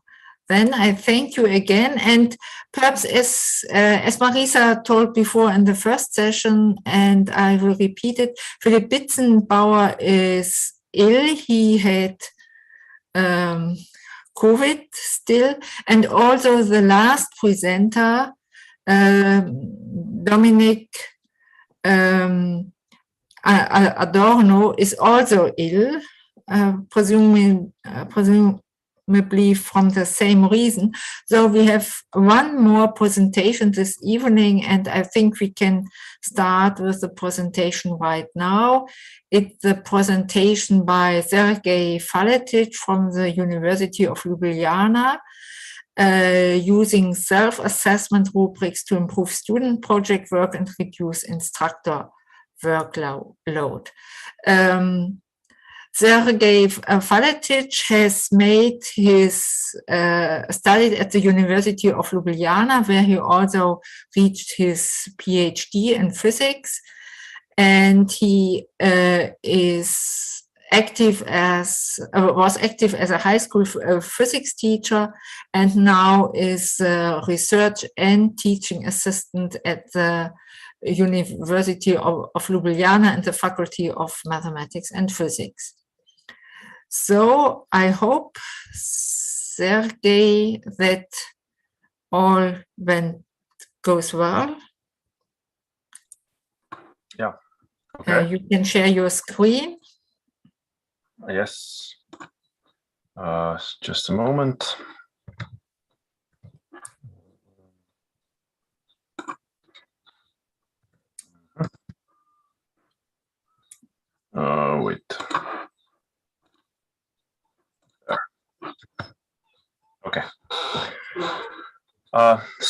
My talk today will be about self-assessment rubrics and laboratory work. So it's not exactly on the topic of quantum mechanics, but this is a different part of the investigations that I did as a teaching assistant, especially for laboratory projects. And so let us start immediately with the most important question. The question was, could we make grading the reports any easier? And so we started with this idea that maybe something could be done. And we introduced the so-called Rutgers Scientific Abilities rubrics, which were rubrics developed at Rutgers University in New Jersey. And we introduced them to our project laboratory course. And I will explain to you exactly how we did this and what changed. And we asked, and we found out that it reduced the workload of the instructor. So there was less time spent grading the reports. It improved the quality of the reports. And it also made us aware of some aspects of the reports and the physics investigations that we did not, we were not very aware of. So to explain all this, I will talk about three topics. One is what is project laboratory and what are the tasks that students are supposed to accomplish. Then what are the rubrics, just in case some of the listeners don't know, and the investigations that we performed to answer these three questions. The project laboratory course, as we have it in the University of Ljubljana Faculty of Mathematics and Physics, consists of this kind of structure. So it has a 1 week preparation where we talk about what they need to do. Then they have 3 weeks, 3 hours per week. That's 3 hours in 1 day a week of project work in the laboratory. And then they have 2 more weeks to produce the report. And then there is time for improvements of the report. And this is where the rubrics come in most, but they're also important for other elements of this course. It is designed for first and second year physics students. They work in groups of, well, now it's 3 to 5 students, depending on how many students we have. They receive an open-ended problem. After they have solved the open-ended problem, they produce a report in the form of a web page. And then here is how it splits between the old way and the new way. In the old way, the report was assessed by the teaching assistant, and the comments were returned to the students in written form.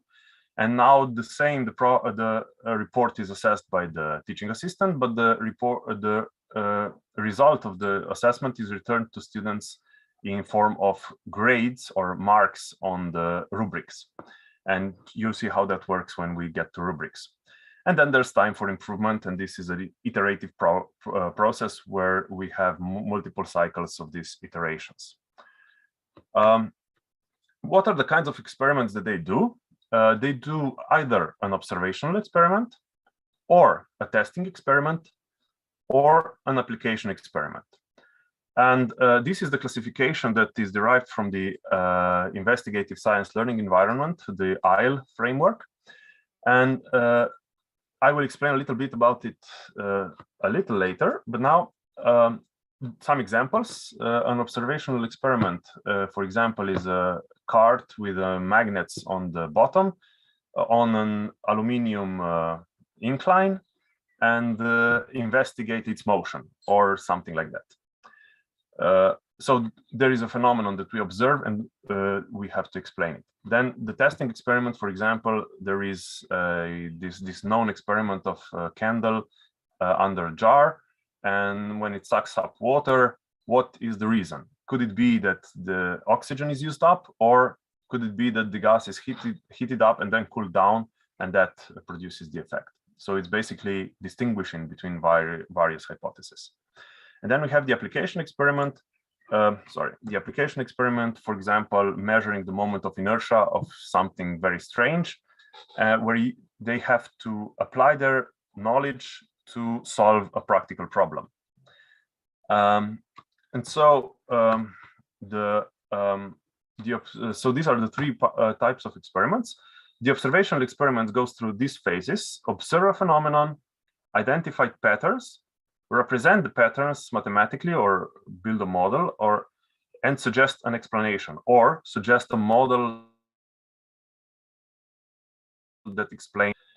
Then in a scientific process, this would be the next step, the testing experiment. So we have the hypothesis, and then they have to suggest experiments to test this hypothesis, predict the outcomes of the hypothesis based on the outcome of the experiments based on the hypothesis, then perform the experiment and compare the results of the experiment with the prediction, and therefore judge the hypothesis, whether it is it could be accepted or whether it is rejected.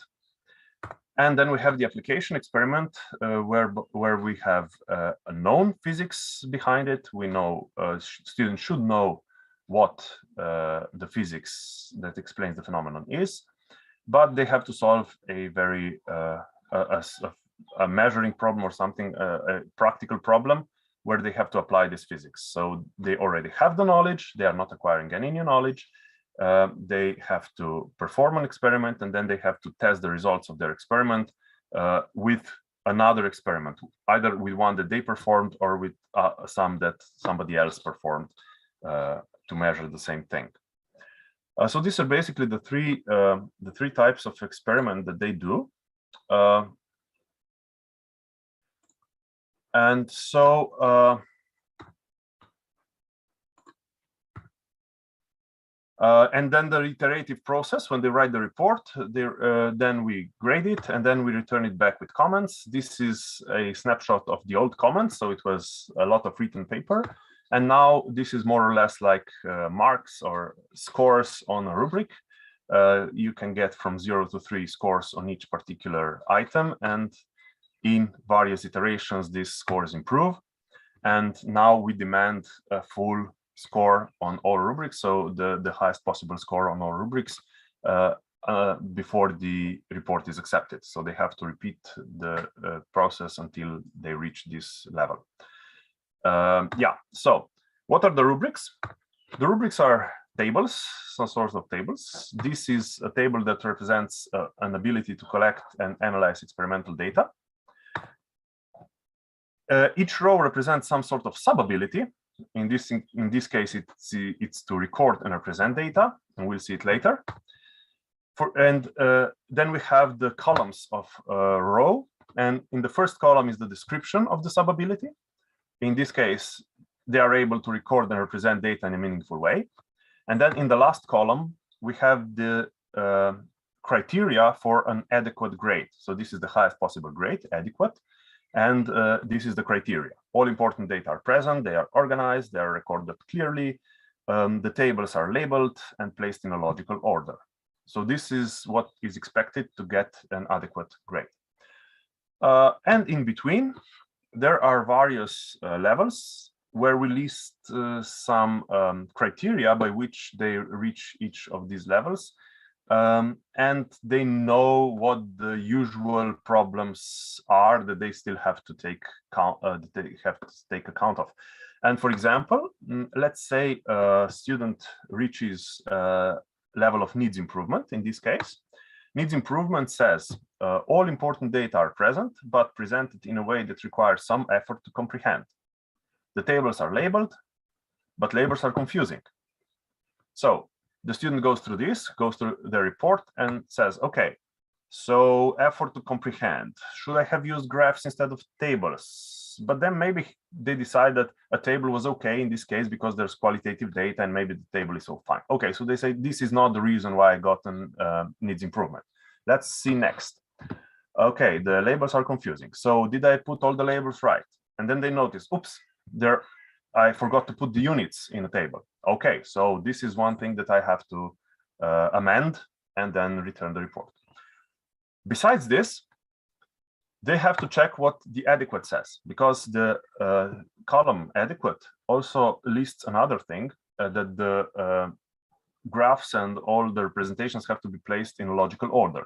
So this could also be the reason why they got a needs improvement, because if they are not placed in logical order, then this is still something that they need to do. So they also have to ask themselves about this. And in this way, they go through all the lines, see the grades, and they have to think about what could be the reasons why they got the particular grade. They receive 5 rubrics. You can see them here. But since they only get either an, oh, sorry, this is not translated, either an observational, a testing, or an application experiment, they only get 3 rubrics for each experiment. So this is for the observational experiment, this is for the testing experiment, and this is for the application experiment. So only 3 rubrics for each project. The analysis of data is the same, and the report is the same. So where the rubrics come into play? In the first week, we introduce the rubrics. We explain to them how they should use them in a similar way as I explained them now. We give some examples. Then when they're doing the project, they use the rubrics to guide them and so that they can see whether they have to do some more on something, maybe gather some more data, or maybe the data is not clear enough, or there are other elements in other rubrics that they need to check and make sure that they have covered all the rubrics. Then they use them when they are producing the report. Of course, it's much easier for them and for us if they make the elements from the rubrics clear in the report, so that we don't have to search through the whole report to find whether they mentioned somewhere the experimental uncertainties. It's much better if they're just put there. These are the experimental uncertainties. This is how we calculated them, blah, blah, blah. And that's much easier for all of us. And then the improvements, which I already explained. So what kind of investigations did we do on this new modified course, modified grading system? So first we asked, does using rubrics reduce the instructor's workload? Then, does using rubrics improve students' reports? And the next, which sub-abilities are the most difficult to develop? And now I'll go through each of these elements and explain a little bit on how we did the investigations. So, does using rubrics reduce the instructor's workload? We had to conceptualize the grading process. And we conceptualized it as follows. There is some reading time, which you need to read the report. Then there's some pondering time, which you need to ponder about the report.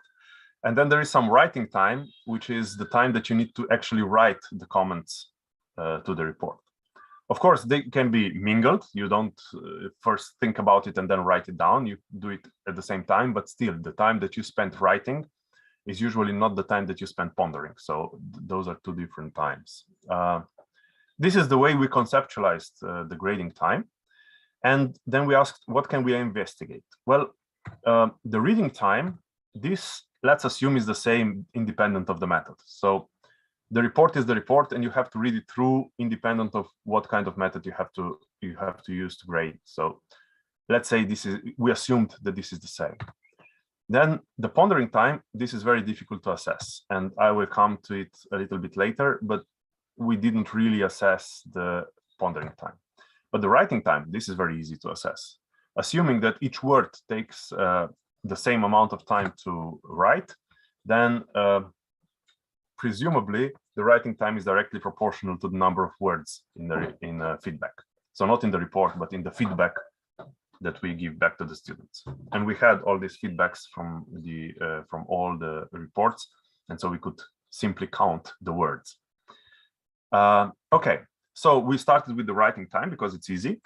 This is an example of the comments type of feedback and the rubrics type of feedback. So in the comments type of feedback, you see that there's a lot of text written. And in the rubrics type of feedback, there are scores, which are barely seeable, these little dots here. And then some very, very concrete remarks. For example, if they forgot to write a letter somewhere, then it's highly unlikely that they would notice that specific problem. And so we try to tell them, well, check this particularly well, or you didn't use consistent labels or something like that. This is still seen in the rubrics, but we still say it in a very few words, as you can see, only a few sentences. So obviously already now the writing takes much less time because there are much less words to write. And you can see that the time shifted from, so the number of words shifted from above 1,000 to almost 400 or even below 400 on average. So there are very many fewer words to write now using rubrics. So this is one measure.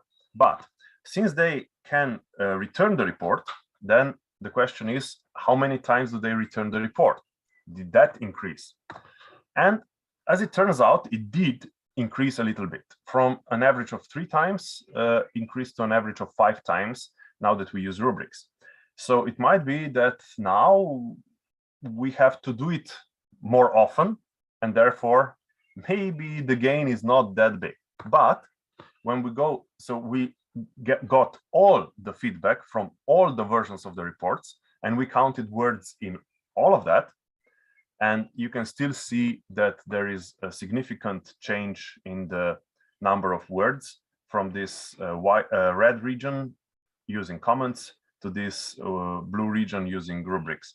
There's still a significant change in the number of words in all the feedback. So counting already in the iterations, the number of iterations. So this is basically about the words in the feedback, but this is not the only measure of the grading time. Based on this, it already indicates that the workload of the teaching assistant has decreased. But to assess this even better, we try to assess the pondering time, which, as I said, can't be assessed directly. But we did try to assess the total grading time. And the total grading time means that we took several graders. In our case, we took 3 different graders.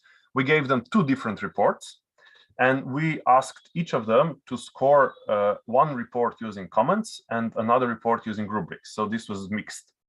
2 reports, 3 graders, and 2 different methods. And the grader did not score the same report twice. They scored one report with rubrics and the other report with comments. And the results are these.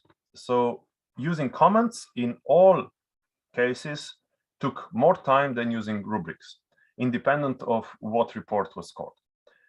And it is interesting that these 2, for example, took the same time, but still, for each report, using rubrics was, for each grader, using rubrics was faster than using comments.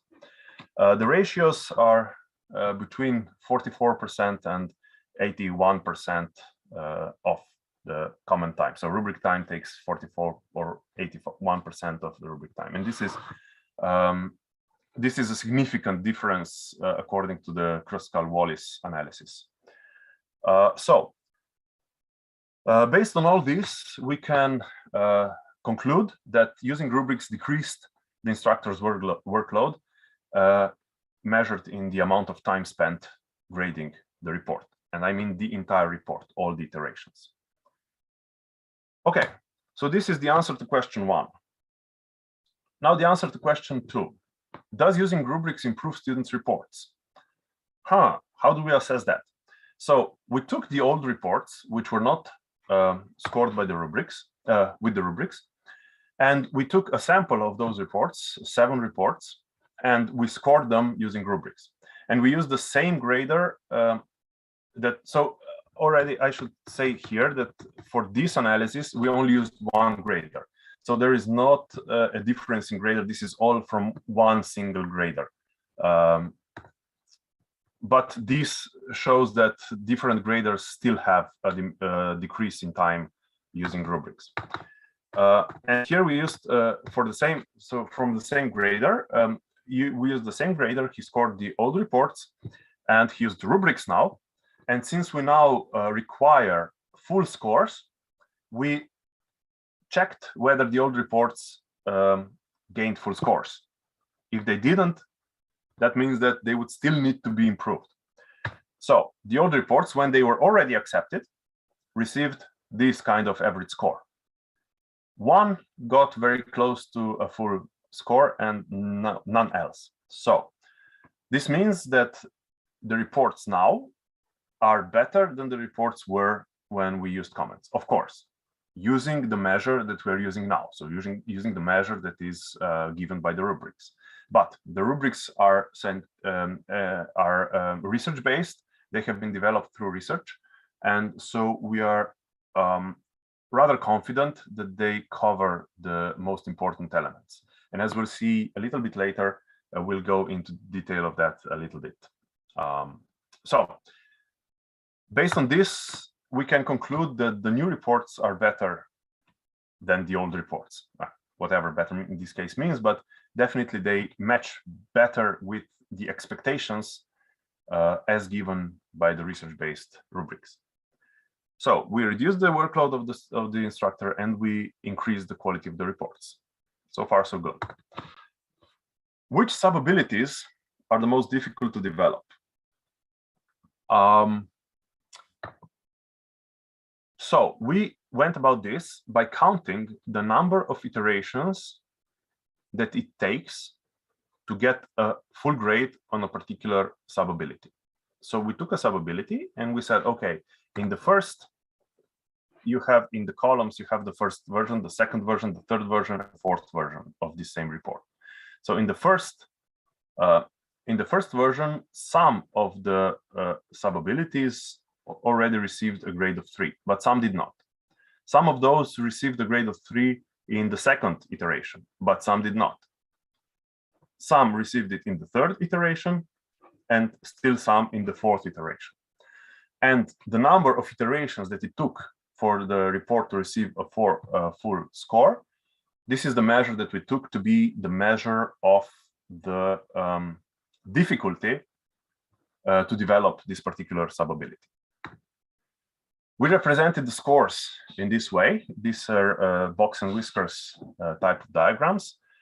If anyone is not familiar with the box and whiskers diagram, it represents quartiles.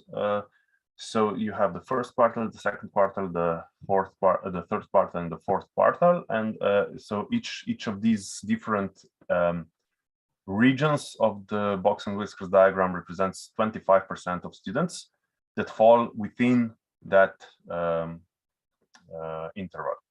So for example, here is an example of a box and whiskers diagram kind of represented as a distribution.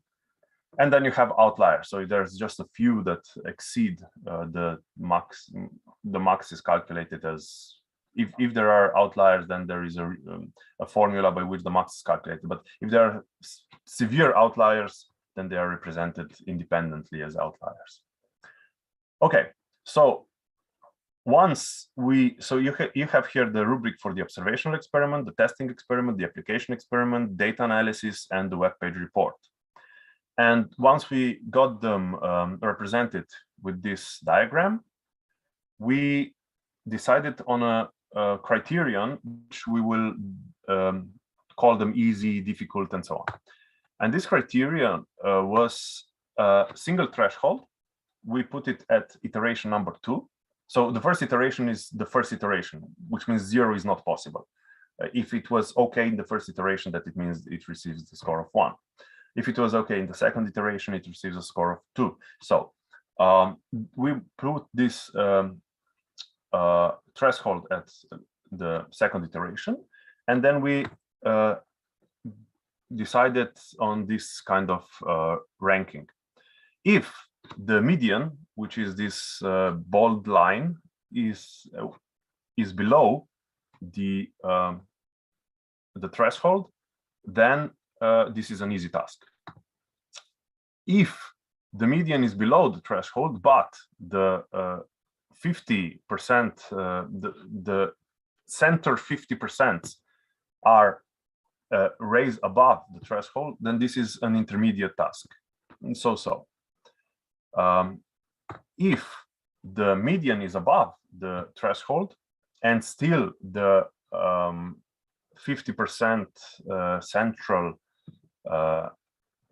interval is within this two, so it crosses this threshold of 2, then it's a difficult task. And if the entire, so 75% of students necessitated more than 2 iterations to get a full score, then this is considered a very difficult task.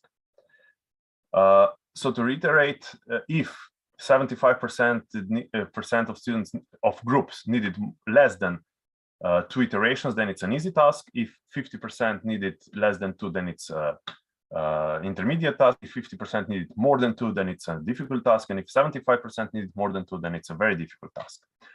And then we group together the difficult and the very difficult, because there are very few very difficult, and grouping them together was, well, why not? And we can see that one is the report, of course. Writing the report kind of incorporates everything. And so you can't really write a report well until everything else is done well, because in the report, the criteria is also the clarity of the report. And if the tables are not clear, then the report is not clear.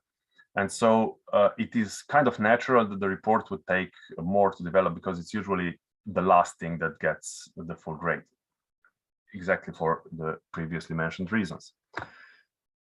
Then the mathematical model. So producing a mathematical model for the observed patterns is something that's difficult for students. The difficulties that we observed are various, from the not knowing how to apply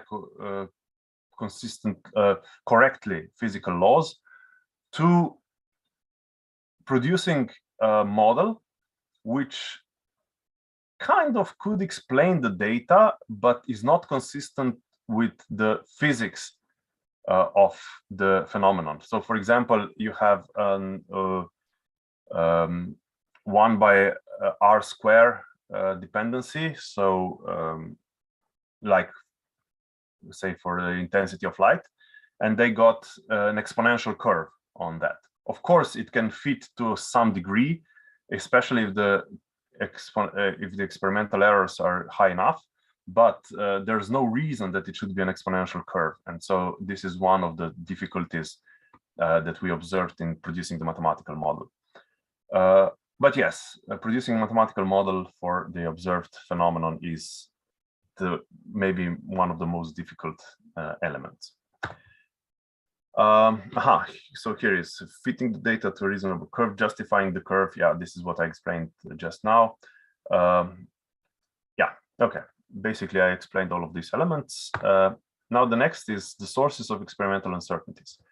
So this is for the first and second year university physics students, which come from the mostly from high school, where they had physics because it is a requirement.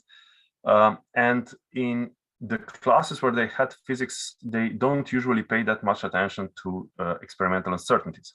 And so they are used to this strange kind of comparison between the expected result and their result. So they are not used to assessing the experimental uncertainties based on the instrument that they used, based on the setup of the experiment, based on anything experimental, but rather they just get a result, and then they compare it to some other result, and they say, okay, this is like 70% off, so my experimental uncertainty is 70%. So this is basically what we're trying to teach them, that experimental uncertainties don't go assessed after the fact. You have to have an idea of how much experimental uncertainty you have because of your measuring system, not after you already know what the correct result is. That's why this is so very applicable in open-ended problems, because you don't have an already known result. They can't compare it to that, but they still try. So this is probably one of the reasons why the sources of experimental uncertainties are so difficult. Then there is the representation of data. So how to represent data? Using correct graphs, putting the error bars on them, putting correct labels, not using tables when they are not appropriate and stuff like that. And then there is the whole testing experiment. So if you can see here that the entire testing experiment is basically within this area. And why is this testing experiment within this area? Because there are two very big problems that I observe in university school students and in high school students when they do testing experiments. First, they are really not used to this hypothetical deductive reasoning, which requires them to make a prediction based on the hypothesis. So assuming that the hypothesis is true, even if you don't agree with it, and then make a prediction based on the hypothesis. And that's something that they are just not used to doing. And they make predictions based on their, let's call them intuition. I come back to this. So they make predictions based on their intuition, not based on what the hypothesis predicts that should happen. And so this is one source of difficulties. They are very used to proving the hypothesis. They are used in high school experiments that the experiments are always done to prove what has been already told taught in the classroom, in the lecture. And so they're used to proving the hypothesis, and they don't even see that rejecting a hypothesis is an option. So we have to train them in this. And then we have this difficulty judging whether the prediction and the outcome match. And this goes back to their expectations. So they predict based on their intuition, which is not necessarily what the hypothesis says. And when the experiment matches their intuition, then they say, yes, it matches. But it does not match the prediction of the actual hypothesis. And so this is something that is surprisingly difficult. And that's why it gets its own rubric, its own sub-ability in these rubrics, matching, so deciding whether the result of the experiment matches the prediction. This is a specific element that they have to accomplish. And they are not very good at that. But this is our problem because we didn't teach them. And so, the effects of the assumptions, yes. So they can see what the assumptions are, more or less. You can see this in the blue, but what the effects of the assumptions are. So if the assumption is not true, how that changes the result, that's much, much more difficult. Okay, so we did another measurement, and this is, I think, the last one that I will present. We took the old reports and did the same, basically, but we scored, we see in the old reports how many, not how many iterations it took, because we didn't score them with rubrics, but we scored them now with rubrics, and we saw, we did basically the same analysis of how many received 2, how many received 3, how many received 1, and so on. And we can see that there is a match here, and there are 3 categories of difficulties that we identified. One is the one that we didn't pay attention to. So suggesting improvements to the experiment and minimizing experimental uncertainties was difficult in the pre-rubrics period, the upper graph, and was not difficult in the post-rubrics period. Why not? Because we told them to do this, and this was enough. We just told them, do this, and they did it. So this is one category. The second category was things that are difficult, were difficult then, are difficult now, but we already paid attention to them then, and we are already paying attention to them now. And these are still difficult, were difficult also before. That's why they didn't get a score of 3, but we did what we could to maximize that.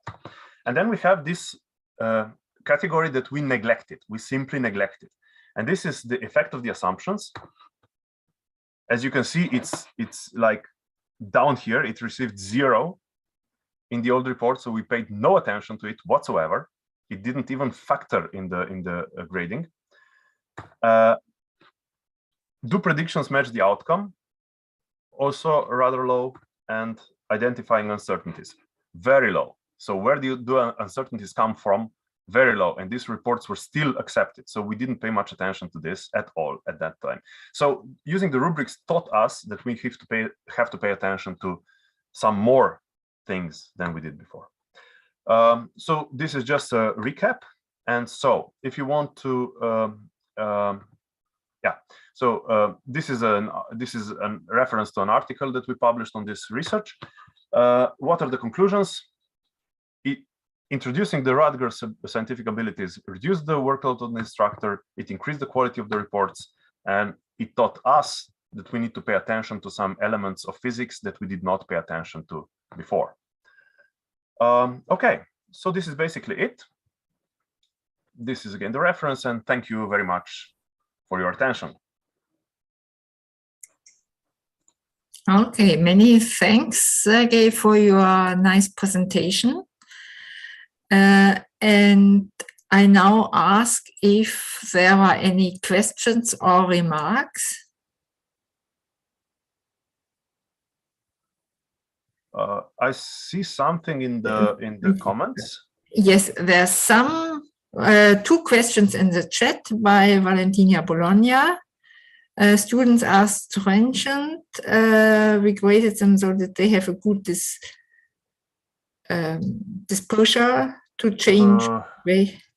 I don't understand really this question. So okay, Valentina Bologna, can you please comment? Okay, my co-chair Lorenzo Santi wants to say something. I was trying to ask something, but I leave the speech to Valentina. Okay. Okay. Which was active with the microphone, but now again is off. Please, Valentina.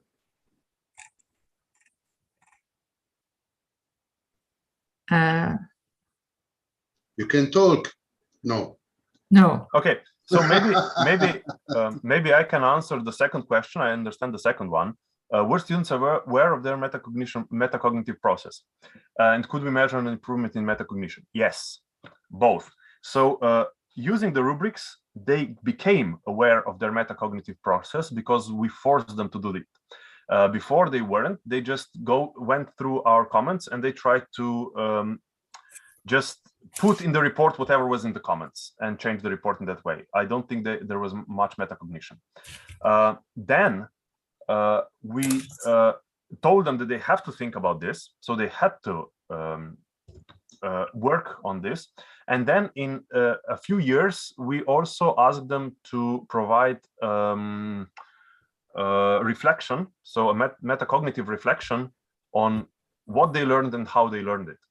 And they reported these exact elements that by giving them only the grades, we forced them to think about what could be behind, and that improved their understanding of what was behind.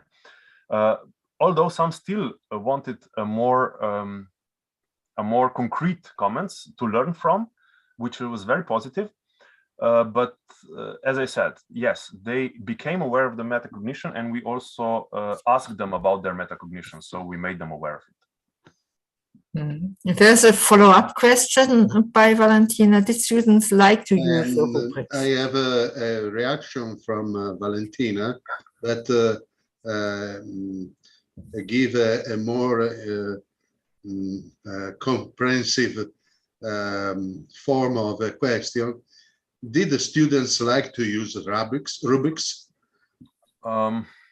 Yeah, so we have one student that was present in both years when the change occurred. So he was present in the old way and in the new way, and so he could comment on both elements. And he said that the lengthy feedback was very welcome because it specified some things that they had to learn from, but that the new way was also very good because it forced them to figure out what they had to improve, as I mentioned before. As to the others that did not experience both options, they said that they wished that more courses used rubrics, because for some courses, they don't know what the goals are. And rubrics are very specific in the goals. You have this last column, which is the adequate column, and it lists very specifically what you need to do to achieve that rank. And they missed that in other courses, and they wish that there were some sort of rubrics for other courses too. So the overall disposition was good towards using rubrics, although they did comment that it took them some more time, especially this one that had the comparison said that it took them more time. Of course, if the work is not done by us, then it has to be done by them. Yeah, this is probably a compensation, but this is a good compensation because it's quality work that they do. Oh, there are a follow-up by Valentina. If you read the chat, Sergej. Yes. As I said, they were not aware of the change because only one student was present in both versions. And for the others, they just came to this course and we said, this is the way we do it. That's it. So they didn't have a comparison. There is also a question from Paul Logman. Mm-hmm. Yes. Does it average out our grades? Well, yeah, I should have specified this. This is my mistake. This course is pass-fail. So either the report is good enough and it's pass, or it's not good enough and it's fail. So this is not a problem with grades. But if it were, then we would just say, instead of all the iterations you need until you get a passing grade, within an amount of time, of course, we would just say, okay, you have 3 iterations at your disposal. Whichever grade you get, that's what you end up. And I can make an analysis of the old reports. And this would be actually an interesting idea to do. What would be the score after, let's say, the 3rd iteration? Thank you for the idea. I think I will do this. If I have 2 questions. Yeah, the E-class. The E-class. Okay. So am I aware of the E-class? I know what the E-class is. Oh, it measures the attitudes towards physics. And we did not really plan to use it to measure any change in attitudes. Actually, it could be a good idea. We didn't think it would produce any interesting results, but I see now how it could. So maybe we can, yes, use it. Yes, it's attitudes towards experimental physics and physics, physics research especially, and it compares how students view the use of, how they view the way that physics research is done or is supposed to be done. I know the structure of the E-class. It would be interesting to use it. Yeah, we may. We didn't so far, but we may. I have a remark, perhaps in line with the first question of Paul Lockman. When I also had some seminars with reports, and when I introduced rubrics or something similar, I sometimes had the impression that the very very best reports didn't occur anymore, that it was more formalized, it was just done what was in the rubrics, but no extra activity, no extra insights. I have to admit those extraordinary excellent reports were very seldom, but I had then the impression that they simply vanish. I don't know if it's only a selective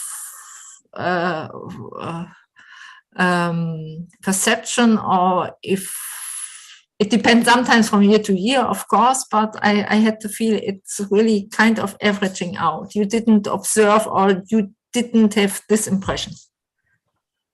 We didn't. So here's the thing. There are still some very good reports that I wish I could grade more than 3, because I would love to give them more than the full score. So basically, the thing is, I think when they didn't know what was expected. They did the best they could. So with the best, maybe they do a little less now because they say, okay, this is enough. It says there that it's enough. I don't need to do more. But it's also true that they don't really need to do more, but they could.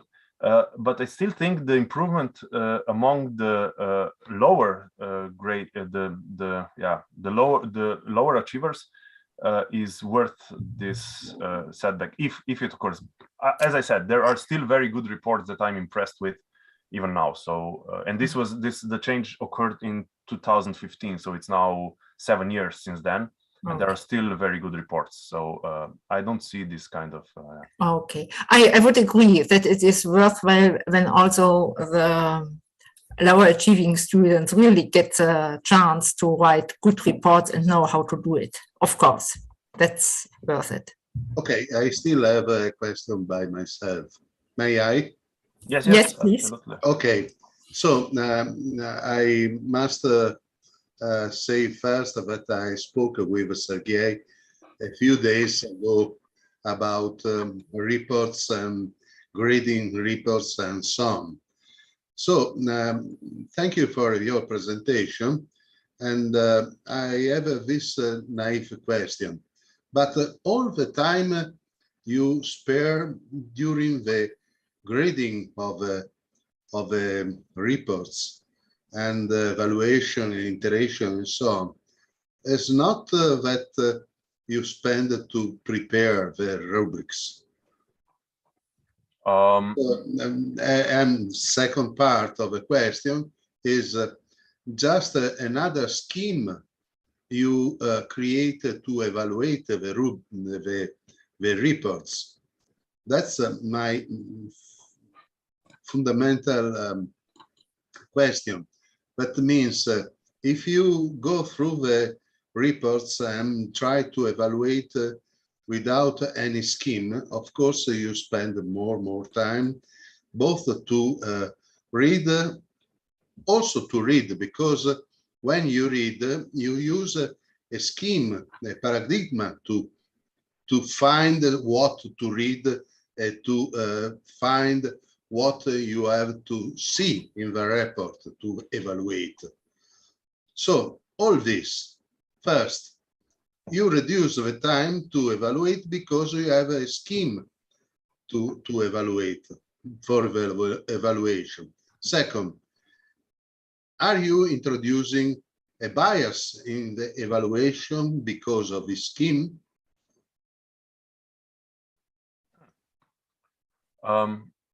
So what kind of bias?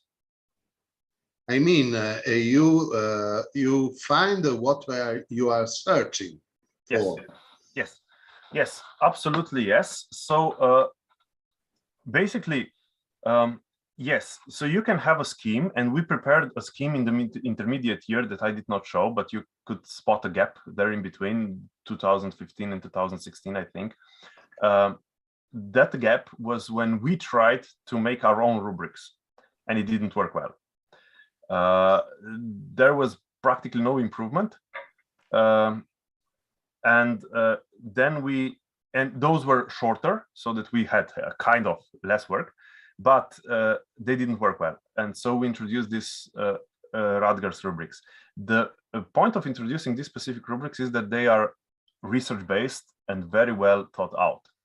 And so we do introduce the bias, but the bias is research-based. So it's basically what we want them to learn, and that's our bias.